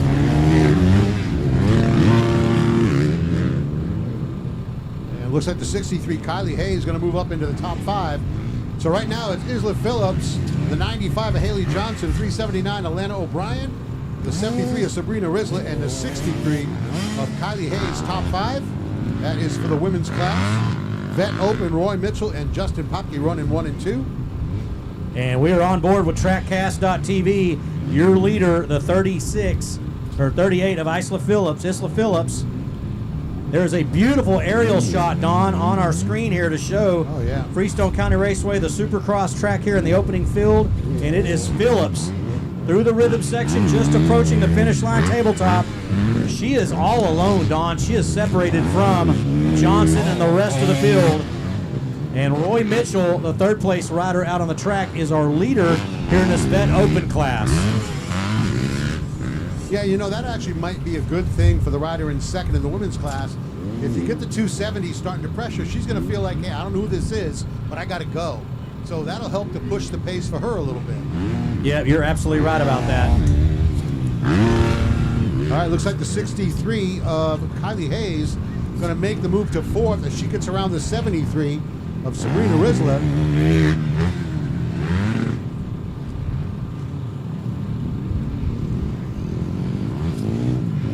There is Lex Clark, the 257 on the Beer Brothers. Brennan, FMF, ASV, ODI, Ethica backed ride.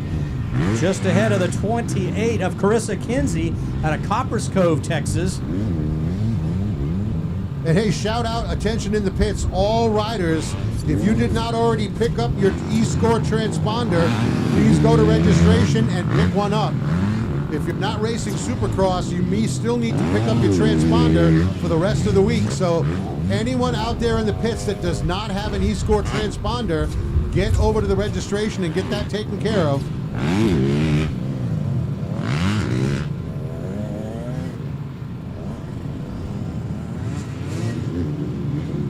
Man, our leader here, Isla Phillips out of St. George, Utah, the 38, just on another level here in this women's 12-plus class.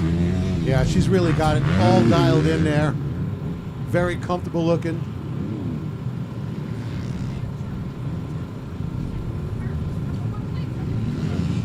Yep, 1st, 2nd, and 3rd place trophies are at the tower for all of our amateur racers here for the Supercross program. So 1st, 2nd, and 3rd place trophies. You get your championship plate up here at the podium, but if you get your trophies, 1st, 2nd, and 3rd place down at the tower at the Stasic Registration Tower. All right, looks like your leader getting ready to put some riders' laps down.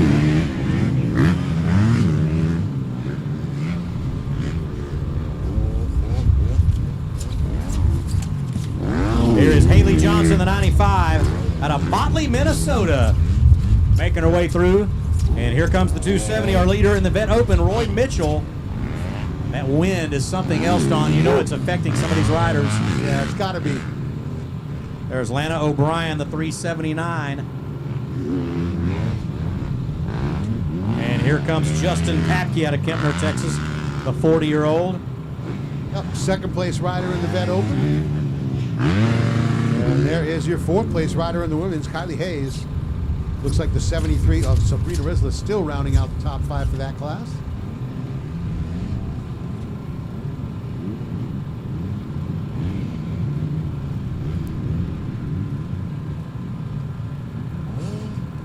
And you're on board here with our leader, Isla Phillips, as she makes her way through the sand rhythm section, the sand whoops into the left-hand bowl berm.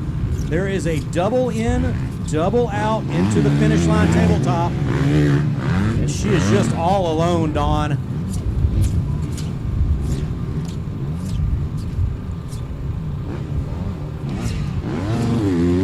Yeah, so folks, don't forget, top 3 should go over to the podium here at the end of the Supercross race. The winner gets the #1 plate, but you're all going to get that champagne to pop. So top 3 in the moto need to make their way to the podium.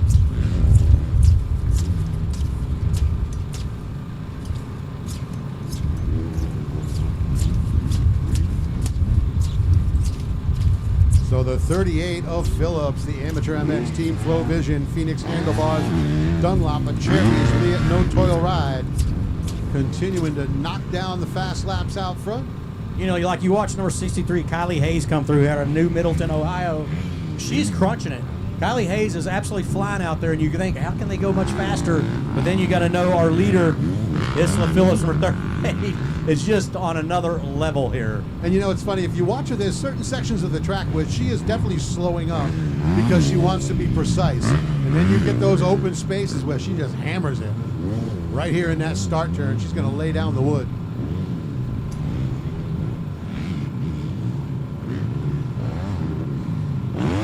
What an incredible day so far of racing here for the Supercross format on this Tuesday. We've got an excellent amateur Supercross. This is a big amateur Supercross track layout. It really Don. is. I think there are 7 lanes, I believe.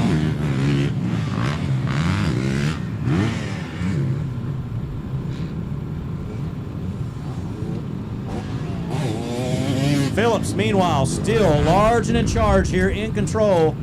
The number 38 on the white Husqvarna with the pink graphics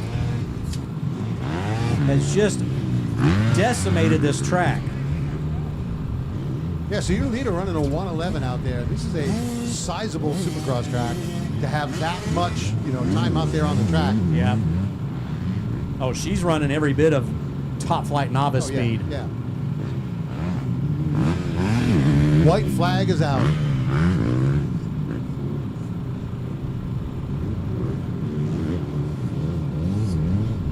So Isla Phillips continues to charge out front. There's Haley Johnson, your second place rider. Looking for the 379. Lana O'Brien still hanging on to third.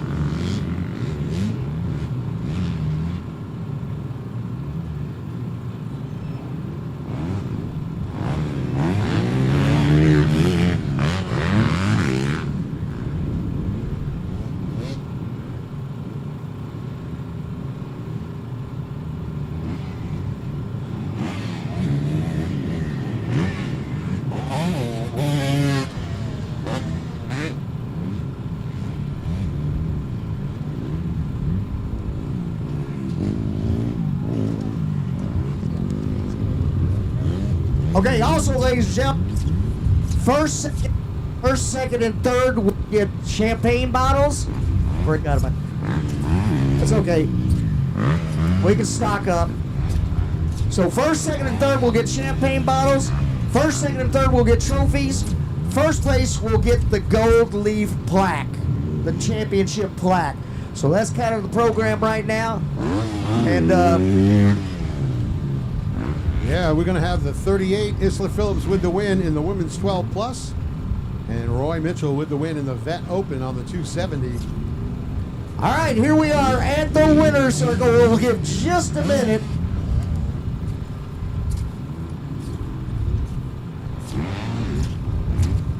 For Miss Phillips to get her helmet off, catch her breath, doesn't look like breathing too hard. Well, first of all, congratulations on the win. Tell us what you think about the track. It's the first time for us to have a track out here, out like this. Have you been here before? Not here. So you've been here, okay. Because I try to remember everybody's name and number, but there's so many that come through here. But anyways, congratulations on your win. Tell us about the track. Thank you. It was good. I really like Supercross. It's really fun. All the doubles and stuff, and the whoops are my favorite, and everything's just perfect. Well, you look good out there. You look strong. Congratulations. I know there's people that are in your corner that have helped you out a lot.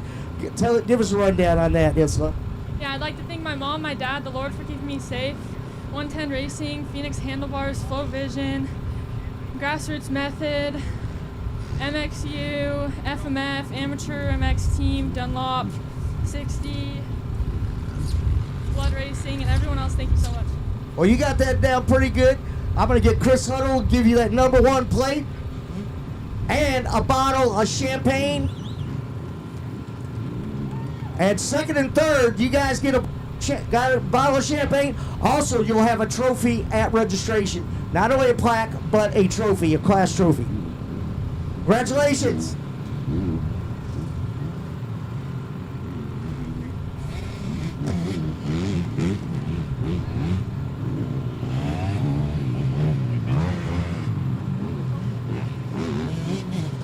Oh, come be scared. Roy Mitchell takes the win. Hey, man, so, hey, congratulations, first of all. Tell us, this is all new to us. Tell us what you thought about the track. Track was great, to be honest. I had a lot of fun. It was technical. I expected it to be a little bit easier, to be honest. You guys didn't give us that, so it's fine. I had a great time.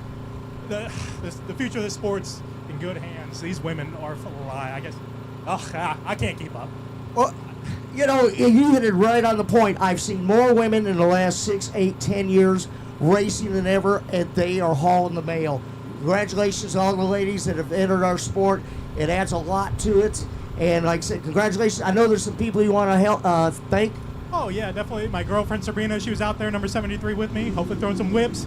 Everybody back at work letting me take a day off and covering for me. FXR, they do good for me. FMF, Bill's Pipes, got me all the horsepower to jump, so it's a great time. I appreciate everybody. All right, congratulations. Chris Huddle give you the number 1 plate. You also get a trophy and a bottle of champagne. Put it in the bag. Yeah, come on. Yeah. Come on back, Roy. We got you, man. Good ride.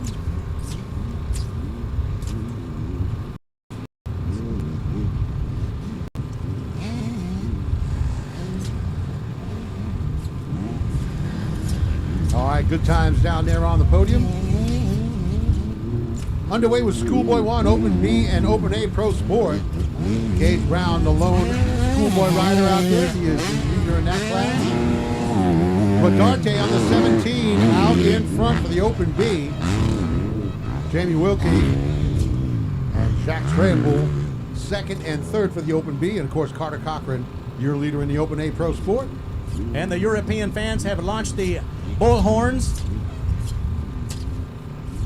for their favorite riders. Gotta have that air horn, man. That's right. It's not a victory without an air horn in life. Although I have to say, we do things a little different up in New England. We bring chainsaws to the track. Do you really? They light up the chainsaws? Yep, just light that bad boy up. Southwick generally has 3 or 4 chainsaws in the chains. Old Southwick. Which, when you think about it, going to a sporting event, they like frisky and stuff, and you're just like walking in with a chainsaw. Hey, there's no chain on it. Right. Oh, there's no chain? Okay, you're all right then. It's because you can't really harm anybody with a chainsaw unless you're part of the Texas Chainsaw Massacre. There you go. Gage Brown out front. Get down Gage Brown all alone in the Schoolboy 1, 12-17. He is besting the field here. It is Francisco Rodarte in the Open B 12+ leading Jamin Wilkie and Jax Grubel. And it is Carter Cochran out there, our lone wolf, in the Open A Pro Sport class. But Gage Brown, just extremely talented. He's got this amateur supercross track dialed in here, Don Collins. Enjoy your sandwich, buddy.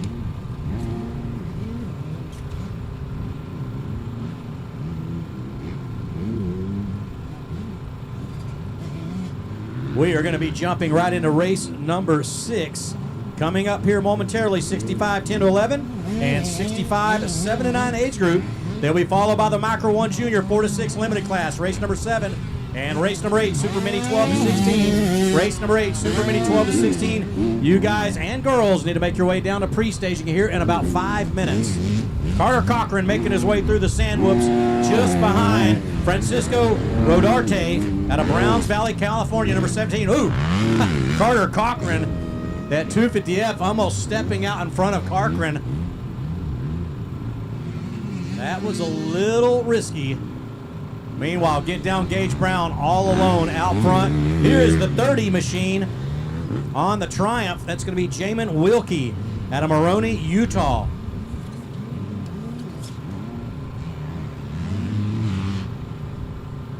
And the Wortham winds have not disappointed us today, Don. It is windy here at Freestone. It's a little breezy. This will be the it for the win, though. I think today is the last windy day. The next 4 days, we've got a small percentage of rain. Put the order in today for some no wind. Put the order in today. Get it out of the way. So Brown, Cochran, and Francisco Rodarte, that is your leaders in their respective classes.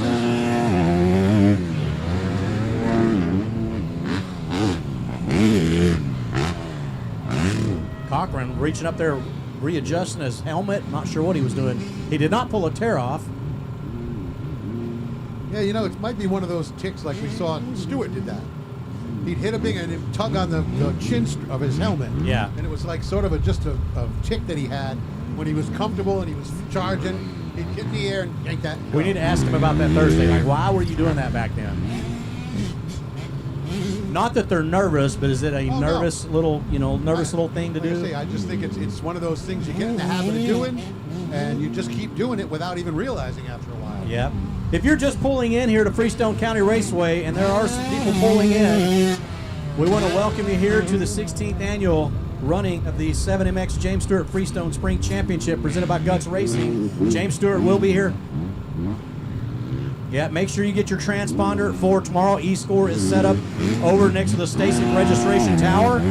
James Stewart will be here on Thursday. And after the FMF Big Kahuna Fishing Tournament, Don, one of our favorite events to handle, we're all going to head over to the pavilion where James Stewart is going to do a Freestone track breakdown on the big screen at the pavilion. So it's great to have James Stewart showing up here with his kids on Thursday. How cool is that?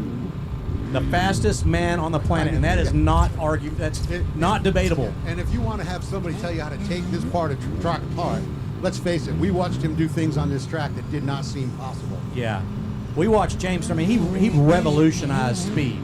He took it to that next level. And Carmichael can be the GOAT, and Roger DeCoster can be the man, and Ricky Johnson was too hip, and, you know, all the legends. Nobody possessed the outright speed that James Stewart had. Nobody. Well, I just think that nobody was willing to lay it on the line like he did. I mean, he just went. And for him, it wasn't even laying on the line. It was just work. Just running. It was fun. Just running. So the fastest man on the planet, our signature name for the event for the past 16 years, will be here on Thursday, and we are looking forward to accommodating James Stewart. Bubba. All right, looks like we are approaching the halfway point here in the Schoolboy 1, Open A Pro Sport, and Open B. Calvin Kinney has a lot of trust in that weld and that railing up there, Don. Well, you know, you got to put your faith in something. Why not welding? Welding, yeah. Get down Gage Brown, wheel tapping off of the rhythm section into that left-hand bowl berm, into the rhythm. And he has not tripled in since practice. And he did that about 2 or 3 times and then said that's enough. Again, I think it goes right straight to risk versus reward. Well, you got 2 more dominant weeks of racing here in Texas. You don't want to throw something away. Just a small little mistake on a triple ruin it for you. No, especially when you're already so far out front that it doesn't matter. Right, exactly. This guy doing a pretty good job out front in the Open B. Francisco Rodarte. He has been running up front here all day long that we've seen. Yep, just ahead of Jamin Wilkie out of Moroni, Utah on the Triumph. Don, if you got to look at a Triumph up close, you went to the dealership and seen a Triumph up close? I haven't seen one at the dealership, but we do have a couple folks at New England that have been riding them. And it's definitely like an innovative design. It's beautiful. Not the same frame, not the same setup. So you look at it, you're like, what is wrong? No, there's nothing wrong with that. That's innovation. It is a beautiful, beautiful, beautiful motorcycle. Gage Brown up and over the finish line, tabletop one more time as we just went slightly past the halfway mark. The European fans are going crazy down at near the exit chute with the air horns. We need to get a Vuvuzela in here and start doing some soccer times. That's right.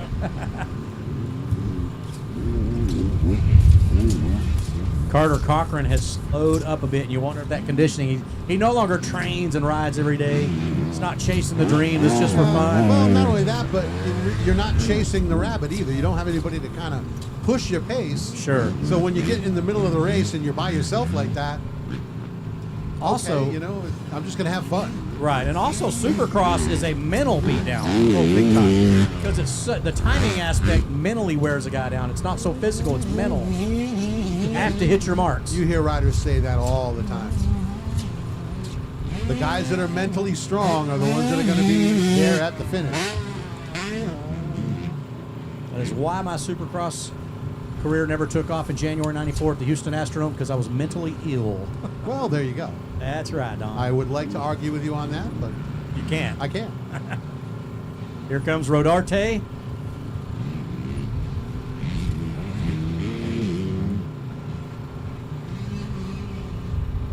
And I mean, let's face it, when you get to the top level in Supercross, you have to be willing to lay it all out there, leave it all on the track, because that's the only way to get to the top spot.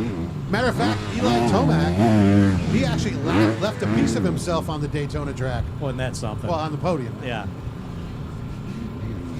I got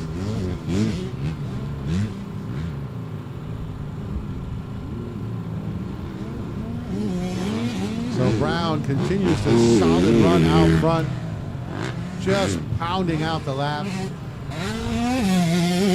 Making that YZ 125 sing. And you know the boys at Altus Motorsports Blue Crew got that thing wound up tight. Folks from FMX Vortex Tamer, Trex, Twin Air, ODI. Gage Brown, a lot of help, and he is showing exactly what he can do with it.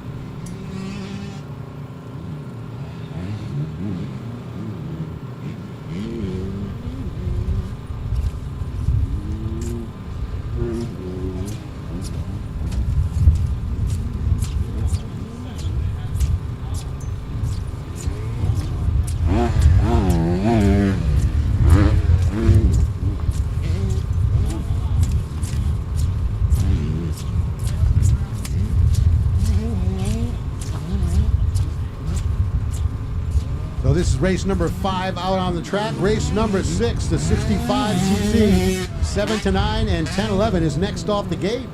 Race 7, Micro 1 Junior, you should be in staging. And race 8, Super Mini down in pre-staging.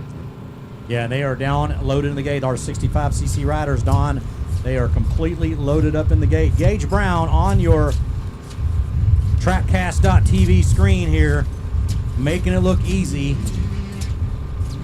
He is separated from the other riders out on the track right now. We got 3 different classes on this track. Sam Brown with Live Fast Films, trackside here getting some footage. She is a great racer in her own right. She'll be racing the motocross portion of the JS7 event.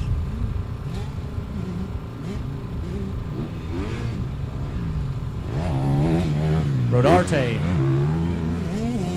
And Gage Brown is still just bringing the speed. We know he's in shape. I mean, it's his job to train. Well, you know, and this is the thing, too. You can't let yourself get lazy. You have got to charge all the time.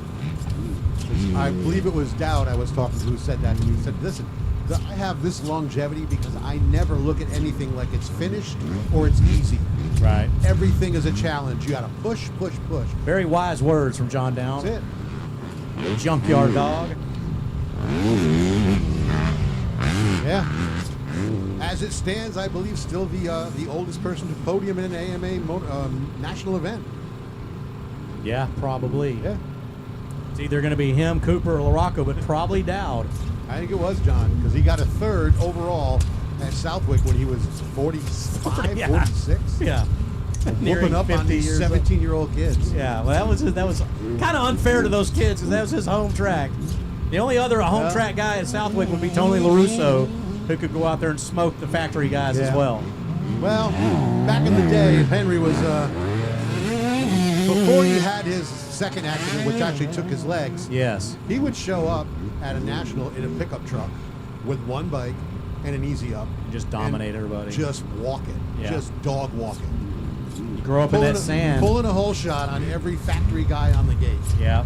On a basically stock YZ250. Stock 250. Those were great days. Doug Henry, Dowd, Ezra Lust. Some very good times. Yeah, LaRusso. Tony LaRusso. I remember sitting at Mesquite, Texas, watching ESPN2 and watching LaRusso get those whole shots at Southwick and cheering for the local dude. I didn't know him personally, but I thought that is incredible. Yep, Treadwell, Mike Treadwell as well. Yeah, he was another one. A pantheon of New England motocross. You had some really great riders up in your region of the United States. You talked about the Ripper, Jimmy Dakotas earlier. Oh, yeah. He might have been the quickest on the 125 two-stroke. He really was very fast. And you know what it is? He was a little guy. Yeah. So the power of that bike for his size and stature was a perfect combination. Did I ever tell you what the trick was they did with his foot pegs? What they do? They would weld an extra foot peg on top of the ones that were there on the bike to give him the ability Double to stack 'em. to stand up on the pegs. Yeah, double stack them. Yeah, Jimmy was a short guy. He's 5'6", Yeah, oh, yeah. 5'5", little bitty guy. Small stature, big heart. Yeah, big heart. And one of the biggest fan bases we've seen. Oh, yeah. Aside from a Carmichael or Stewart or Chad Reed, Jimmy Dakota's had the biggest fan base for your 125 racers we've ever seen. Absolutely. Well, Carter Cochran still going through the motions here. He's got to be wondering, asking himself, why did I do this? By now, the laps are winding down. White flag's coming out. And here comes our white flag leader. Get down, Gage Brown.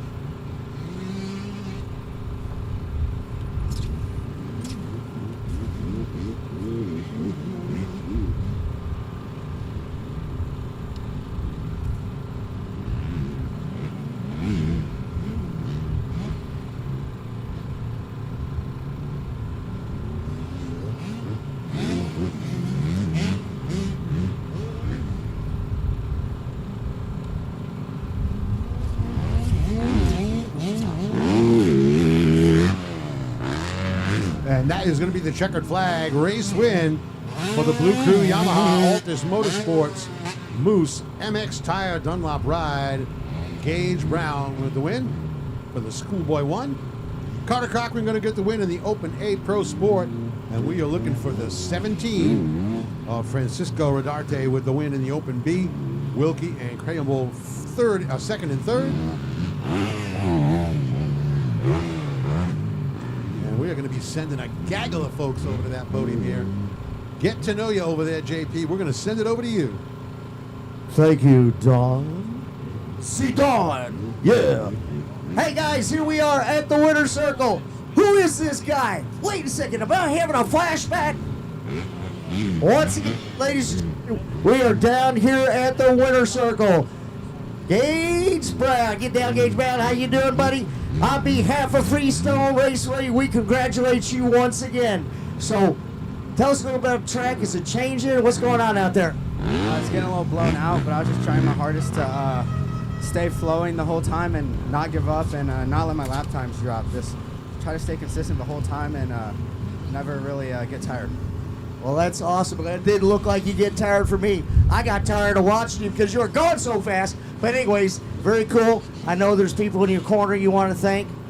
I want to thank my mom, my dad, my grandma and papa, Mimi and papa, my aunts, my uncles, Jordan, Ed, the whole Altus crew, all the mechanics, GYTR, ODI, T-Rex throttles, Moose, 100%, Bell, ASV levers, and Alpine Star boots, wrist brace, and everybody else forgot. Thank you so much.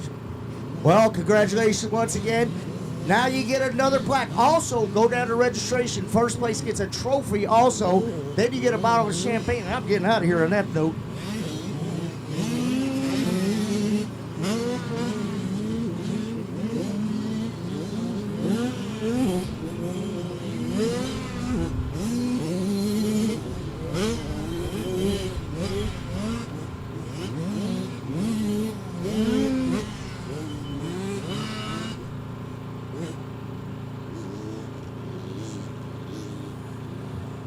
Where is Francisco? We're waiting for Francisco. Is he here? All right, let's do Carter Cochran. Cycle Ranch's Carter Cochran out there taking a win in your Open A Pro Sport. Hey, man, since I said, glad to see you're back on the bike. All right, well, run us through, tell us about the track and tell us, I know you like Supercross, so tell us a little bit what you think about the track. Track is such a fun track. It's got a really good flow. A couple of the rhythm sections are real notchy, but I mean, you can still get it right. This track is really fun. It's great to bring out here because nobody really does that sex anymore. So it's nice to see a Supercross out here in Texas. We know that turns you on a lot. You love Supercross riding, which is very cool. So on behalf of Freestone, congratulations. I know there's some people you want to thank. I'd like to thank Cycle Ranch, Moto D, We Ride Moto. I'd like to thank my mom, my dad, Jeff Street Service, everybody else. Thank you so much. Well, I'm going to let Chris Huddle, our anime ref, give you that #1 plate. Also, you get a trophy. So go to registration to get your trophy. First, second, and third will have trophies. Congratulations, Carter Cochran. All right, our next recipient, Open B, on the number 17.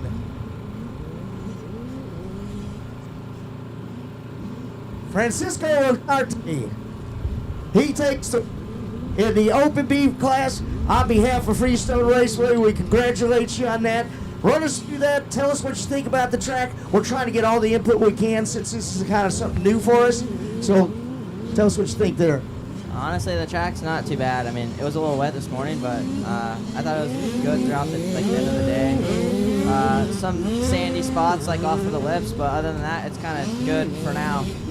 Well, very cool. I know there's some people you want to thank in your corner. Give us a rundown on that. My mom, my dad, my grandma, grandpa, Kylie, Mama Ashton Chase for taking me, ODI, KTM, MCS, CP Racing, MX Clinic, Flow Vision, Fly, Go Up, Engine Eyes, and everyone else. So quite a few people that always helps you guys get to where you are. Congratulations on that. I'm going to let Chris Huddle give you that #1 plate. Also, make sure to go get your trophy down at registration. You get one of those also. Congratulations, buddy.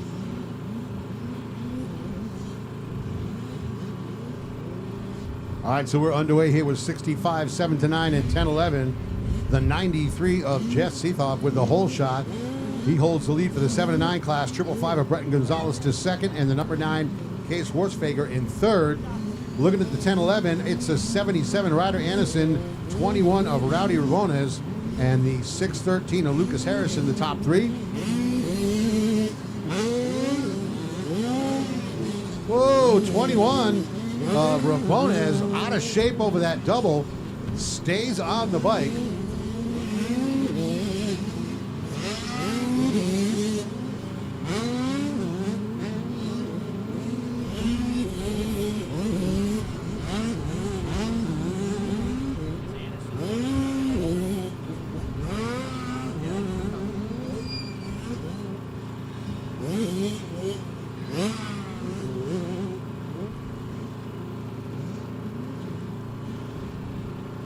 We're on board here with the 77 out of Blossom, Texas, Ryder Anderson, going through the whoop section here. We've got a few whoop sections, the sand whoops, the regular whoops. Makes it very interesting to see how these riders, especially the 65cc riders, navigate through the whoop sections and the rhythm sections. But it is all Ryder Anderson right now on the EMT Racing Lamson Racing Engines backed ride, besting Rowdy Rabones and Lucas Harrison, the 613 out of Tyler, Texas. Yeah, he's been able to put these sections together really smoothly. And on the 65, that momentum is going to be key. As he makes his way through the Tony Miller short track section, that is the flat track, left-handed short track, flat track area after the finish line tabletop. In honor of our good friend Tony Miller, our boss at one point. The boss. The boss. Seethoff on the 93, still holding off the 555 of Gonzalez, but Gonzalez is starting to close on him. And there's the #9, still in third, Case Schwarzfager. With Lucas Harrison back there in third in that older age bracket, 65, 10 to 11 age group.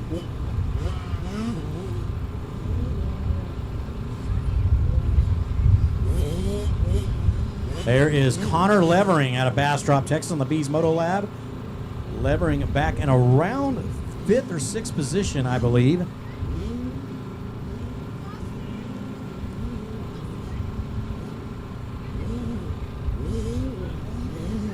Yeah, Levering on the 38 looks like he's rounding out the top 5.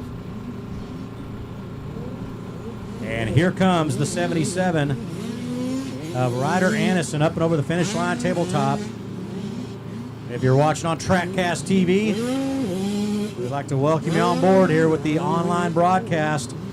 We are currently on race number 6 of the Supercross Tuesday portion of the James Stewart Freestone Spring Championship presented by Guts.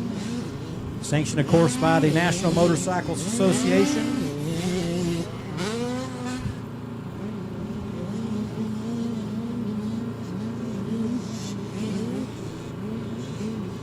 And great to see some changes with that here in Texas. Good to see another organization be able to sort of spread the wings, spread the love, and put some new things together, some new championships, some new events. The Triple Crown you guys are doing, I love that. You know, you get a chance for all 3 tracks to have a shot at those riders. The riders get to lay it on the line on 3 different surfaces. Yeah. Really love that. For a $30,000 payout. Oh, yeah. So, yeah, it's great to be a part of this inaugural NMA event. Really love to see this happen. Well, we love you down here, Don. Yeah. All right, so there's the 77. Another lap in the books for Ryder Anderson as he is out in front. 21, Rowdy Javonis. He's been keeping him honest, but starting to lose touch just a little bit with the leader, it looks like. Yeah, Anderson's speed is just a little too much.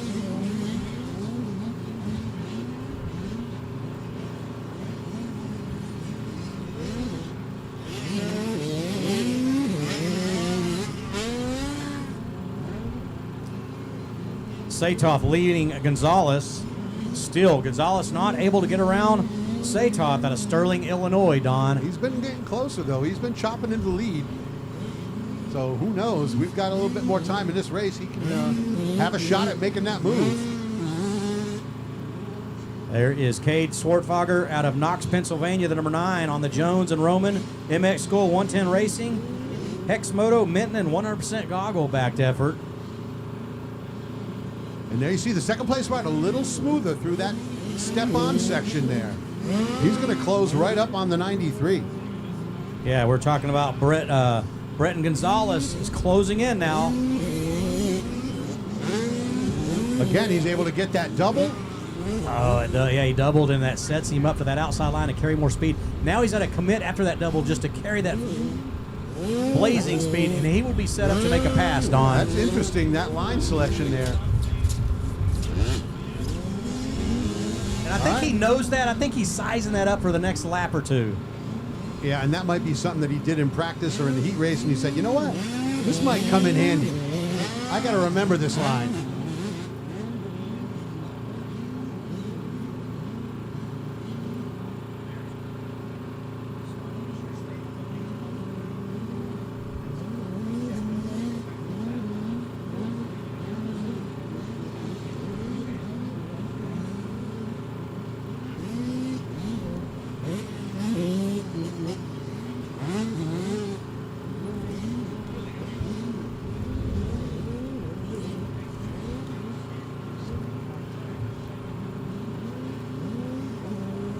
Again, the battle for the lead in the 7 to 9, that step-on section, the 555 of Gonzalez able to put that together.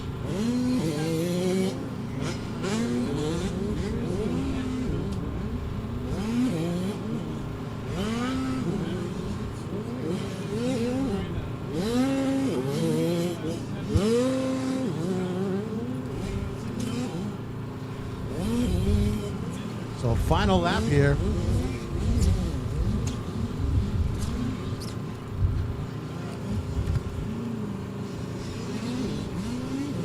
White flag is out. And it is on in that battle between Gonzalez and the 93 of Satoff. Yeah, what a battle this has been the entire moto. And you got to wonder if Gonzalez has any tricks up his sleeve here to get around Satoff. He's been getting closer.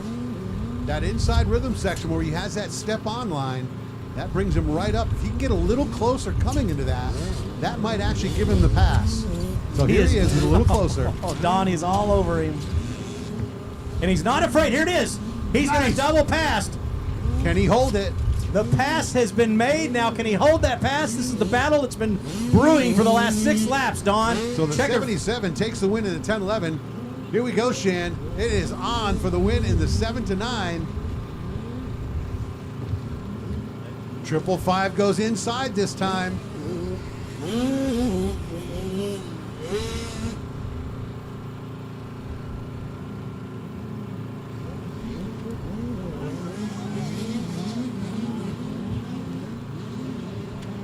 Oh, block pass to take the lead back. Oh, and the 555 goes down. So Jeffrey Satoff was going to take the win, as it looked like the 555 of Gonzalez kind of got tangled up with that lapped rider. They both went down, as Satoff just left him hanging at the top of the berm there. And Gonzalez going to get it going and hang on to second. What a race. Number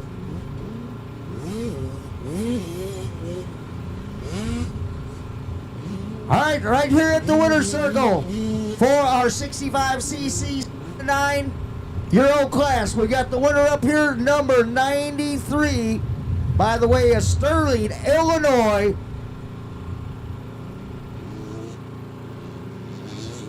And it's Jeffrey Sadoff. Jeffrey, well, on behalf of Freestone Raceway, congratulations. I'll let you get your breath a little bit.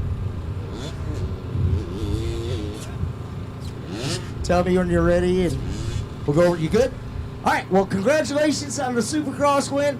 Tell us about the track. You know, it's our first time to have a track like this out here, first venue to offer that. So tell us what you think. Track was awesome. It was pretty rough in the sand section. The jumps were good. The double-double was pretty gnarly, and I just got the win. Well, congratulations on that. I know there's some people you want to thank. My mom and dad, Jesus Christ for keeping me safe, these Motolab, WTT, EVS, FX, DT1 air filters, 100%, 60, and that's all. Man, Jeffrey, you ripped those right off. That was awesome. Congratulations again. I'm going to let Chris Huddle, our anime ref, give you that #1 plate. Also, you get a trophy and a bottle of champagne.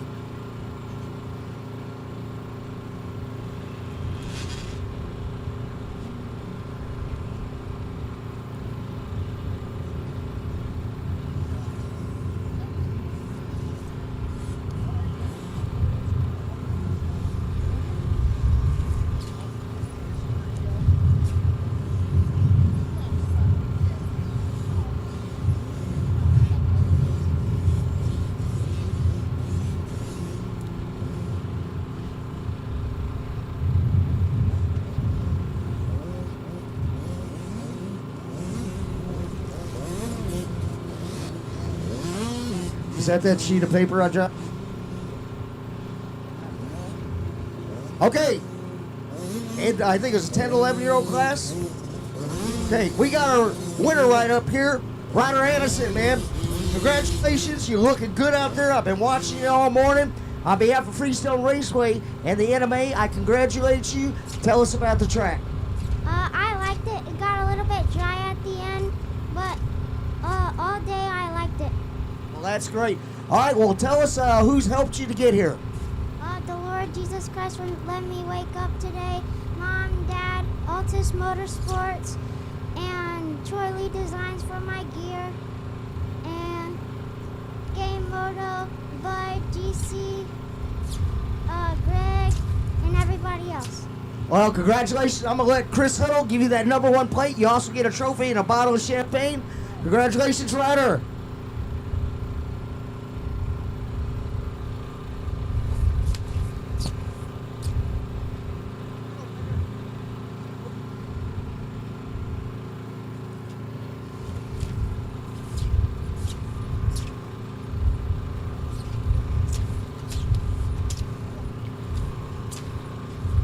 Hey, guys, Little Papke, what's your first name? Kennedy? Kennedy Papke, his first trophy ever right here at Freestone for the Supercross. Congratulations, buddy. Man, I guess that's got to be pretty darn exciting. I know when I got my first trophy, man, it really sinks in, you know. So how are you feeling? I'm feeling good. The track's really good out. Are there certain parts of the track you liked? Yeah, the jumps. Okay. Tell us who's helping you out besides, I know, your mom. My dad, my sister, the whole family, and all that. Well, congratulations, and you have a trophy coming. Make sure and get down there to the registration tower, and that's where they have your trophy. Congratulations on your first trophy, man. I'm excited for you. Hopefully, there's more to come.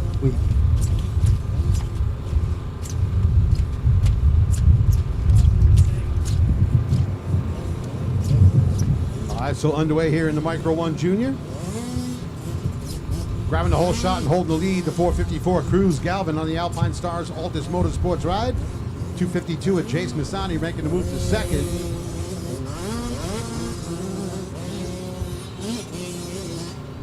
And it looks like the 26 Bryson Bell battling in that third spot. And Bell won the championship earlier, so no big surprise. He's on the podium right now with a third place run. But you said it's Cruz Galvin out front, Don? Indeed it is. The 454 was able to grab the whole shot. He holds the lead. He is going to have some company shortly.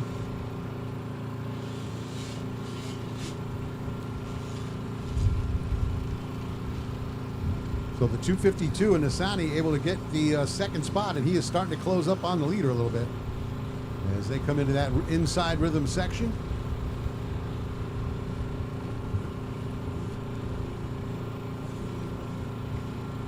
So Super Mini is going to be next off the gate.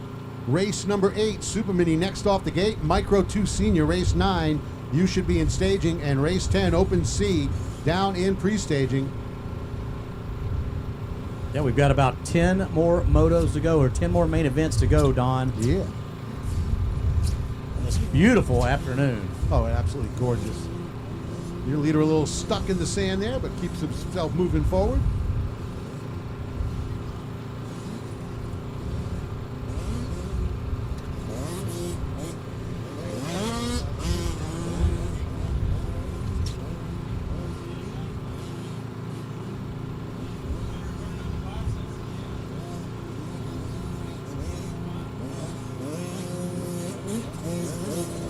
All right, 252 still hanging on to second. That's Nassani. The 26 of Bell on the charge as he moves into third and challenging second place. Davis in fourth. And it looks like Aria Alessi rounding out the top 5.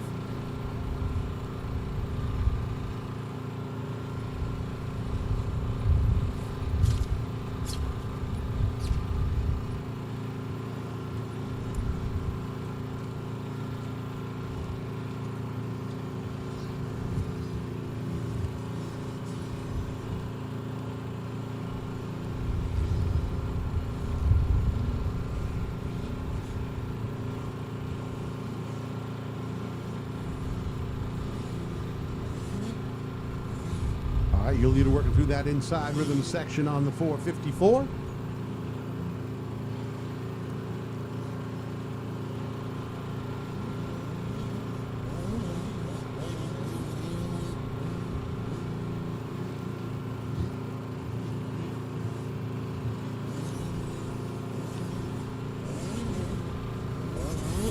So there is your leader on the 454.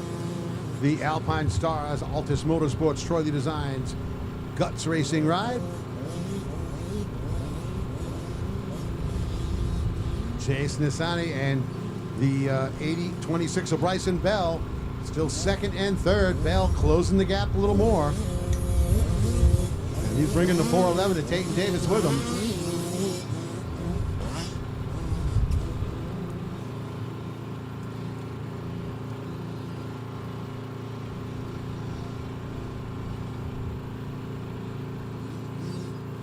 And here's your 5th place rider. That is the number 3, Aria Alessi, the Dunlop ODI Race Tech ride.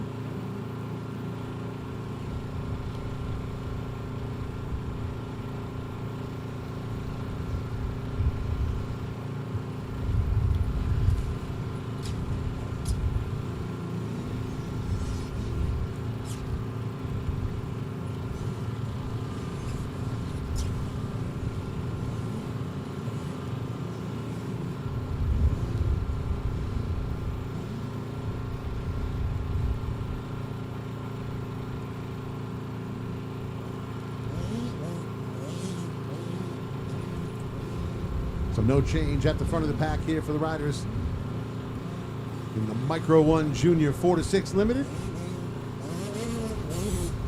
There is your leader on the 454. Solid lap in the books again. And looking like we're going to have a 3-rider battle for that second spot before you know it.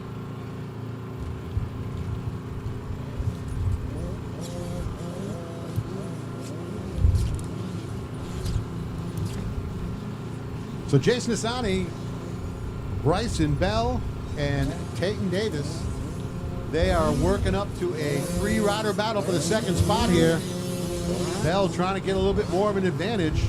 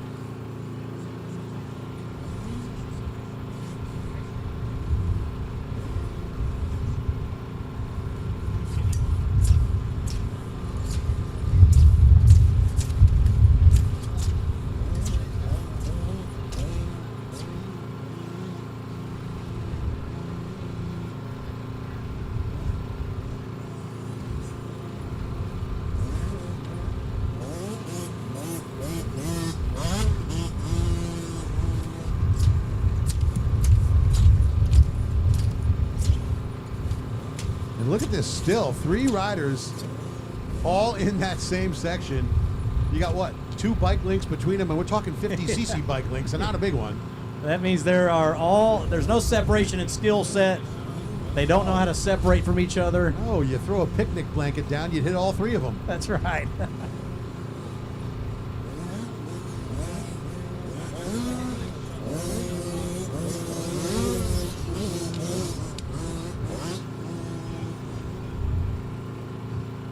And a testament to all 3 of those riders, because they have been that close for the last 3 laps, and nobody really getting panicky or making any mistakes. They're all doing a really good job hitting the mark. Yeah, check it out. We're on the TRACKCAST.tv, and you can see all 3 of these riders together here. This is the battle out on the track, as they're on the south side of the track now, all coming together here. Yeah, and that is 2nd, 3rd, and 4th. Oh, and here we go. Your 4th place rider starting to close up. What like Bell got a little sideways out of that turn, and Davis looking to take advantage. And Bryson Bell won a Class Supercross championship earlier.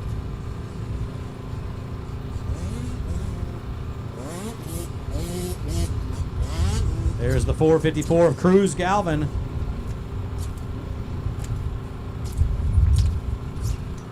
What a race here between 2nd, 3rd, and 4th. All 3 of these riders all locked in together. It's just kind of a matter of follow the leader, although they don't need to be playing follow the leader. No, definitely not. They know the way. Through Bell the makes sand the section. pass. Bryson Bell makes the move to 2nd. Oh, and he gets passed back through the sand. Oh, got a little sideways. What a pass here by Bryson Bell. And that's what I mean. You hear him talking about it all the time. You got to pass back quickly if you can, and Jason Asani did that. All right, they're going to have one more time around to settle this one here. And you know, if you're Bryson Bell, that taste of 2nd place is in your mouth firmly now. You want to get right back there.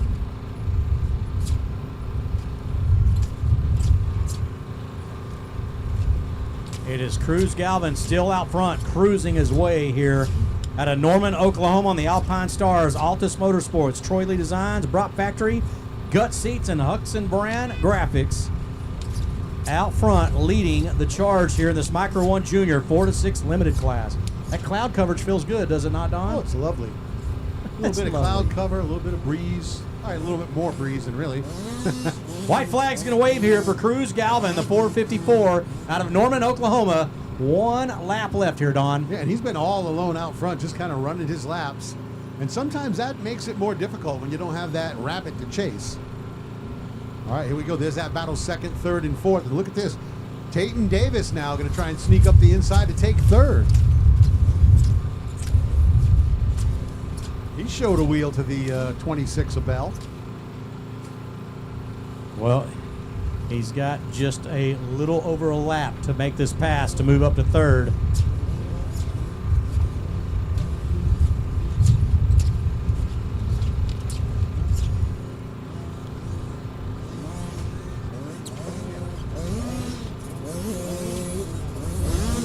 There is Jason Asani out of Blair, Oklahoma.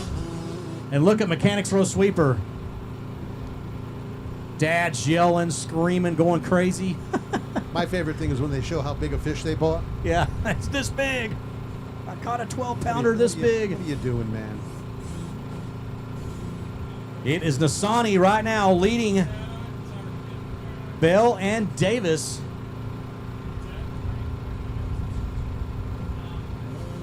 And he has been under pressure all race long. Actually got past and got himself right back into that second spot and did not look rattled at all. He's going right back to his game plan. Hey, it's been a great little battle here. Here is the checkers. It is Cruz Galvin. So Cruz Galvin.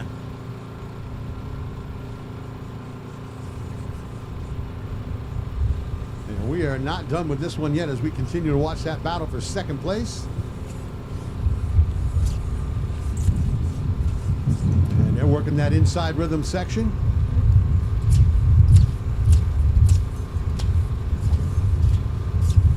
Sure.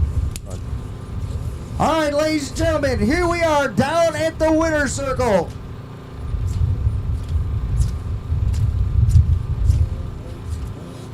The number 454, Cruz Galvin.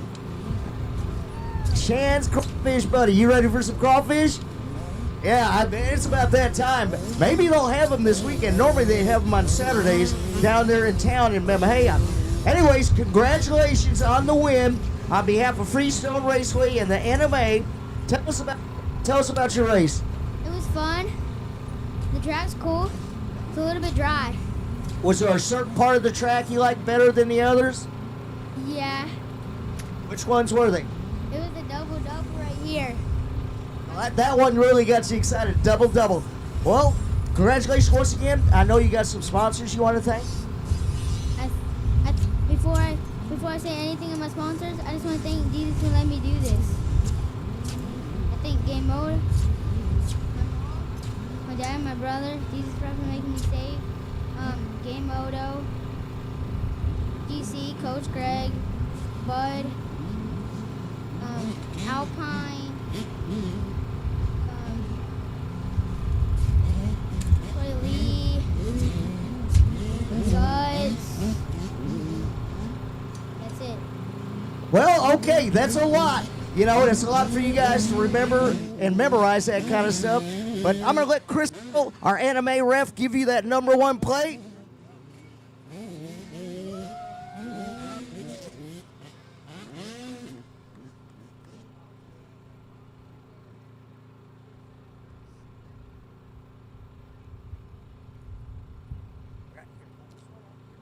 Like that. There you go. There we go.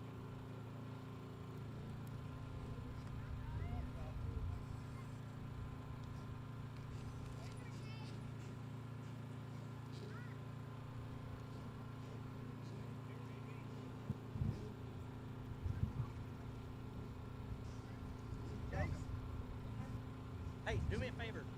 Can you get your credit card out? All right, so getting ready to go now with the Super Mini 12 to 16. And here we go. Revs are up.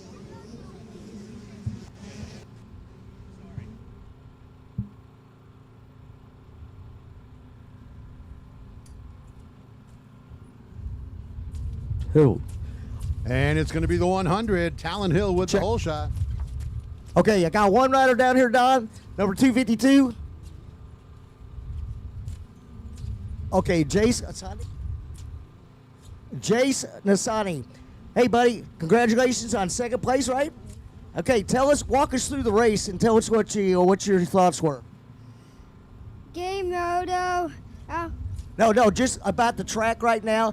How was your bike? It was good, but I like the track. I like the sand section. Oops, and I like the straightaway. And I like the finish line, how I'm jumping and the So you pretty much like the whole track is what I'm gathering from. Okay, I know there's some people you want to thank, for helping you out to get here, to get this second place. Who might that be? my dad, my mom, my brothers, and out this photo. Troy's design, Alpine Star. That's it. Okay, congratulations. Make sure to get your trophy down there at registrations, and we'll see you later on in the week. Up, but he's going to hang on a third right now. Adrian Hopkins fourth. Mishap or circumstance that may arise here. You might tangle with the guy. You might end up getting a little bit intimidated, slow up a little. We've seen riders drop the bike in the sand numerous times. Yeah, I mean, anything possible.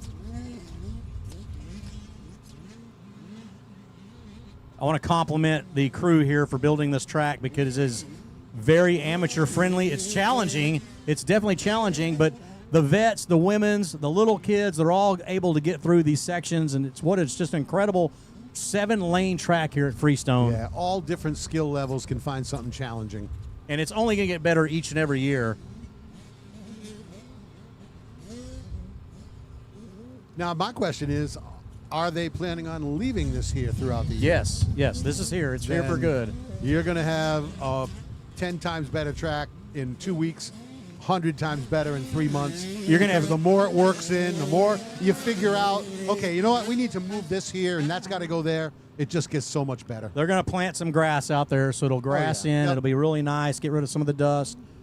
We're going to build some buildings here, some top double-deck buildings or observation decks. So this is just the seed planting this inaugural year. This will be an observation non-sun tanning deck. That's right, Dylan. You're red. Step over here in the shade. I'll stand out here. I am half Mexican, so I can take a little more sun. Take the sun. That's right. Let my heritage take the sun. Here is the 9 machine of Hopkins. I always like to joke, Shand is Irish, Garcia is Mexican. Irish-Mexican, half and half. But I can take the sun fairly well, Don. I can brown up really good. You're not too bad, no. But you need a hat on. That's going to be up top. Huh?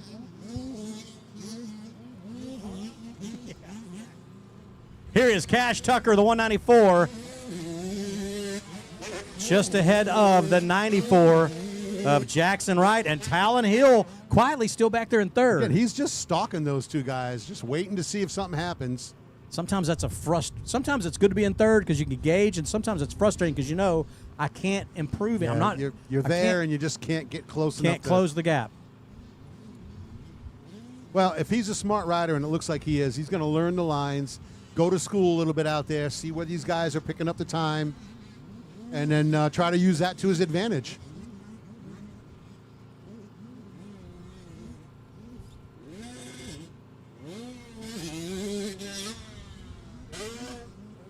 We have race number 8 on the track. Race 9, Micro 2 Senior coming up, 7-8 Limited.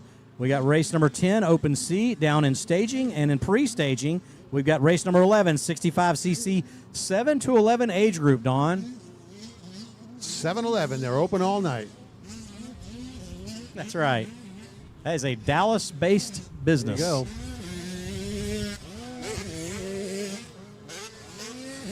go. All right, white flag is out.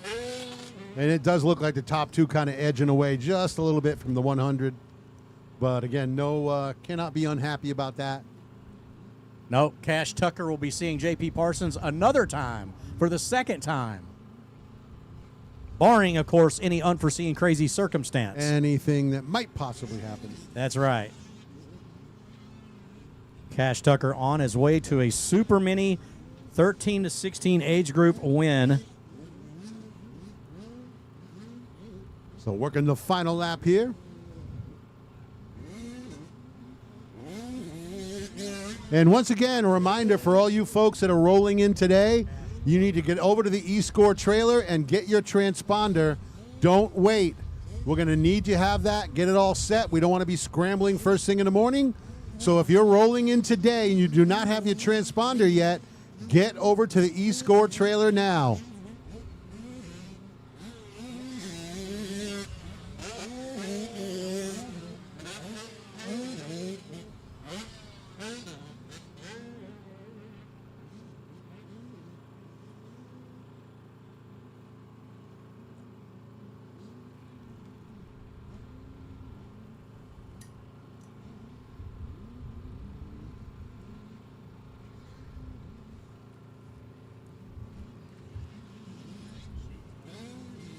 Oh, yeah.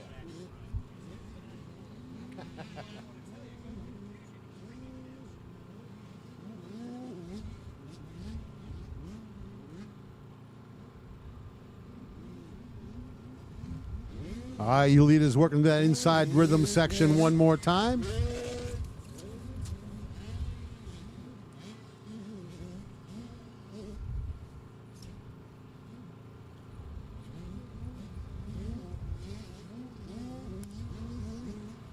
And that is going to be the checkered flag coming out. Race win going to go to the rider on the 194, Cash Tucker. Jackson Wright and the 100 of Talon Hill going to hang on second and third. So that is going to wrap it up for the Super Mini 12-16. And now it's going to be time to send it over to the podium.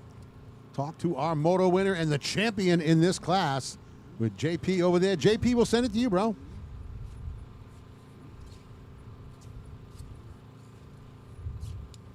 Thank you, Don. Here we are once again in the winner's circle with Cash Tucker. Man, Cash, looks like you're getting a little bit more adjusted to the track, but you had a lot of pressure going on by the other 94 rider. So tell us what was going on. What were your thoughts when they were chasing you down? I knew the pressure was on. Yeah, I just got a good start, and I just got to the lead quick and just maintained my race the whole time. I wasn't going to push too hard to try to pull a gap, and I was just staying where I was the whole moto, and I was comfortable. So you're riding within your means, which is, I think, called smart riding, not riding over your head. You knew what you had to do, and obviously you got it done. Congratulations. Freestone Raceway compliments you. No, I was just doing like that for you. But anyways, I'm going to let Chris Huddle, our NMA ref, give you that #1 plate. Also, you get a #1 trophy and another bottle of cider. Congratulations, Cash Tucker, getting chased out. Had to work for it this time.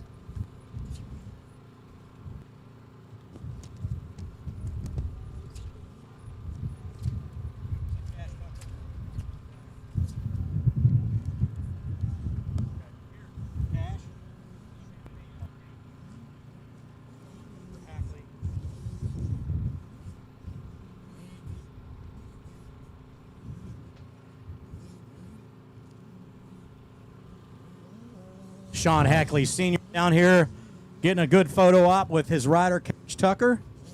Sean Hackley Sr., an integral part of a lot of racers' careers, including his own son back in the day, and now just so many amateur riders coming up through the ranks.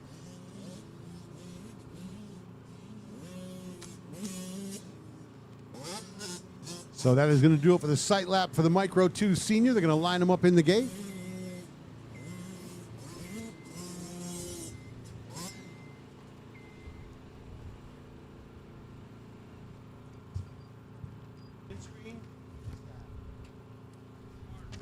Yeah, Mavis Alessi, Kate Swartfogger, Nick Black, and Callahan Russo, the 594, who was our Dallas Supercross KTM Junior Challenge winner about 2 weeks ago there at AT&T Stadium. That's a big stage. That is. You're talking about 80,000 fans, 70,000 fans at Supercross. Yeah, our binoculars are hammered. Well, let's just say they're a little dusty. That's right. I'm going to need to take a scrub brush to my eyes. Your eyes feel like sandpaper, don't they, God. Don? Yeah. That, and I'm going to have to stop and buy a gallon jug of conditioner for my hair. That's right.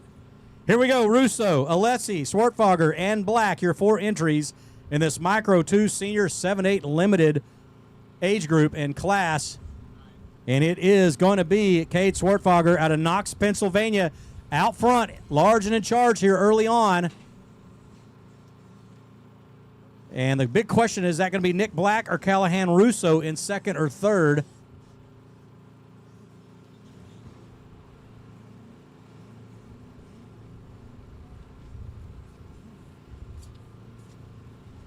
Look like Russo. I think that's going to be Russo. I believe you're correct, Don. We suspect that is the Smithville, Texas resident, Callahan Russo. They're in second position. And Nick Black back in third position, the 100 machine.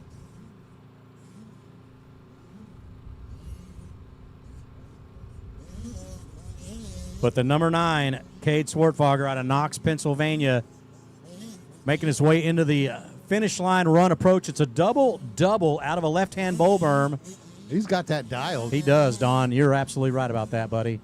Into the Tony Miller short track section, followed by Russo in second, Black in third, and Mavis Alessi back in fourth. Running the number 6 on the plates out of Victorville, California. Yeah, the high desert.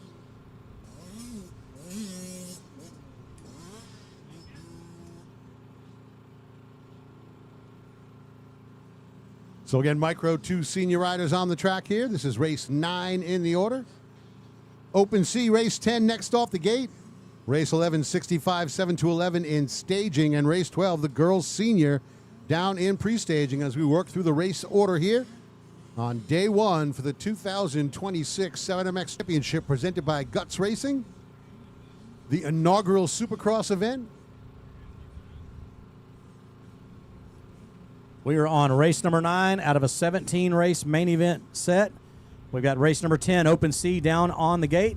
And in staging, it's race number 11, 65cc, 7 to 11 age group. And in pre-staging, race number 12, our girls senior, 11 to 16.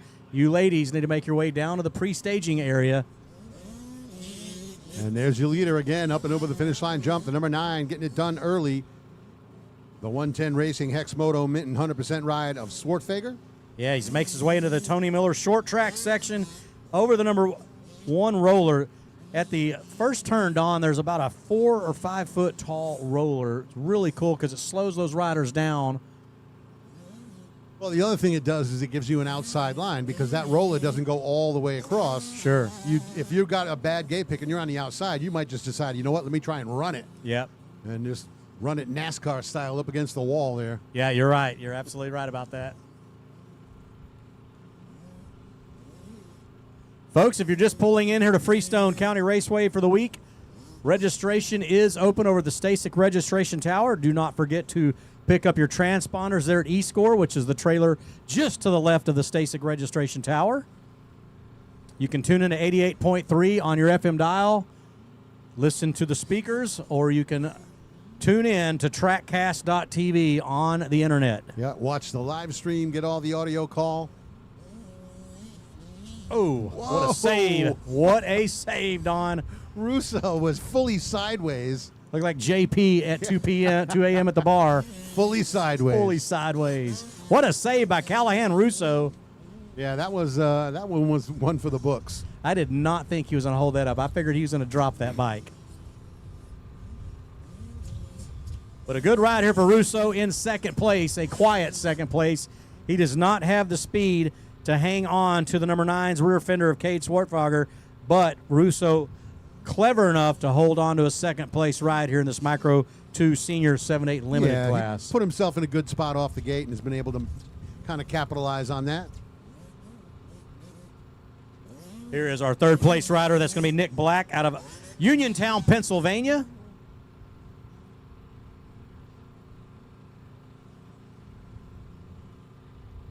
Don, what do you think Kevin Kelly is doing right now this very minute? Is he at the fire station? I can't say that. You don't know? Yeah, you can't say. No, he's probably at the fire station doing a little bit of work right now, doing whatever little amount of work he actually I was does. say he has those other Yes. staff members totally tricked. Yeah. He could be at home recovering from the past weekend at the Daytona Supercross. I know he was He was up in an easy up lift way up high at that racetrack That's on right. Saturday night, so he may be at home recovering from his fear of heights. How funny. Sure miss Kevin Kelly announcing here with us at the JS7. Yeah, it is always a good time.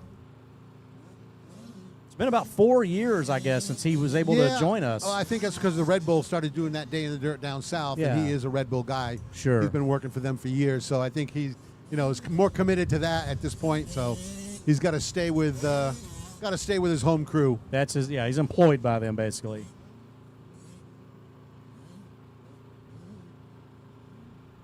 Should be seeing Dean Dias at any point, I guess, today or tomorrow. Yep, he should be coming in today, I believe. He was posting up photos of himself at Daytona. Really cool to see. Bike Week going on out to Daytona, Don. And if you have never been to Bike Week, not just Supercross, but the Bike Week festivities is just incredible. Really, really, really cool. Festivities is a good word for it. Yeah. Because it's festive. It is. All right, a light breeze beginning to come over the track here. A slight 70-mile-an-hour gust. Yeah, and it's just going to continue like this the rest of the afternoon, unfortunately.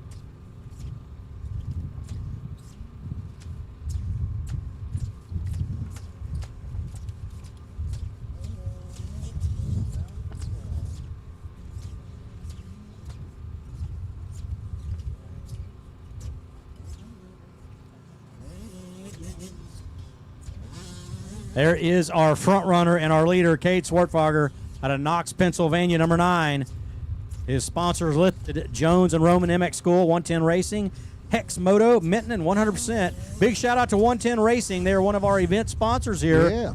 Along with FMF, Merge, MX Tires West, HyperX, Alpha Moto Apparel, Flow Vision, Fast Company. Big shout out to Cole Townsend. Great to have him here at Freestone this week. Shock Socks, Rocky Mountain ATVMC, Verb Moto Prospect app.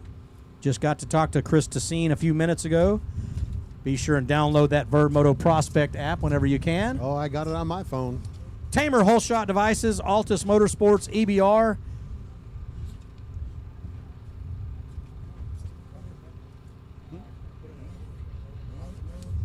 I'm good with the water, yeah.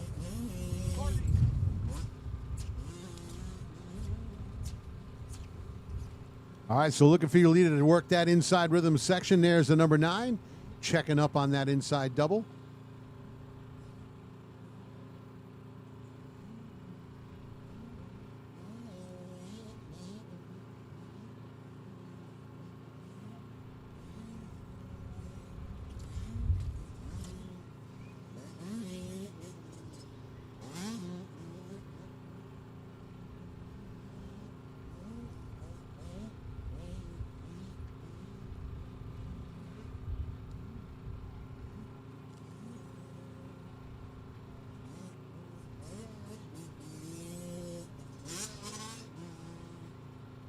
And Callahan Russo getting sideways here. Yeah, he's another sideways jump there. That's right.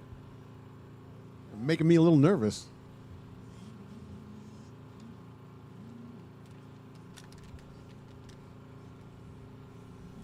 So Russo still in second, Nick Black third, Mavis Alessi in fourth position, and it's still Cade Swartfager out of Knox, Pennsylvania, number 9 in the driver's seat here for this class championship, this national champion Supercross gold number 1 plate presented by Guts Racing and the National Motorcycles Association.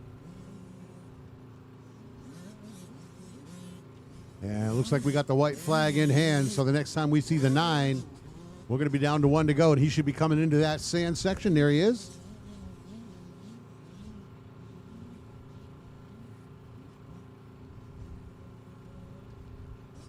Yeah, you don't actually have to wave the flag. The wind is... That's right. White flag does wave here for our leader, Cade Swartfager, as he flat tracks through the Tony Miller short track section. Goes over the number 1 roller and then into the rhythm section.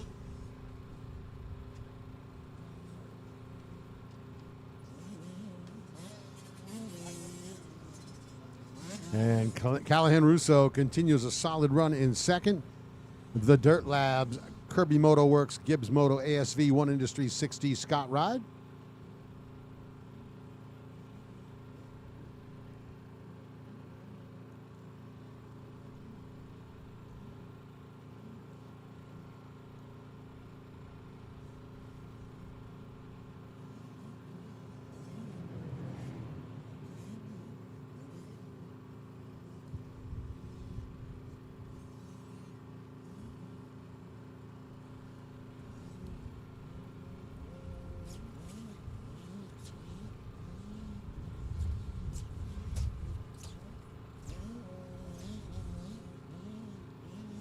Aqua 2. And we are going to be looking at the checkered flag here. Race win on the number 9 at Jones and Roman MX School 110 Racing. Hex Moto Minton 100% ride. Cade Swartfager with the win. Looking for the 594 of Russo and the 100 of Black, second and third.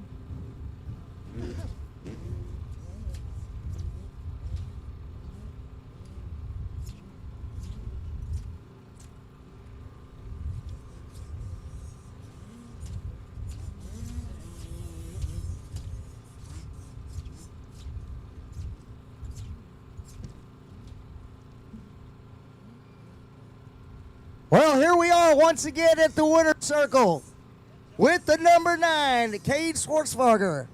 Cade, man, good to see you again. It's been a long time. Congratulations on behalf of Freestone Raceway. I thank you. Everybody thanks you. The fan had a great time watching you. So how is this moto compared to the other race? Better. Better? So you get more used to the track? Yeah. All right. So what sponsors and who do you want to thank for helping you? My mom, dad, Dunlop 110, Hex Motor,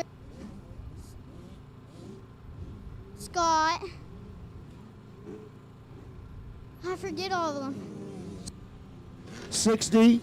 60. You got to thank your helmet sponsor, Big Steve.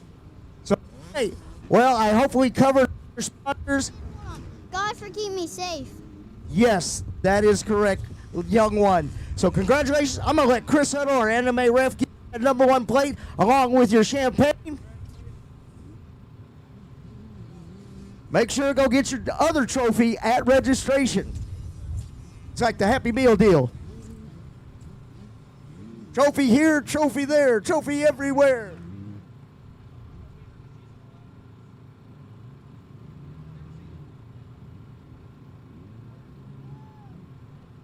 That's not bad there, Cade. 2 for 2. Yeehaw! Welcome to Texas.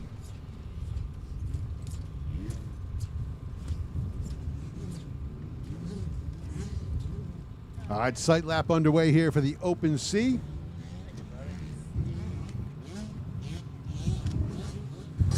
So Open C next off the gate. This is a sight lap for them right now. The 18 of Westbrook took the win in the heat race. We'll see if he can repeat.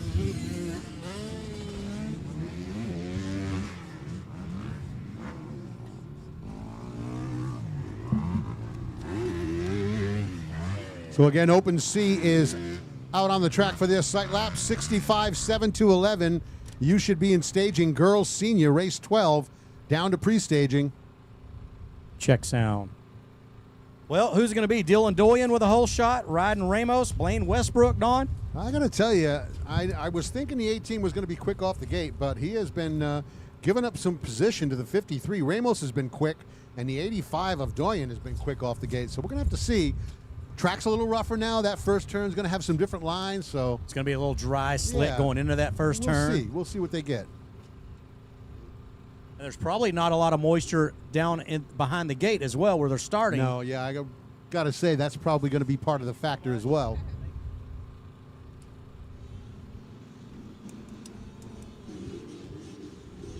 Westbrook with a major jump out the gate, Don. I'm going to go ahead and call it. We should be seeing Westbrook out front. Yes, he is out front on our TrackCast.tv, and he is leading the fray here in this Open C opening lap here of the main event.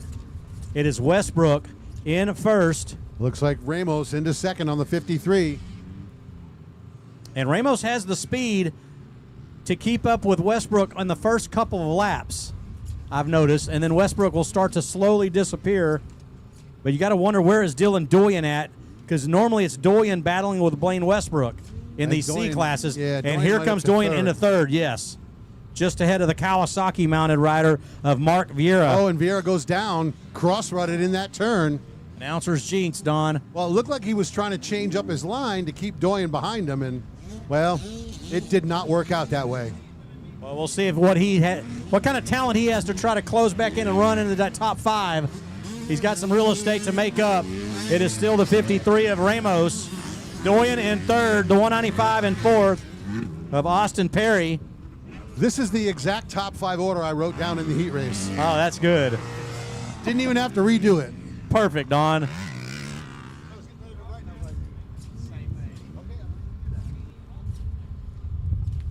So let's see if the 18 of Blaine Westbrook can keep himself out front, gap out the field here, and make his way to that top spot on the podium. He looks like he's on a good run right now, and a little bit better triple into that turn than your second place rider. And it's going to be inches like that, just a little better here, a little better there.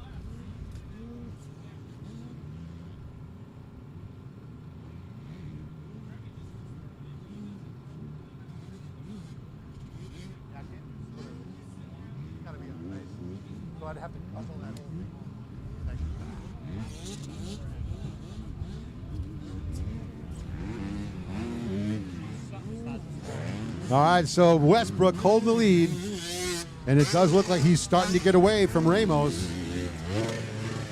Dylan Doyen still in third. Here's the 195 of Perry. Looks like Ledger Hill's starting to close up on the 4th place rider.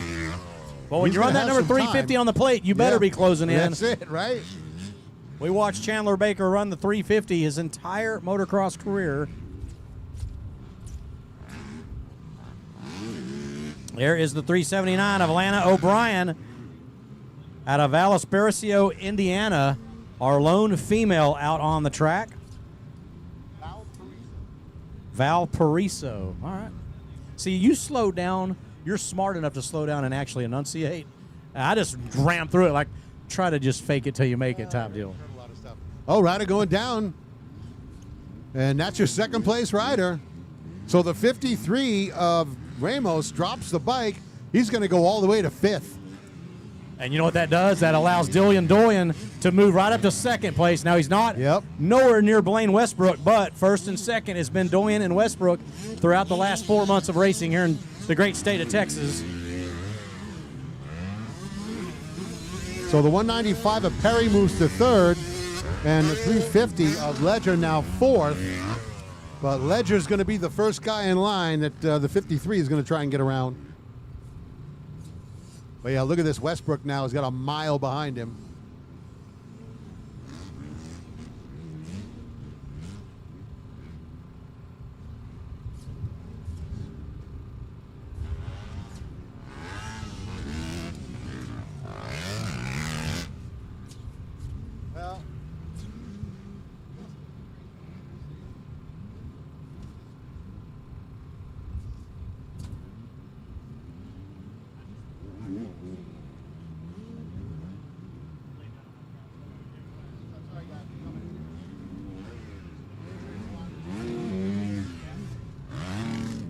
It is all Westbrook through the Tony Miller short track sweeper, and he has a huge lead here, Don. I got to say, at least 15 seconds.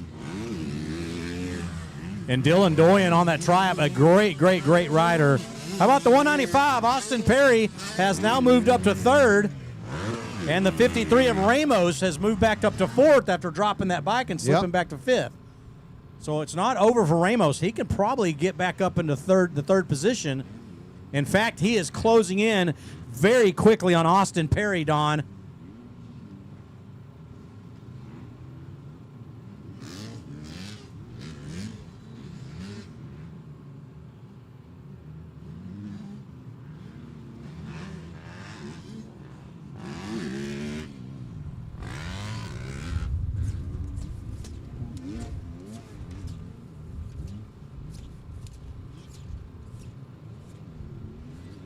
Westbrook out of Jacksonville, Texas.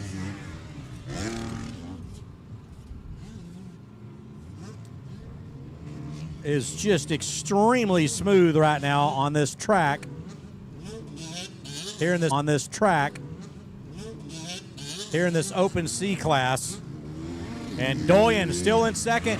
Here comes Ramos. Ramos starting to close in on Austin Perry. Yep, he's coming after him. The 53's on the move. There's about a 53's on the move. There's about a 2-second gap, I believe, between Perry and Ramos is bringing the heat, Don. And he's got time. They've got a long moto, so he's going to have time to go to work. It's the main event.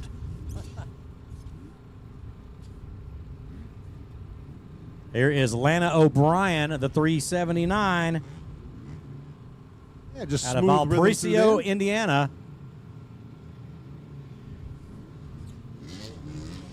Got a good line through that sand.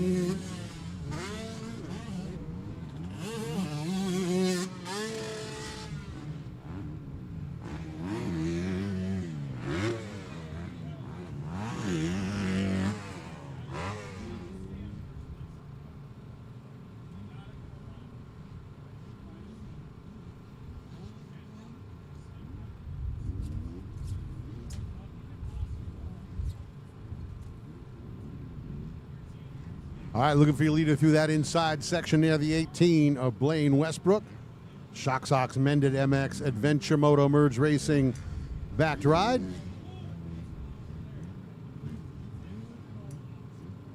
Westbrook squaring off that left-hand bowl berm. He triples in.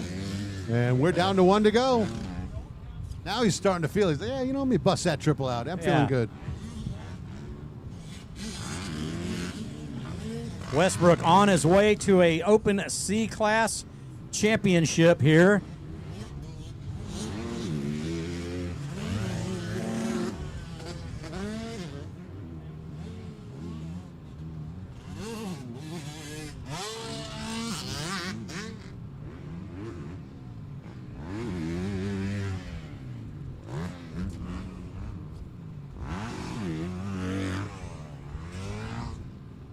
So Westbrook, Perry, and the 53 of Ramos.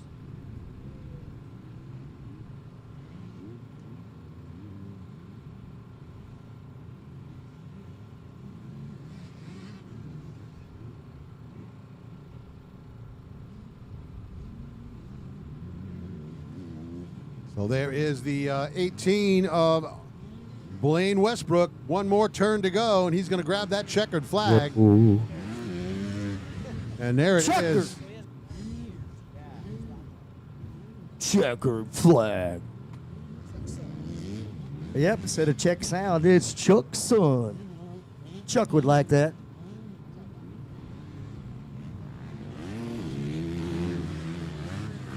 Man, oh man, I think I've seen this number before. Number 18. Blaine Westbrook taking another win. Congratulations on behalf of Freestone Raceway, Blaine, and everybody here. Man, once again, you look good out there. Give us a rundown. So this was your first place. Tell us how it's different from the first one. Well, the track broke down a lot. Track ended up really good at the end of the day. Had really no complaints. Whoop section got pretty tricky. Had one lapper, but I got past him real easily. And it was a really good race. Well, you've been riding for a while. You've ridden a lot of tracks. So what do you think about this different format that we got, having a little Supercross Tuesday? I think it's pretty fun. And I think we should continue it for the next few years. Hey, true statement spoken right there by a guy that knows how to ride. Blaine Westbrook, congratulations. I know you got some sponsors you want to thank. My mom, my dad, Malcolm with Mended, Adventure Moto for the bike, Shock Socks with Shan, and Merge, dialed in suspension. Love it. And that's it. Thank you very much. All right, congratulations. I'm going to let Chris Huddle, our MMA ref, give you that number plate along with the champagne. And I'm sure we will see you sometime in the near future.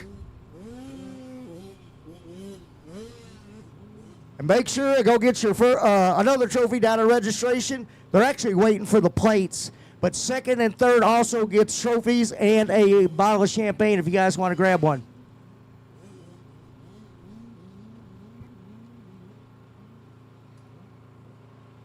Hey, Chris.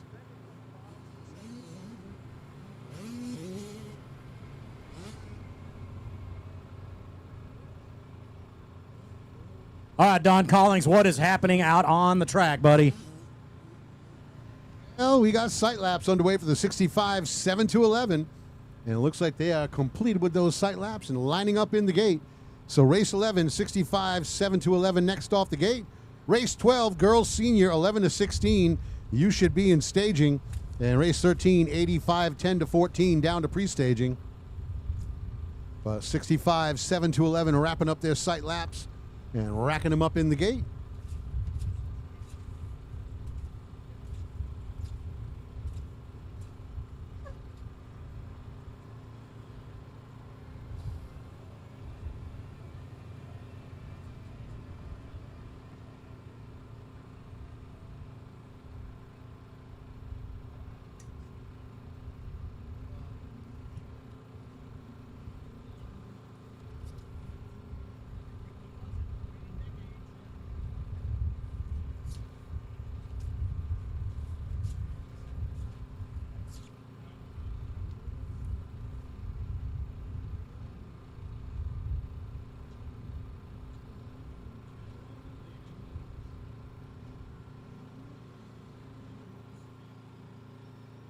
That looks like the 21, Rowdy Bones. So Rabones with the whole shot here in the 7-11. He's got the early lead.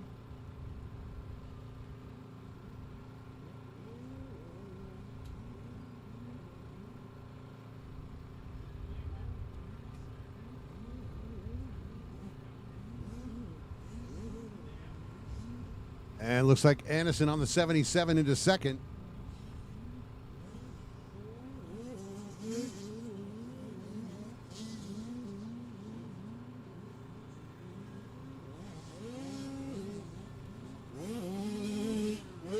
So there are 1 and 2 over the finish line jump.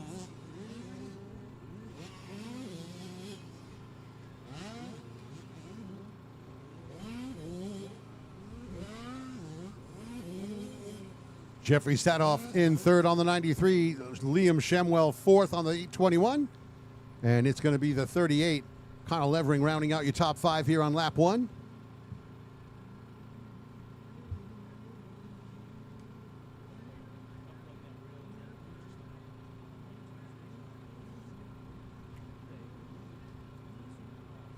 All right, leaders working through the inside rhythm section, heading into the whoop section.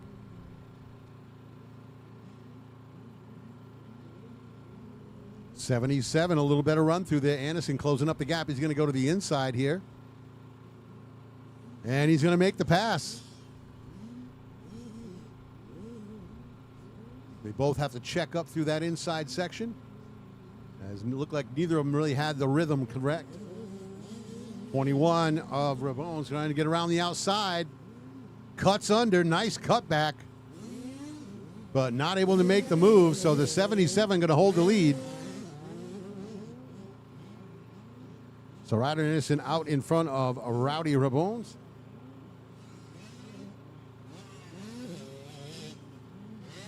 There's a 93. Jeffrey Sadoff continues in third. And again, Liam Shemwell and a 38 of Connor Levering, fourth and fifth.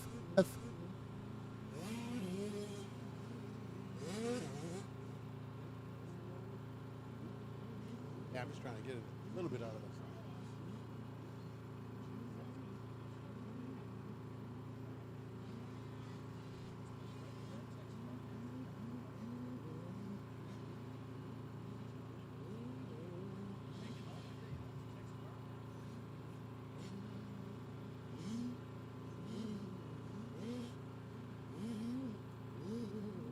All right, so leaders working through that inside rhythm section once again. There's the 77.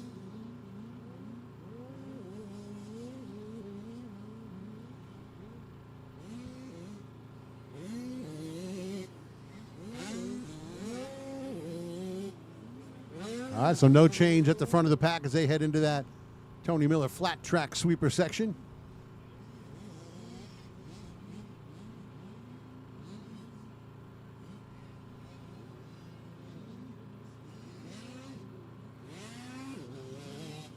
And solid run for the 93, hanging on a third. Sadoff, but he's just starting to lose touch with the leaders a little bit.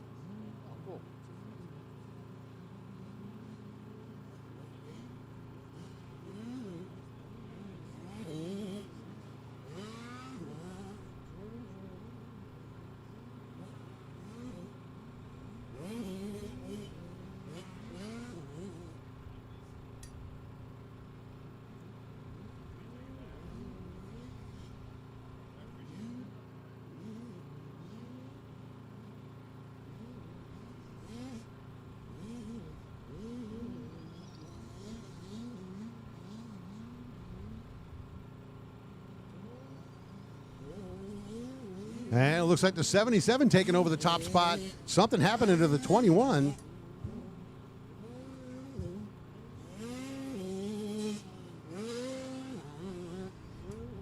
So Ryder Anderson out front.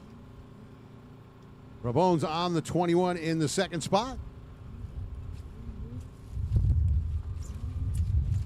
And again, solid run in third for the 93. The Sadoff, no pressure.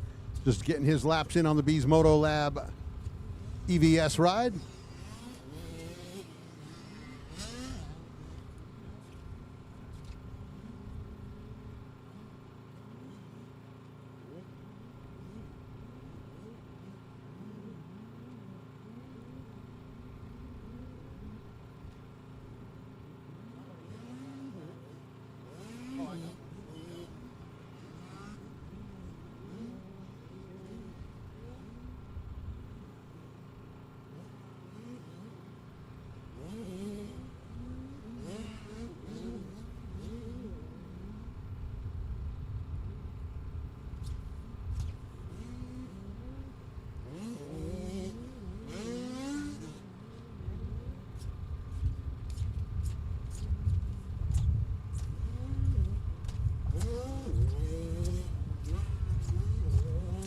So Anderson on the 77 continues to put another lap in the books out front.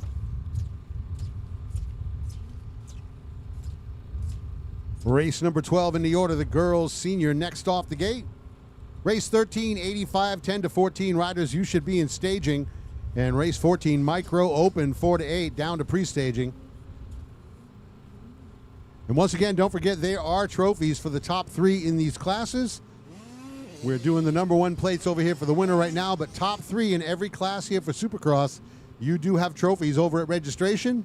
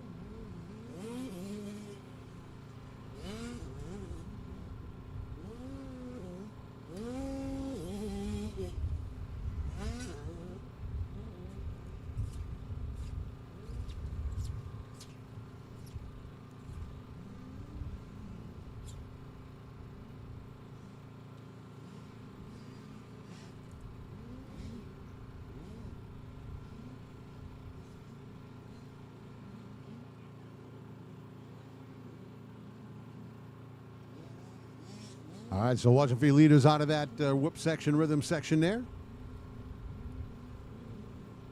Smooth line out of there.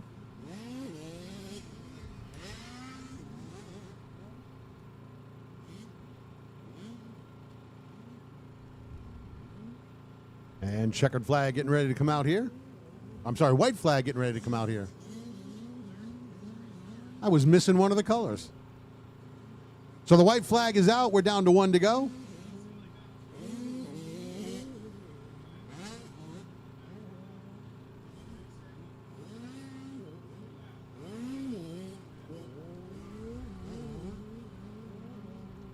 And Ryder Anderson continuing to run out front. Solid lead here. There's the 21 ride of Rowdy Rabones.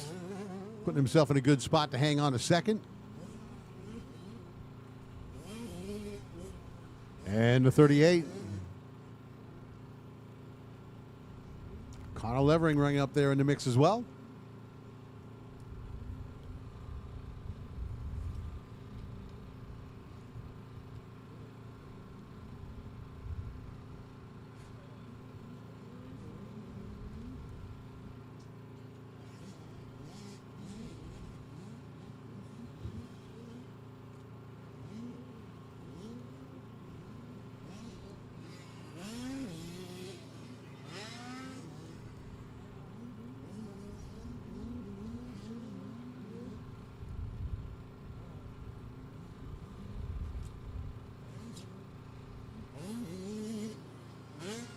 And that is the checkered flag race win for the rider on the 77. Ryder Anderson with the win.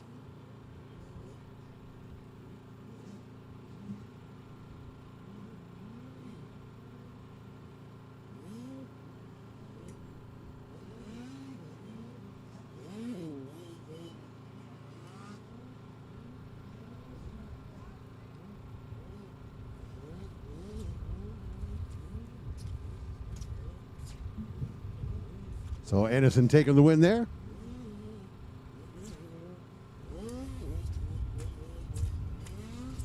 Chuck Sutton. All right, ladies and gentlemen, here we are down at the winner's circle.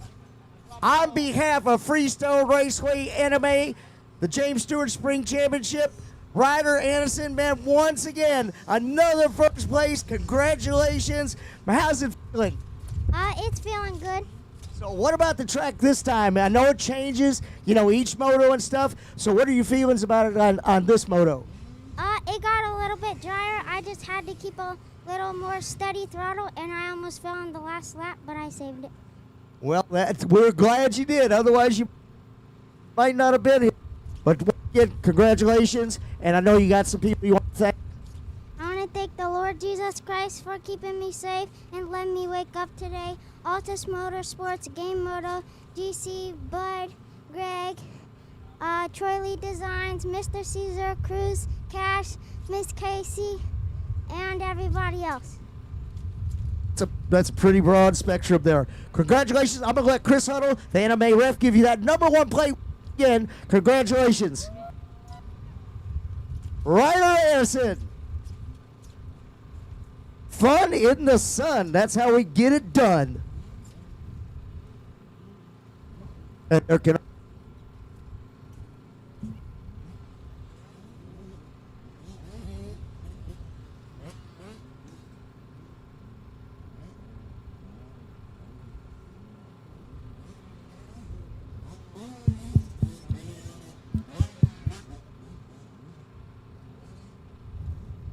All right, JP, we got the girls senior 11 to 16 finishing out their sight laps here.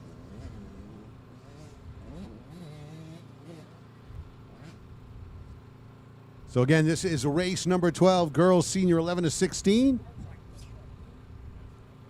85, 10 to 14, race 13 next off the gate. So you should be in staging if you're in the 85, 10 to 14. And race 14, micro open 4 to 8 down in pre-staging, but get ready to go with girls senior 11 to 16.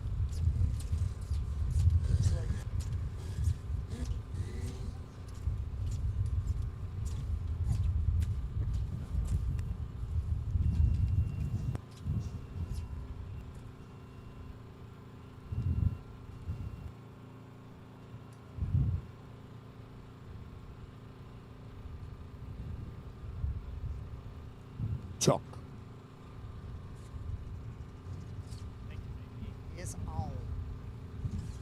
All right, counting them down the line as we get ready to go here with the girls senior 11 to 16 gate drop.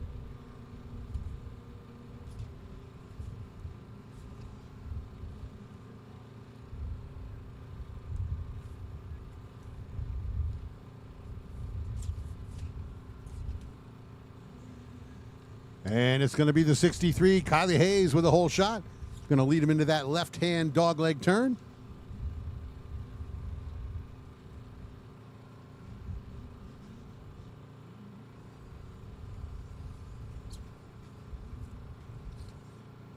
Oh, one rider stalling the bike out at the top of that section.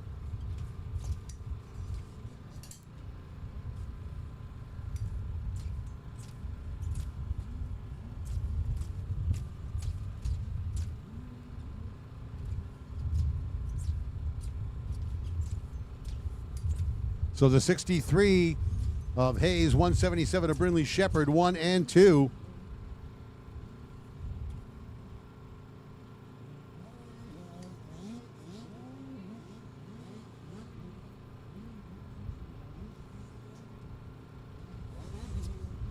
And it looks like Cora Kinney, the 4 went into third early on here. Looks like the 24 of Kayla Papke was the one that had the issue on the tabletop back there. So Kayla Papke back underway, but losing a bunch of time.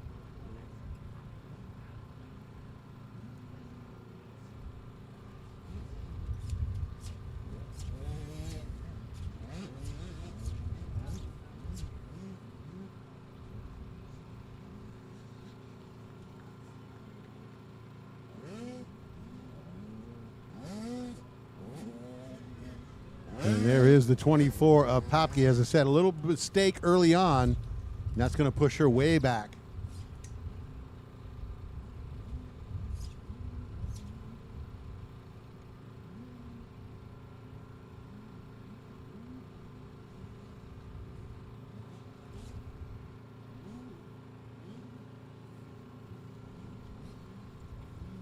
So Kylie Hayes on the 63, leading them out here as she heads into the sand one more time. Brinley Shepard on the 177 continues to chase.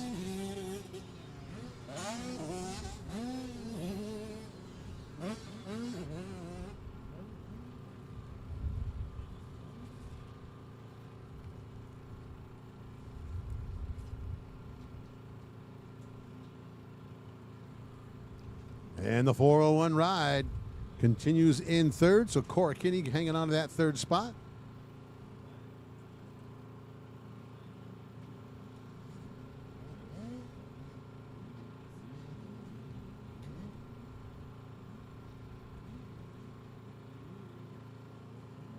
Yeah, here comes the 401. As you just mentioned, Cora Kinney on the underground compound backed effort.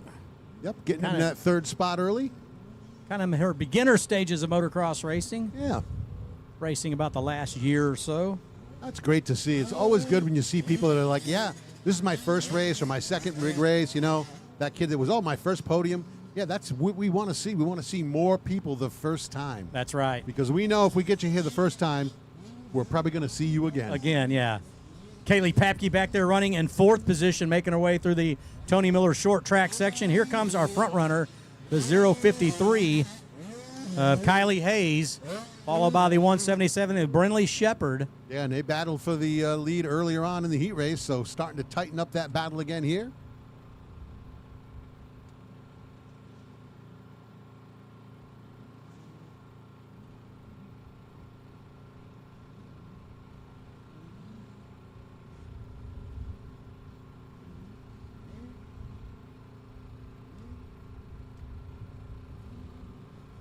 Race 13 in the order, 85, 10 to 14, going to be next off the gate. Micro Open, 4 to 8. Race 14 in staging. And race 15, the 125, 12 to 17. You should be down in pre-staging. We are working through the race order here.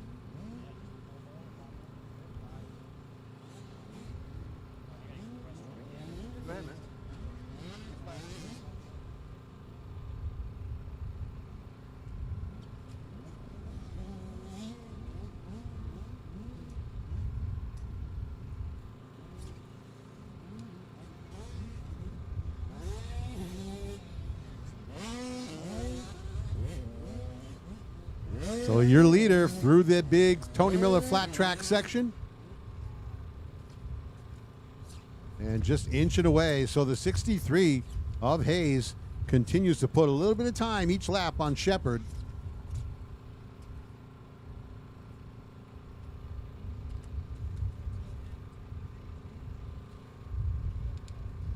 Yeah, go ahead.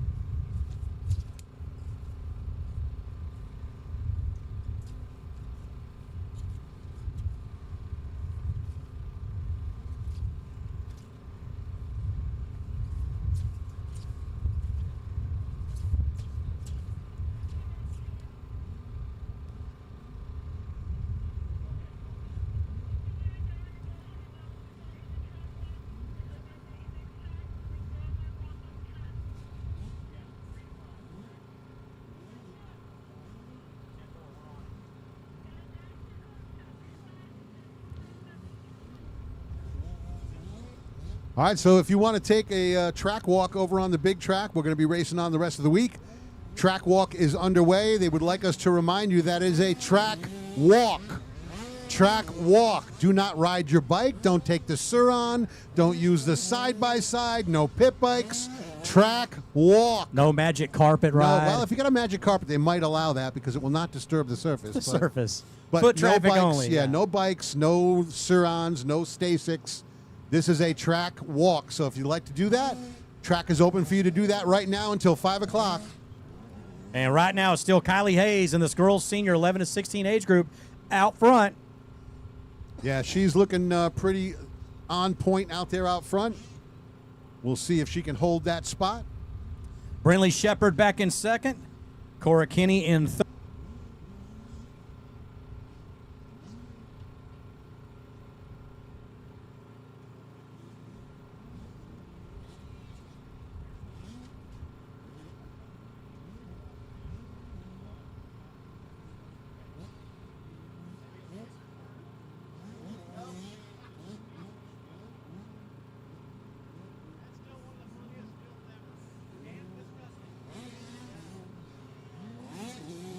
All right, there's your leader again. Another lap in the books for the 63. And it's been pretty much her race to lose from the gate drop, as she was out front out of the first turn and has led every lap here in the girls senior 11 to 16. So she is right on track where she wants to be. The 177 is Shepard still in second. Great run for the 401. Cora Kinney got to third on lap one and has maintained that spot.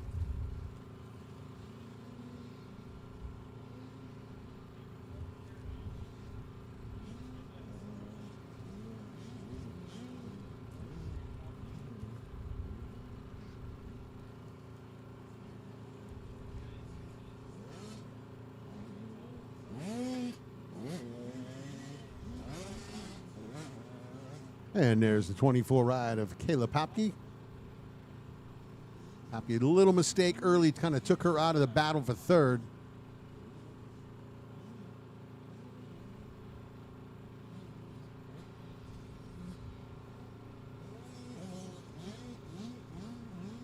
And we are going to see the white flag when she heads over the finish line. So one to go here in the girls senior 11 to 16.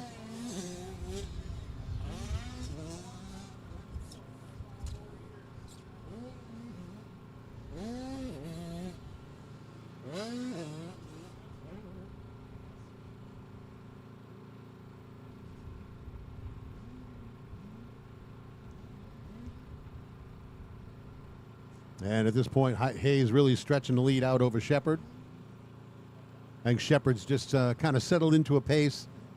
She is not going to hang it out to try to pass the leader and possibly go down. So she has made a decision to, and that is not a bad thing to do.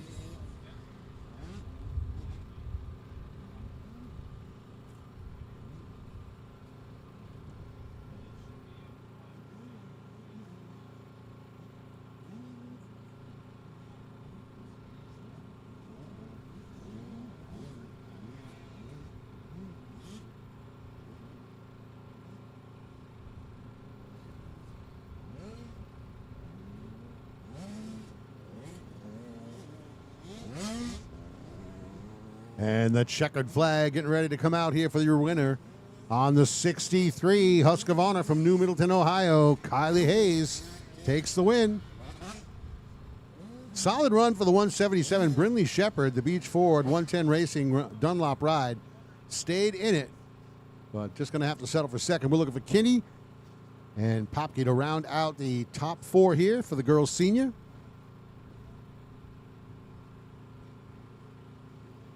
And now it's going to be time to send it over to the podium, talk to our moto winner.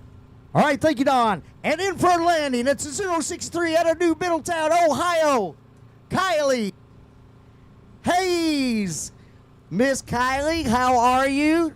Tell us about the track. What do you think? It's pretty dusty right now, a little slick, but if you stay consistent, it's like not too bad, but it's all right. So you digging the Supercross? I mean, not my favorite, but it's all right. Well, hey, every discipline that you ride, or the Supercross, motocross, cross country, it's good for your riding style and ability. Well, I know you got some sponsors you want to thank. What you got? I'd like to thank my dad, Bryce, Secondhand Moto, the O'Briens, SC3, TCD suspension, HGS, and I said O'Brien's, Thor, and everyone else.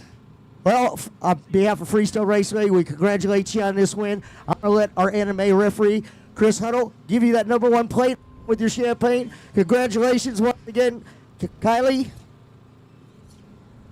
Hold that plate up. Be proud. Yeah. Crank it up.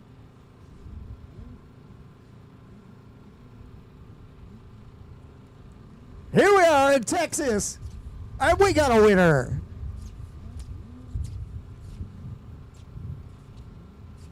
Kylie Hayes taking a win. Congratulations. And we'll see you at the races. All right, we're going to get ready to go now with the 85 10-14 there on the track for this sight lap right now. See how this one's going to shape up. This is race 13 in the order.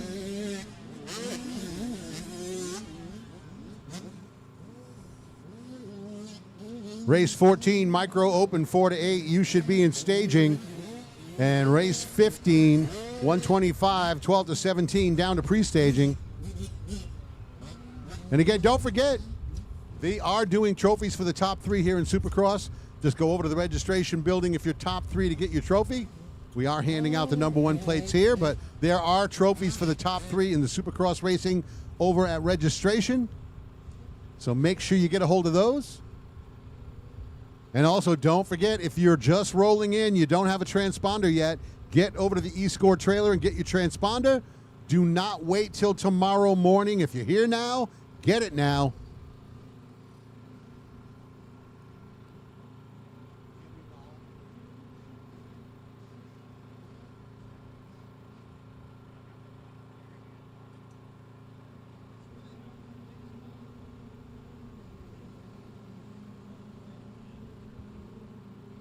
Well, here we go, Don. 85cc 10 to 14 age group. And it's going to be the 26 of Nico Verhoeven out of Cambridge, New Zealand. Yeah, he was the winner in the heat race, so starting off the main event just where he wants to be. Yep. That tells you all you need to know. He's very comfortable on these types of tracks as well as getting out of the gate. Because to back up a heat race win with the start of a main event tells you he knows exactly what he's doing out there on the Supercross format. Now, the big battle here in the big race is going on behind him. That looks like the 73 of Kyler Pruitt in second, followed by the 194 in third position. Yeah, Cash Tucker.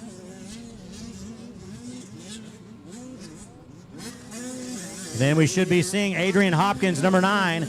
Adrian Hopkins going to come through here in fourth position, or fifth, actually. Hopkins in your top 5. Liam Levering in sixth. Followed by Akira Miwa back in 8th position. Okay, Levering might be in 5th position. And Akira Miwa is going to be back in 7th place. And our 6th place rider should be Austin Bolts. Your leader working that inside rhythm section. He's got a nice line where doubling through and tripling off of that step on. And that's going to pick him up about a half a second a lap. Yeah, what's cool is we're more than halfway through the day. We're starting to see these riders put together different types of approaches to the rhythm sections. Wheel on, tap off, wheelie off, double in, triple in, double single out. Quad. No quads. That's right. Don't try that.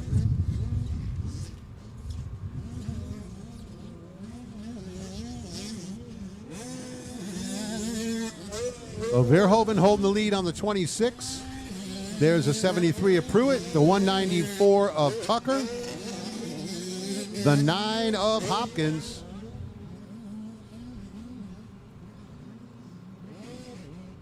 And it is the 38, Levering rounding out the top 5.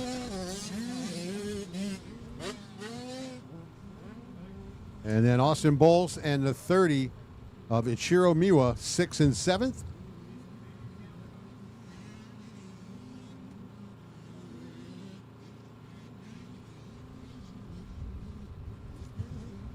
Well, we've got race 13 on the track. Race 14 is locked and loaded in the gate. Race 15 to staging, 16 to pre-staging, and first call for the final main event, race number 17 to double secret probation pre-staging. Double secret probation. That's right. They're already on probation. Well, now they're on double secret probation. It's so secret we don't even know. That's right.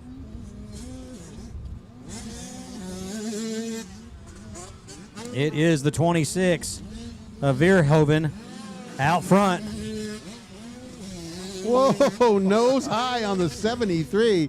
Pruitt just sending it. Hey, ain't nothing to it if you're Kyler Pruitt.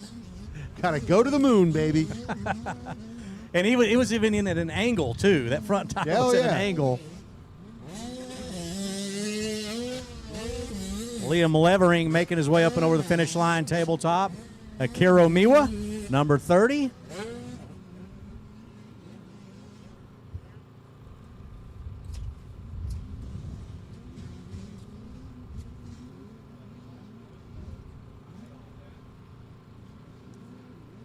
It is Nico Veerhoven out of Cambridge, New Zealand, out front, large in charge here in this 85 10-14 main event, race number 13.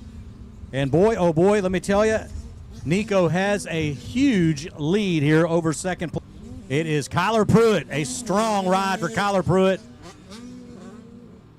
Looking really strong out of Pittsburgh, Texas, is Pruitt up and over the finish line tabletop with Cash Tucker in third, the 194 in third position. And in fourth, it's still Adrian Hopkins out of Whitman, Arizona. But right now, it is all Nico Veerhoven out of Cambridge, New Zealand, as he is slicing and dicing his way through the TrackCastTV.tv. Folks, you can tune into TrackCast.tv. You can watch live on the website, or you can click the YouTube link.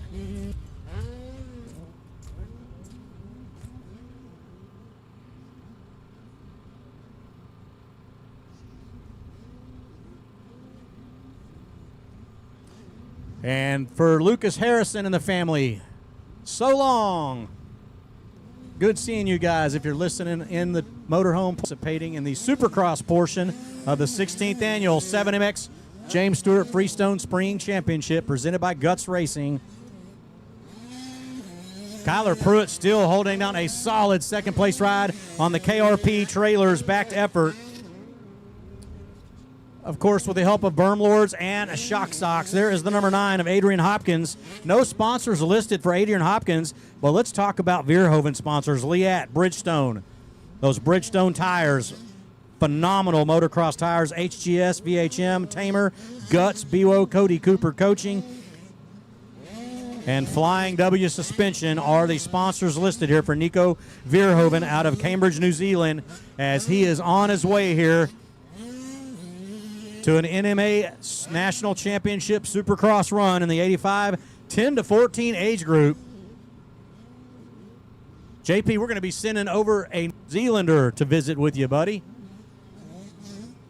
The Kiwi. Barring any unforeseen crazy circumstance. Those are the 6 words that I know that always trip up JP Parsons. There is our leader. Here comes Kyler Pruitt, still holding down a solid second with a fantastic run and ride here by the 194 of Cash Tucker.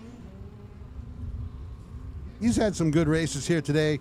He's taken some wins, so I don't think he could be too disappointed at a third place here right now.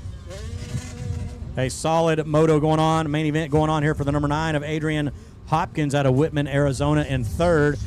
And it's going to be Liam Levering out of Bastrop, Texas. Rest in peace, Bastrop Motocross Park. There in the 70s, 80s, and 90s.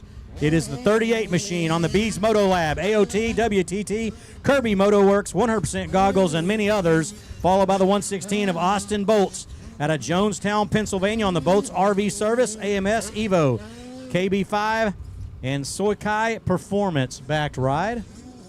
Yeah, then Ichiro on that 30 rounding out the field, it looks like. White flag is out.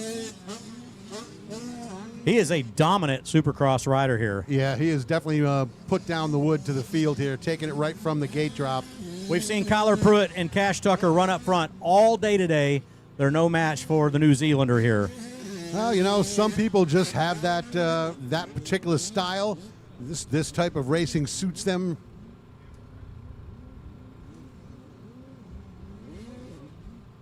You're absolutely right about that analogy, Don. And he feels very comfortable. This must suit his style. Yeah, absolutely. And I'd like to know the backstory. You know, did he come in from New Zealand, or has he been here in the States for a year or two training? Maybe we will get those answers. Maybe JP can ask something of knowledge. We'll Maybe. see.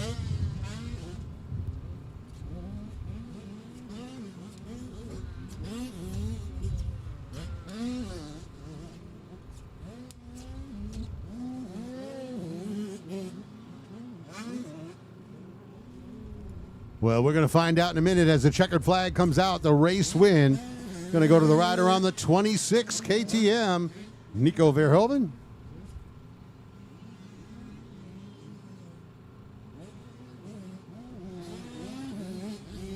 Solid run for second for Kyler Pruitt on the 73.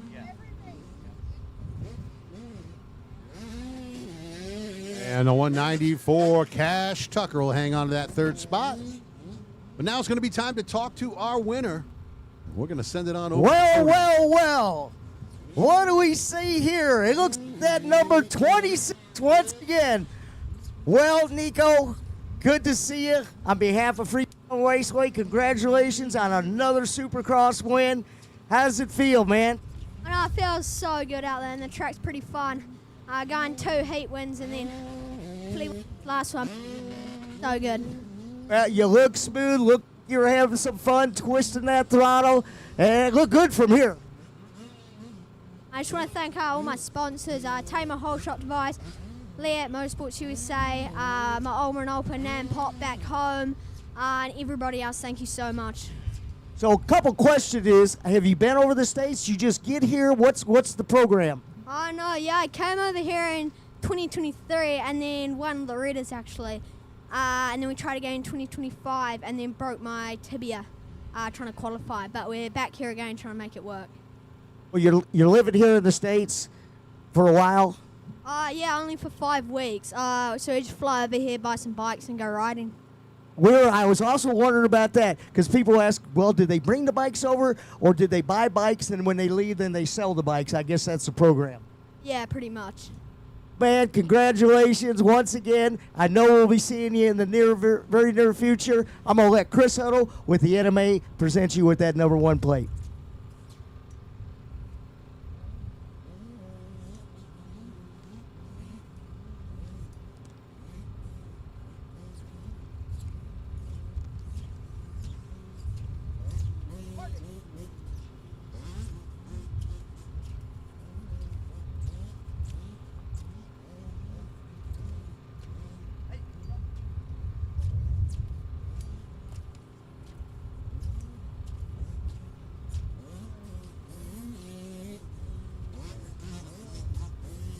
All right, so we got sight lap underway here from Micro Open 4 to 8. Micro Open 4 to 8, sight lap well underway here. Looks like we're just about ready to wrap it up.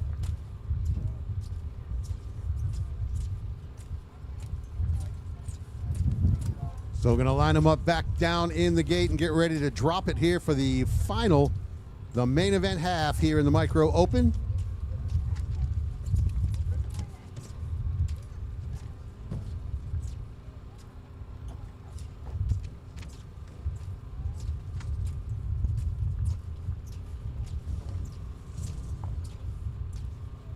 So Micro Open getting ready to go here.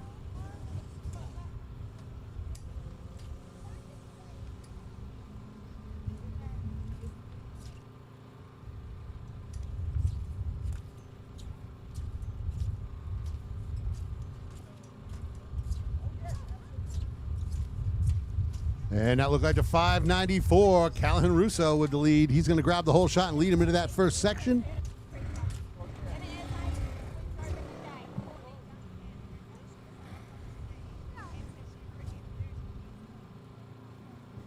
And the number 9 putting the pressure on early.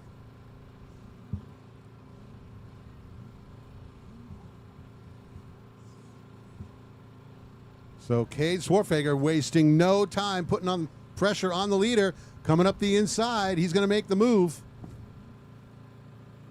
Check sound. And that is going to put the number 9 out in front. So Cade Swarfager in the lead now. 594 Russo into second.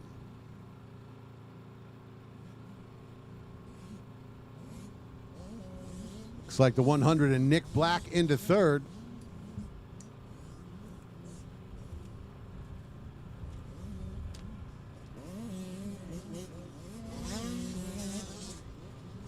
Green flag flying on the finish there. Bryson Bell on the 26 into fourth.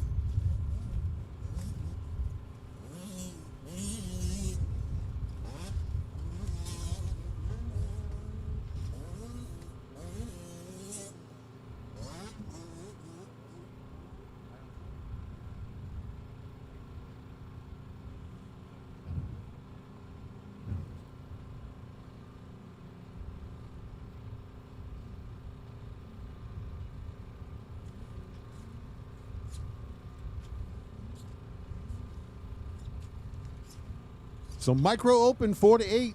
Some of the youngest riders out there on the track. Honing their skills. Yeah. I mean, imagine if when you were 4 years old, there was a supercross track you got to go ride. Yeah, exactly. Oh, okay. Yeah, that's just normal. I think when I was 4, I was so stupid I played in ant beds. That's about the extent of it. Well, I was fairly the same at age 4. That's right. At some point, I had knocked myself out cold. Yeah, these kids are awfully talented, Don. For 4 and 5 and 6 years old, it's incredible what they do. Crazy.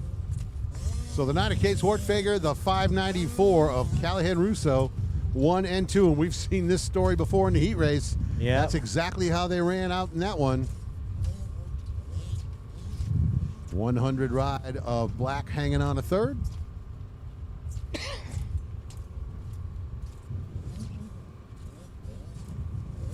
And Bryson Bell still running in the 4th spot. So no change in the running order here from micro open 4 to 8.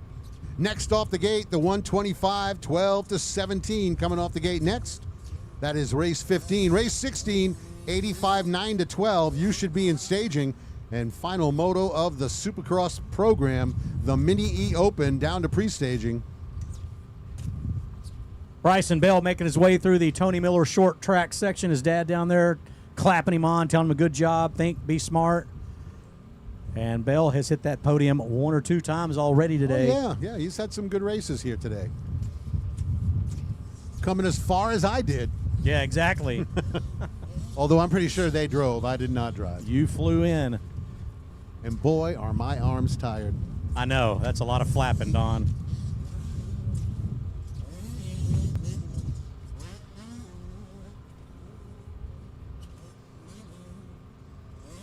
There is Russo, your 2026 Dallas Supercross, KTM Junior Challenge champion. Love it.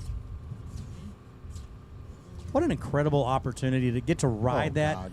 And then you line up your kid, you line up thinking, somebody else is probably going to win, but, I'm going to do my best. And he probably had no idea he was going to win in front of all those people. I was going to say, just to hear that crowd, too, that must have been absolutely awesome. And he did so well on the podium, getting interviewed, thanking his sponsors, and all smiles. And yep, very well composed for a young man. his dad, Joe, just said about an hour ago, Shan, that a lot of that's because of you, because I get him on the mic, I talk to him, I cut up with him, I make him comfortable, and that's what you got to do. You got to groom these kids. There's so much focus on the race, but once you start winning, you need to focus on how to speak. You might want to use a different phrase.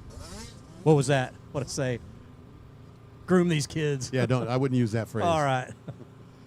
Nowadays, that does not have the most You know what I positive mean. connotation. Get them prepared on Training, the microphone. mentoring. Yeah. I don't need to be a mentor. That's for sure. Well, if you'd like to be an example of what not to do, kids, that's right. Me or Shand. Don't be a JP, Don, or a Shand. But yeah, I love working with the kids on the microphone. It brings out some confidence in them. It's so much fun, too. You get past the usual, yeah, no.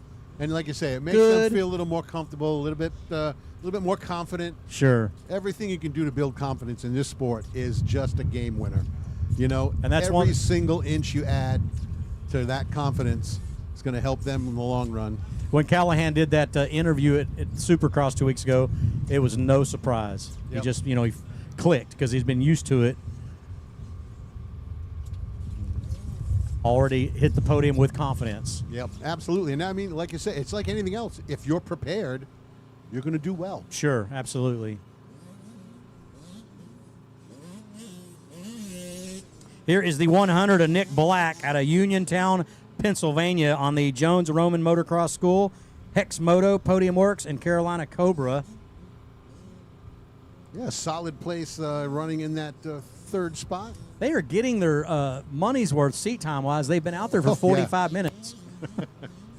It's a 45 plus 2. That's right. Taking it back to the old school motocross. Going to have to stop and fill up the gas tank.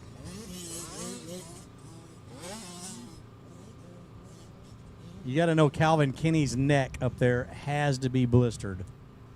Well, it is definitely going to be red. Our leader making his way through here, that is going to be Cade Swartfogger, followed by the 594 of Callahan Russo.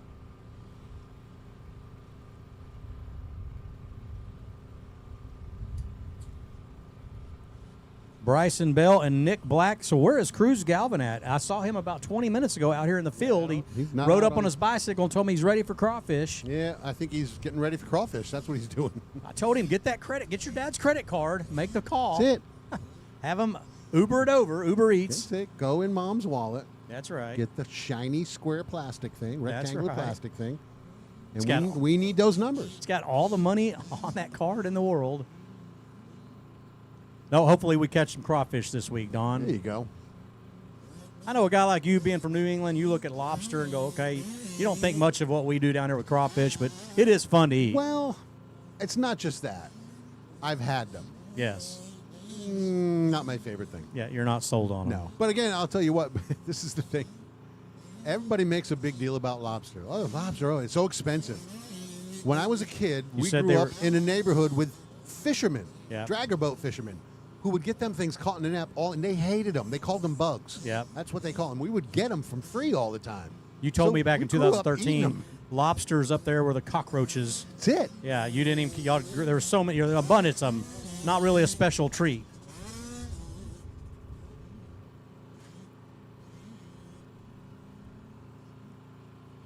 Well, we're on lap number 73. Well, I thought the white flag came out, but then it didn't. So I think he was putting it in his hand, but then it was not time to put it out. That's So right.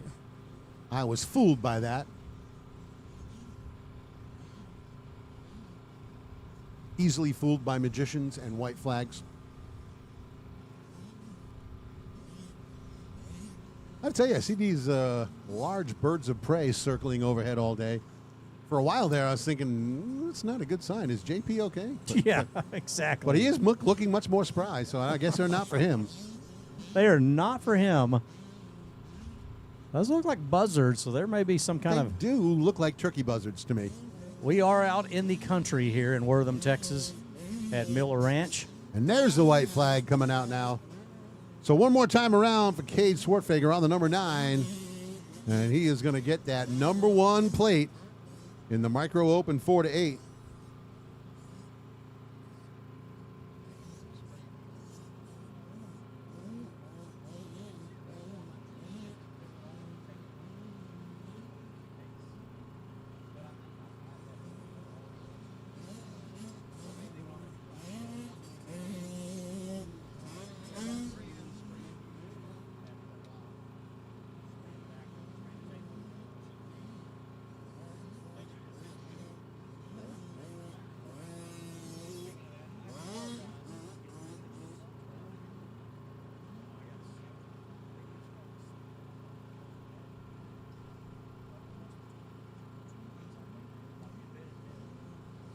Final lap here, well underway.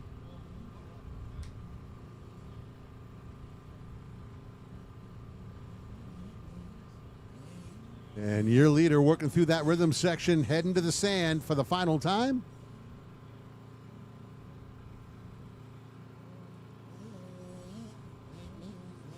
Whoa, a little sideways there for the number 9. Keeps itself moving forward. That's not what you want to do when you are feet from that checkered flag. And there it is.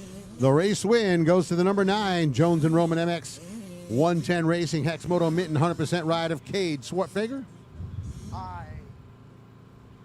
Looking for Callahan Russo second and the 100 Nick Black third. And now it's going to be time to talk to our moto winner. I'm like at the airport, man. I'm bringing you in. Once again, hey, number 9, How you doing, Cade? Man, you're looking good out there, buddy. So, man, the track is changing. What do you think about the track changing? It's pretty rough. What? Didn't seem like to slow you down too much. It didn't. So how you feeling? So another Supercross win for you. Well, on behalf of Freestone Raceway, I congratulate you. Hey, I know we got some sponsors you want to thank. Let's give them a rundown. For keeping me safe, Mom, Dad, Jones and Roman, Mitten, Hex Motor, Dunlop, PR2, 110, everyone else, thank you. Well, congratulations. I'm going to get Chris Huddle, our NMA rep, to give you that #1 plate and your bottle of champagne.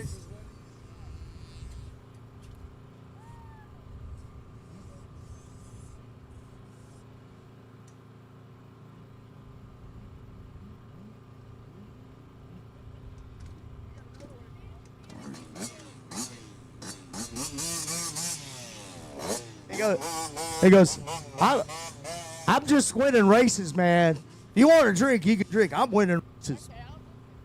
Right on. Said he's got no time for foolishness, JP. He's got a serious agenda.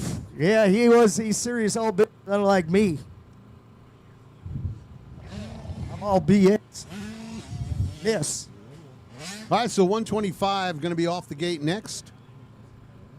So 125 off the gate next. 85 9-12 in staging. And Mini E Open final race today in Supercross down in pre-staging. Let it ride.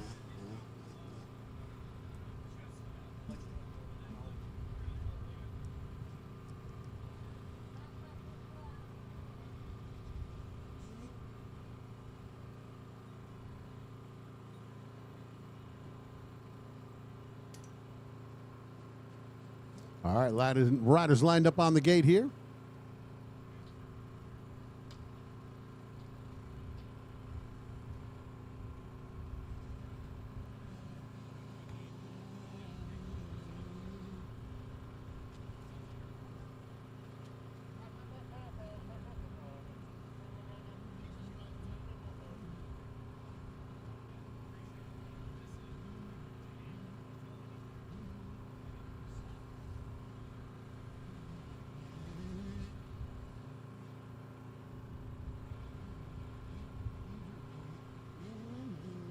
All right, so no big surprise to see the 129 Gage Brown out in front here.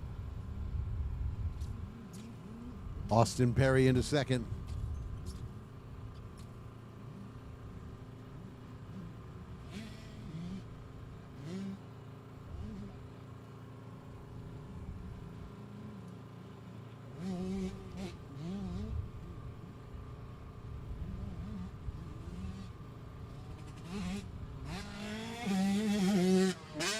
Gage Brown airing out that finish line jump.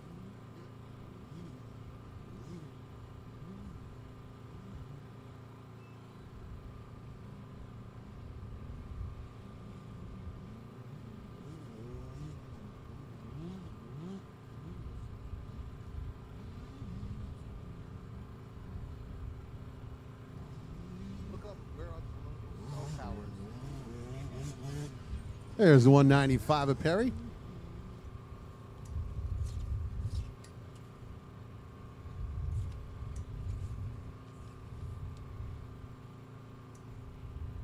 So once again, want to say welcome to everyone who's rolling in today. If you're just rolling in today and you have not gone over to get yourself signed up and get your transponder, that is job one. Get over to the eScore trailer. Make sure you get your transponder set up. Get registered for everything you want to do. You do not want to be messing around first thing in the morning. We will have a riders meeting for the motocross portion tomorrow morning first thing before we get into practice. But again, you want to make sure you have your transponder, all your registration stuff's lined up and ready to go. Do not wait around until tomorrow morning because we're going to have some folks who are still coming in tomorrow morning, and it's going to be even more hectic if you didn't get a chance to do that today. So if you're here today, take care of that today.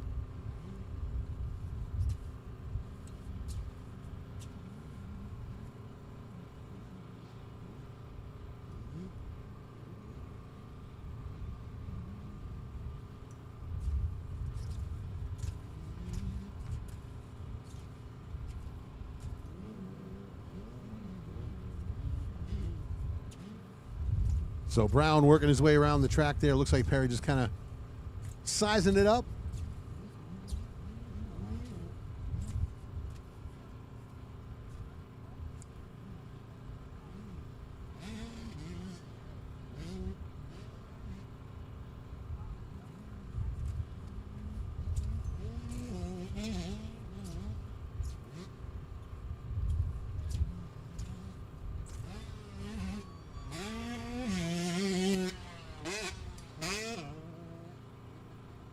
So Perry on a 195, waiting by the finish line. I'm not sure what kind of strategy that is. It's bold. Is he waiting for Gage Brown to blow his bike up, and then he's going to roll over and take the win? I don't know what the strategy is, but it's beyond me. I cannot plan that kind of devious action. So we'll see Gage Brown working that inside rhythm section. He's going to make the turn into the whoop section now. So 125 riders on the track, 85, 9-12 next off the gate. And final moto for the Supercross format, the Mini E Open. You should be in the staging area right now.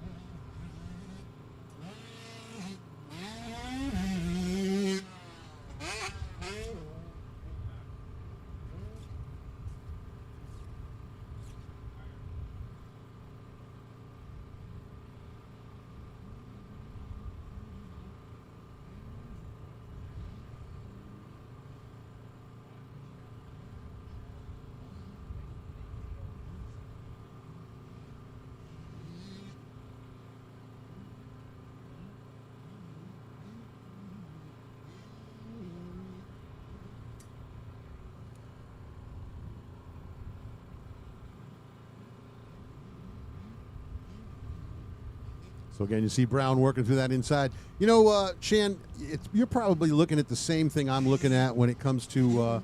I'm going into my 22nd year announcing. You're going into 26 or 7, right? Let me think about that. 22, I think. 22? Yeah. So we're about the same amount of time announcing. How cool is it that we've watched riders from the 50s right to a pro gate? Sure. All the way through their career, from 50s to 65s, 85s, Super Mini, 250, and then boom, they're on the pro stage. They're on the pro stage. It's amazing Every for one me of them. that to be a part of that and watch that progression for some of the families and kids that you see. You know, like I said, Justin Cooper, another example, who was a kid who rode with us at Winchester when he was on the 65s. They would come ride with us quite a bit because he was in New York, not far away. Yep. And yeah, all of a sudden, guy makes his way up to the pro stage. Now he's in the premier class in Supercross. And it's even cooler that some of the 50 and 65 riders back then have grown up, didn't make pro, but now they're returning out here with their kids on PW50s and 65s. And I'll add this, on top of the 22 years of announcing, I believe it's 22 years, I had about a 4-year run before that of just covering content media with a Whole Shot magazine. So you could really take it back nearly 30 years of covering the sport and watching these racers grow up, Don. But to put an exclamation point on what you said, it is really cool. It means a lot. Yep. And again, I was going to say exactly the same thing you said after. To watch the kids who, you know, maybe they don't go to that next level, but they still love to ride, and they're coming in now with their kids. Guys that I watched ride with my son from the time they were 6 and 7 years old. Now they're back with their kids, and their parents are now grandparents to a rider. Yes. And it's great to see that, because to me, it really talks about the health of the sport, how much it's a family sport, and how much it means to all the people that literally spend their whole life doing it. Most of them don't get out of it. Most families do it. They might enjoy some stick and ball sports, but then at some point, little Johnny or little Mary wants to get a little dirt bike, a little PW50, so back to the races they go. There you go. It's been incredible to watch. It's really cool. We're fortunate, Don. Really, you and I are very fortunate and blessed to be able to do this. Absolutely. JP's been announcing for 39 years. Think about 40 years, approaching 40 years of hearing his voice. 40 years. Wow. That's 16 years, 18 years longer that's than a lot of stamina. That's right. That's right. So the white flag is out. And, checkered flag comes checkered flag out. going to get ready to go here as we see the 129 ride of Gage Brown just slaying that rhythm section all the way on the far side along those 7MX banners. Yep, and Austin Perry right here out of Sedalia, Colorado on the Yamaha wisely just checks up and says, I'm just going to chill out and wait for the checkered flag to wave. Looked like he was running, favoring one of his legs. So I don't know if maybe he's a little sore and he just said, you know what? Let's just be a little smart here. This will be Gage Brown's third plate, I believe. Third championship in the Gotta love Supercross. Stack them up. But yeah, Don, I'm glad you brought that up. We're very fortunate, very blessed, and Really it's been are. cool to be a part of the families and watch Austin Fortner and Yeah. Corey Cochran and all the, Casey Cochran grow up, and they're going to have kids. It's just been cool, Don. Oh, yeah, absolutely. So checkered flag comes out there for Gage Brown. We're going to send over the number one plate here for the 125 over to that podium, and I know Gage knows exactly where to go, so we will see him over there shortly, and I'm going to send it over to the podium. Yeah. He knows how to. All right, ladies and gentlemen, here we are down at the winner's circle one more time for a very familiar face that we've seen twice before. On behalf of Freestone Raceway, Gage Brown, get down, Gage Brown. Congratulations once again. Man, how's it going? Better looking, best looking chick, Miss Courtney Miller, presenting the award to you.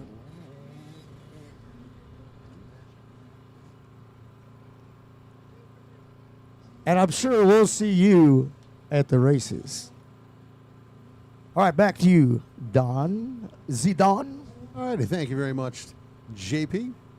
G. Or as they are pronounced with the soft J, JP. All right, we've got the 85 9-12 riders lined up on the gate. Going to count them down and get ready to go. Austin Perry, Austin Perry. You want to do an interview? If you do, take that helmet off so we can actually talk to you and get your ideas and what's going on.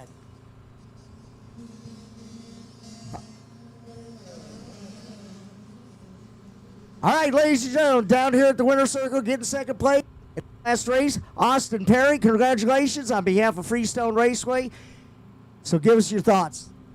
Oh, I couldn't race the full moto. I got a flat tire, so just got the 4 laps in and then pulled off. Waited for the checkered flag, and then, yeah, the track's pretty sweet though. Pretty rough, gnarly, that's for sure. You know, we were wondering, you pulled off and you stopped right there. Okay, I understand he's waiting for the checkered flag, but then I think you got back on just to make another lap or two to finish. Yeah, he said pull off, and then he asked the person. They said 4 laps, so got out, did 2 laps, and then pulled off again, and just waited. Well, we'll get that tire fixed. You'll be back in action. Congratulations. Make sure to go get your second place trophy down at registration, and we'll see you.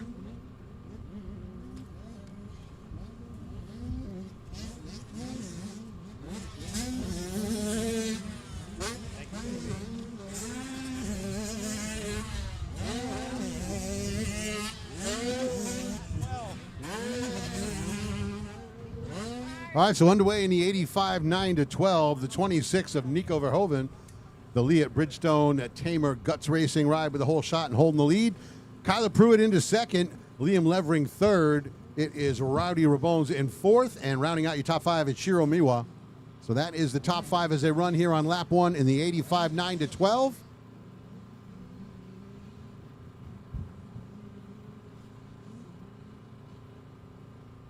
Lucas Harrison, the 613, will not be a factor. They have exited the building.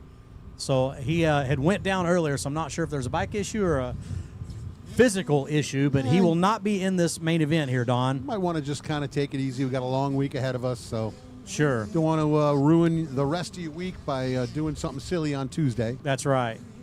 He had a couple of bike issues over there, a bike issue over here. That was when they were pushing the bike off and the rear tire was locked up, so I'm just not sure. Yeah, maybe that was it. Maybe it's just a mechanical thing, hopefully. Pruitt still looking solid. Ain't nothing to it if you're Kyler Pruitt. But I'll tell you what, Nico Verhoeven, with them good starts, he has put himself out front again. And look at the gap. Yeah, big gap here. I mean, that start, you cannot underestimate how important that is. No, and just to be honest here, Pruitt is extremely talented. Levering's a talented. Me was talented, but our leader from New Zealand, Nico Verhoeven, is just on another level. He's just another level of speed and skill right now. And very interesting to hear him earlier in the day that they come over for 5 weeks at a time. That's probably all you can get as far as time to come and visit the country right now. Probably. So he's got to come over, buy bikes, race, Get it go done. home. Get it done in February and March, and then leave. That's it, and go home.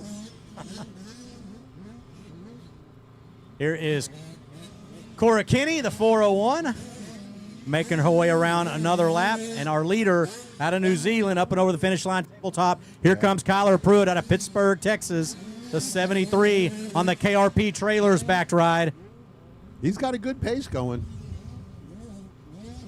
But I'll tell you right now, it is Verhoeven on fire. And we've got the final race of the day lined up on the gate. Don, that'll be our Mini E Open 4-8. Don't forget, Track Walk over on the national track is open right now until 5 p.m., from 3 to 5 p.m.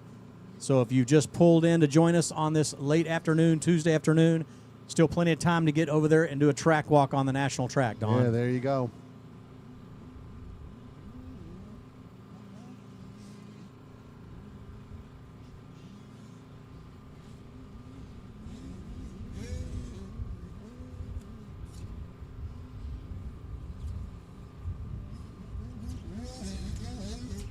Your leader pounding through that sand section.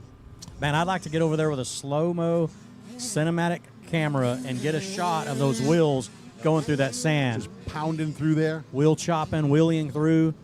We've seen some Travis Pastrana wheeling through. We've seen it all in that sand section, including several drops. Well, yeah, that's not what Travis would want to do. No, not at all.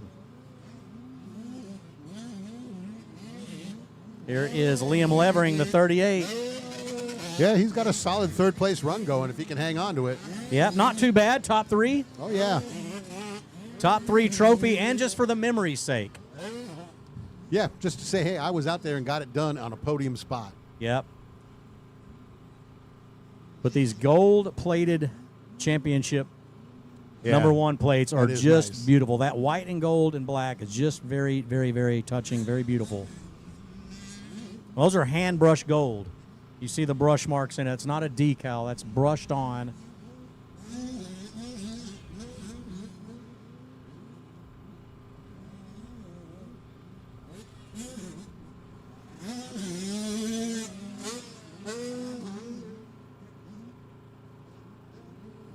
And the thing I noticed, too, about the 26, he is lap after lap very consistent with his, where he hits his marks. He's going to do the same rhythms through the section, going to do the same jumps. He's going to do the same inside-outside lines. Like, he is very much directly hitting the marks he wants to hit all race long. Repetitive. Yeah. Yep. Yeah, and like you say, in Supercross, that's a very big mental game. And for him to be able to keep that concentration and just stay in the zone the whole time. You land, you don't have time to think. You land, you go. You land, you go. You land, you go. Into a corner, land, jump, land, jump. It is a mental game. Supercross is more of a mental game than a physical game. And you're right. To hit his marks the way he has done all day, yeah, he's at the top of his game. Now, the big question is, how's he going to do in the motocross portion? Well, I would say this is a pretty good preview. Yeah, JP told me at Cycle Ranch at the area qualifier this past weekend he was on fire. Yeah, and I mean, he seems like he is not uncomfortable with the high-speed stuff. He's good about getting into the sand, good about putting that bike where it needs to go. So, yeah, I'm going to go ahead and say I would expect that, especially given, as he said earlier, he was qualified for Loretta's, ended up getting hurt. So he's got the speed. Well, I'm looking forward to this Supercross portion of the program growing big time over the next 2 or 3 years, Don, as you know it will. Oh, yeah. You're planting the seed here this year with this new track, this new Supercross track, and it will continue to grow. The fine folks at Freestone will nurture this program and continue to grow and make additions to the viewing, the observation decks. Yeah. Everything's going to come into play.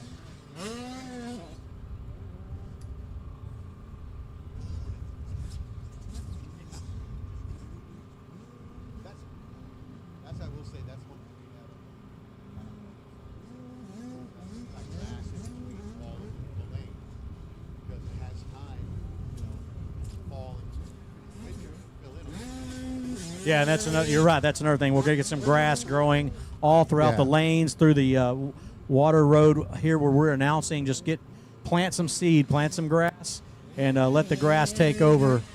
And you know, we always have some Wortham winds here, but today was exceptionally brutal. Yeah.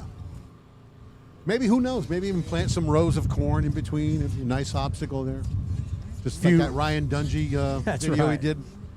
So white flag is out here for 85 9-12, and we have been watching Nico Verhoeven commanding lead out front. Kyler Pruitt and the 38 of Liam Levering second and third, and just a great job for the rider out front on the 26. There is the 21 machine of Rowdy Rebanoz. Reb Jones out of not sure where in a. That is Wana Wallen, which I Yeah. believe is New Zealand. Okay, could be New Zealand.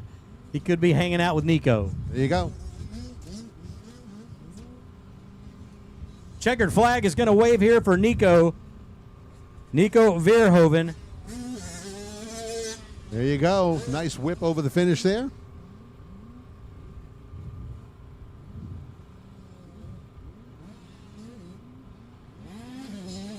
And again, the 73 of Kyler Pruitt holding second. And looking for Liam Levering, the Bees Moto Lab rider, to run it out in third. But now it's talk to our moto winner time, and so we're going to send it over to the podium.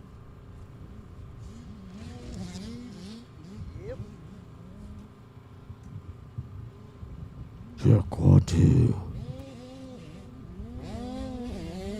Well, once again, at number 26, on behalf of Freestone County Raceway and the NMA, we congratulate you once again, Mr. Nico. So I know the track is changing. What are your thoughts? What's going on now? Yeah, it's definitely changed a lot since first practice. It's super slippery from the dryness, but overall it's a really fun track.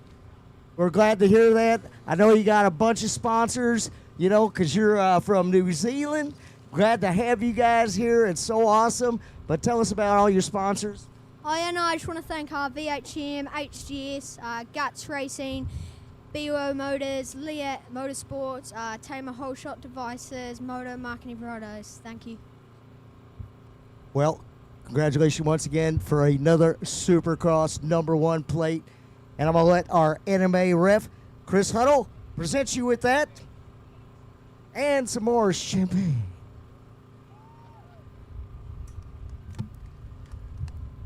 Hey, y'all going to have a party tonight. Bubblies will be flowing.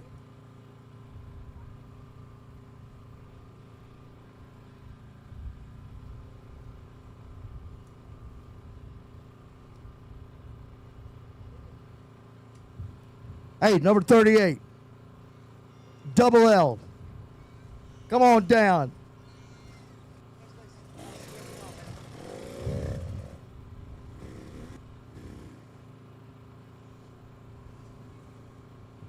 Well, Liam, here's your bottle. Congratulations. Tell us about the race. It's very hard. Well, hey, we let everybody ride on the same track, and we call it Supercross, so that's not so bad. So I know the track has changed throughout the motos that you did. What are your thoughts and feelings? I know it's dried out a little bit slick, but what are your thoughts? You just gotta be easy on the throttle out there. Get ultimate traction so you keep up on two wheels. Okay, I know you got some sponsors and people that have helped you get here, and let's go over that list. I'm down. Keeping me safe. AYOT, WTT, HB Motor. HB. Bees Motor Lab. Dirt Lab with G and Cody. ODI. AYOT. Well, congratulations. Make sure and get down to registration to get your trophy as they are down there. And we'll hope to see you later on in the program this week. And like I said, congratulations once again.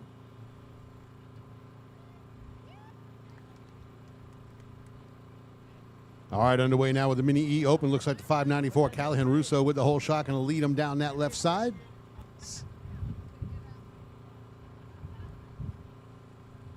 Looks like the 26 of Kay Swartfager into the second spot.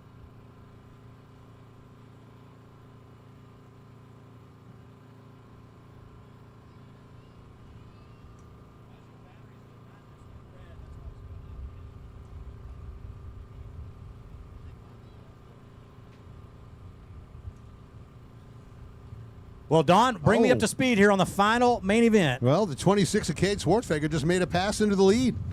Russo had the whole shot in the early lead, but the 26 leaping by in that inside rhythm, he's going to take over the top spot. And let's see if Callahan Russo has any tricks up his sleeve, Don. This is it. He has played runner-up a few times. He wants to win this main event. But Swartfager just looks like he's just a little bit more in tune and dialed in on this particular day, on this particular track, as he is starting to inch away from Callahan Russo, Don, as you see them over on the west side of the track. Russo just slowly losing a little bit of real estate. Yeah, looks like the number 6 of Mavis Alessi moving into third early on. Nick Black fourth, and Aria Alessi rounding out your top 5, followed by, it looks like, Malachi Stamper on the 135 and 6th.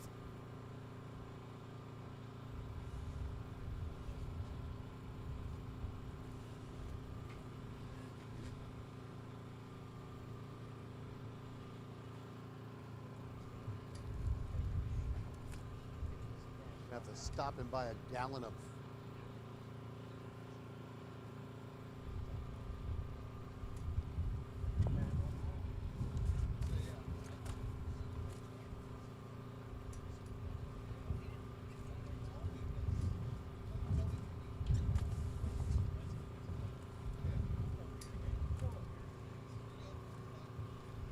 All right, 594 making a move back out front. So it looks like Russo says, no, you are not going to get the win on this one. Yeah, that is incredible here.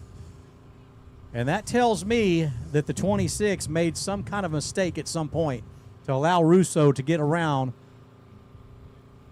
And now this could be Callahan Russo's final main event to capitalize on in this Mini E Open 4 to 8 age group.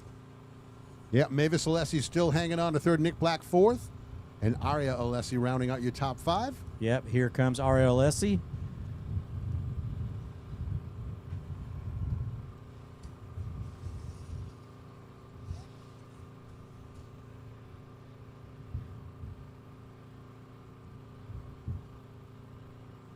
And you got to think, with Callahan Russo winning there in front of thousands of people at AT&T Stadium, he got a taste of what that felt like. You got to think right now, him out front, he's replaying that in his head. Like, that's right.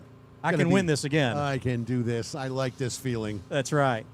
Now, having said that, he is being pressured now. Here comes the 26 of Kate Swartfager out of Knox, Pennsylvania. And Swartfager got around him earlier. I don't know if it was because of a mistake or just a good line choice, but it looked like he took him on that inside rhythm by going outside in.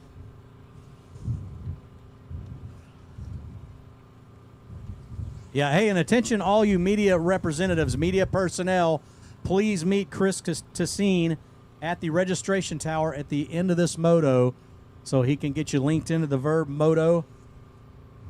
So we need all media photogs and videographers to meet Chris Tassine over at the base of the Stasic registration tower immediately following this final main event out on the track right now. Yeah, it looks like the 100 of Black starting to chop into that gap with Alessi, so getting a little closer. And Russo still keeping the 26 in check and at bay, but here comes the 26. Right on the rear fender. And Swartfager has had Russo's number. I think the pass was just made. I think he got him because it looked like Russo got stuck. He got a little offline, and he did. Whoa, he's going off sideways now, too. Yeah, they've gone back and forth, Don. This track is very difficult right now, so these guys are getting the most aggressive kind of track to have to deal with. Well, Swartfager has bested Russo pretty much all day. Just a little bit faster, a little bit more speed. And you're seeing that right now. He made the pass, and now he's starting to separate on Russo. So barring any unforeseen crazy circumstance, Swartfager would have to make a mistake again for Russo to get around, because now he's opened up a 2.5 second lead, 2-second lead to be exact, on the white flag lap here in this Mini E Open. That is it. We are down to the final time around.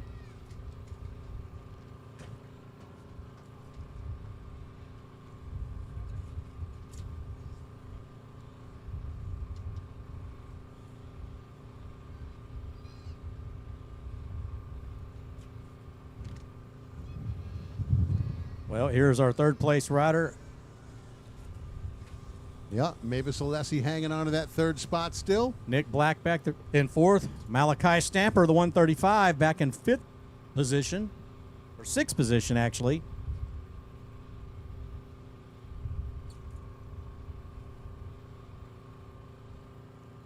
And our leader here, Cade Swartfager, out of Knox, Pennsylvania, just a few seconds away from another national champion here that grabbing a Supercross plate. I'm going to run the mic over to JP. Don, let you call it in.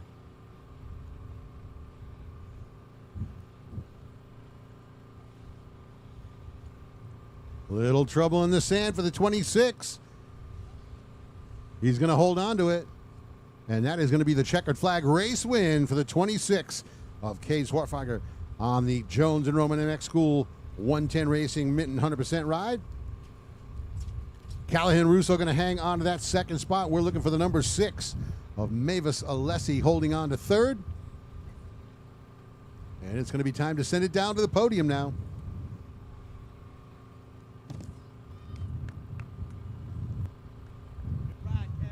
Cade, let's take your helmet off. Let's relax. After a hard-fought battle, once again, man, you've been going at it. What is your third class? Third class? So, yeah, man. Congratulations once again, man. On behalf of Freestone Raceway and everybody here, we congratulate you on another first-place Supercross win. Tell us how the race went. And I know you had some pressure from the accountant, Callahan Russo. So tell us about that. I don't know. You were doing everything you could to keep out front, right? Yeah. Yeah. So okay, so you get past, and then when you first got past, what were your thoughts? I'm gonna try to gap them. There, see, that's what we're looking for. And then the second time, tell us what you thought about on the second time. You got to gap them again, right? Okay, it's going to be the double gap. So, man, it's awesome, man. You rode great. It was a good ride by both you riders, and we look forward to seeing you for the rest of the week. And I know you got some sponsors you want to thank, so let's go over that. Jesus for keeping me safe, Mom, Dad. Here to Jones and Roman, Mitten, Hex Motorsports, 110, Dunlop, everyone else, thank you. Well, you're sure welcome. Congratulations once again. I'm going to let Chris Huddle, our anime referee, present you with that number 1 plate and your bottle of bubbly. And that will conclude our racing, the inaugural Supercross action right here at Freestone Raceway for the James Stewart Spring Championship. This is JP, the Mouth of the South. I'm taking a union break. Yeah, we're going to let Don Collins close it out, I should say. What a fantastic day of racing, Don, on this inaugural Supercross event on this brand new Supercross track. Yep. 7 lanes of amateur Supercross friendly style. Cannot beat it. It's been a great day to see this new track layout. Watch how it raced into shape. And I got to tell you, for the first race on it, it looked like every one of these sections really did exactly what the track builders wanted it to do. That touch-up they did to the finish line turn, again, a testament to the safety aspect of the folks here at Freestone. They knew that was going to get sketchy. Yeah. They knew it. And so just addressed that before they even got underway with racing. You know, and again, sometimes it gets a little dusty. With this kind of wind, I don't think any amount of water is going to keep it from getting dusty. And, of course, we got the sun shining brightly overhead, which we're never going to complain about. But, yeah, great day of racing here for Supercross to kick off the event. Shan, I know there's still track walk going on right now for some folks, and that is going to be going on until 5 o'clock. Tomorrow morning, bright and early, we got a riders meeting.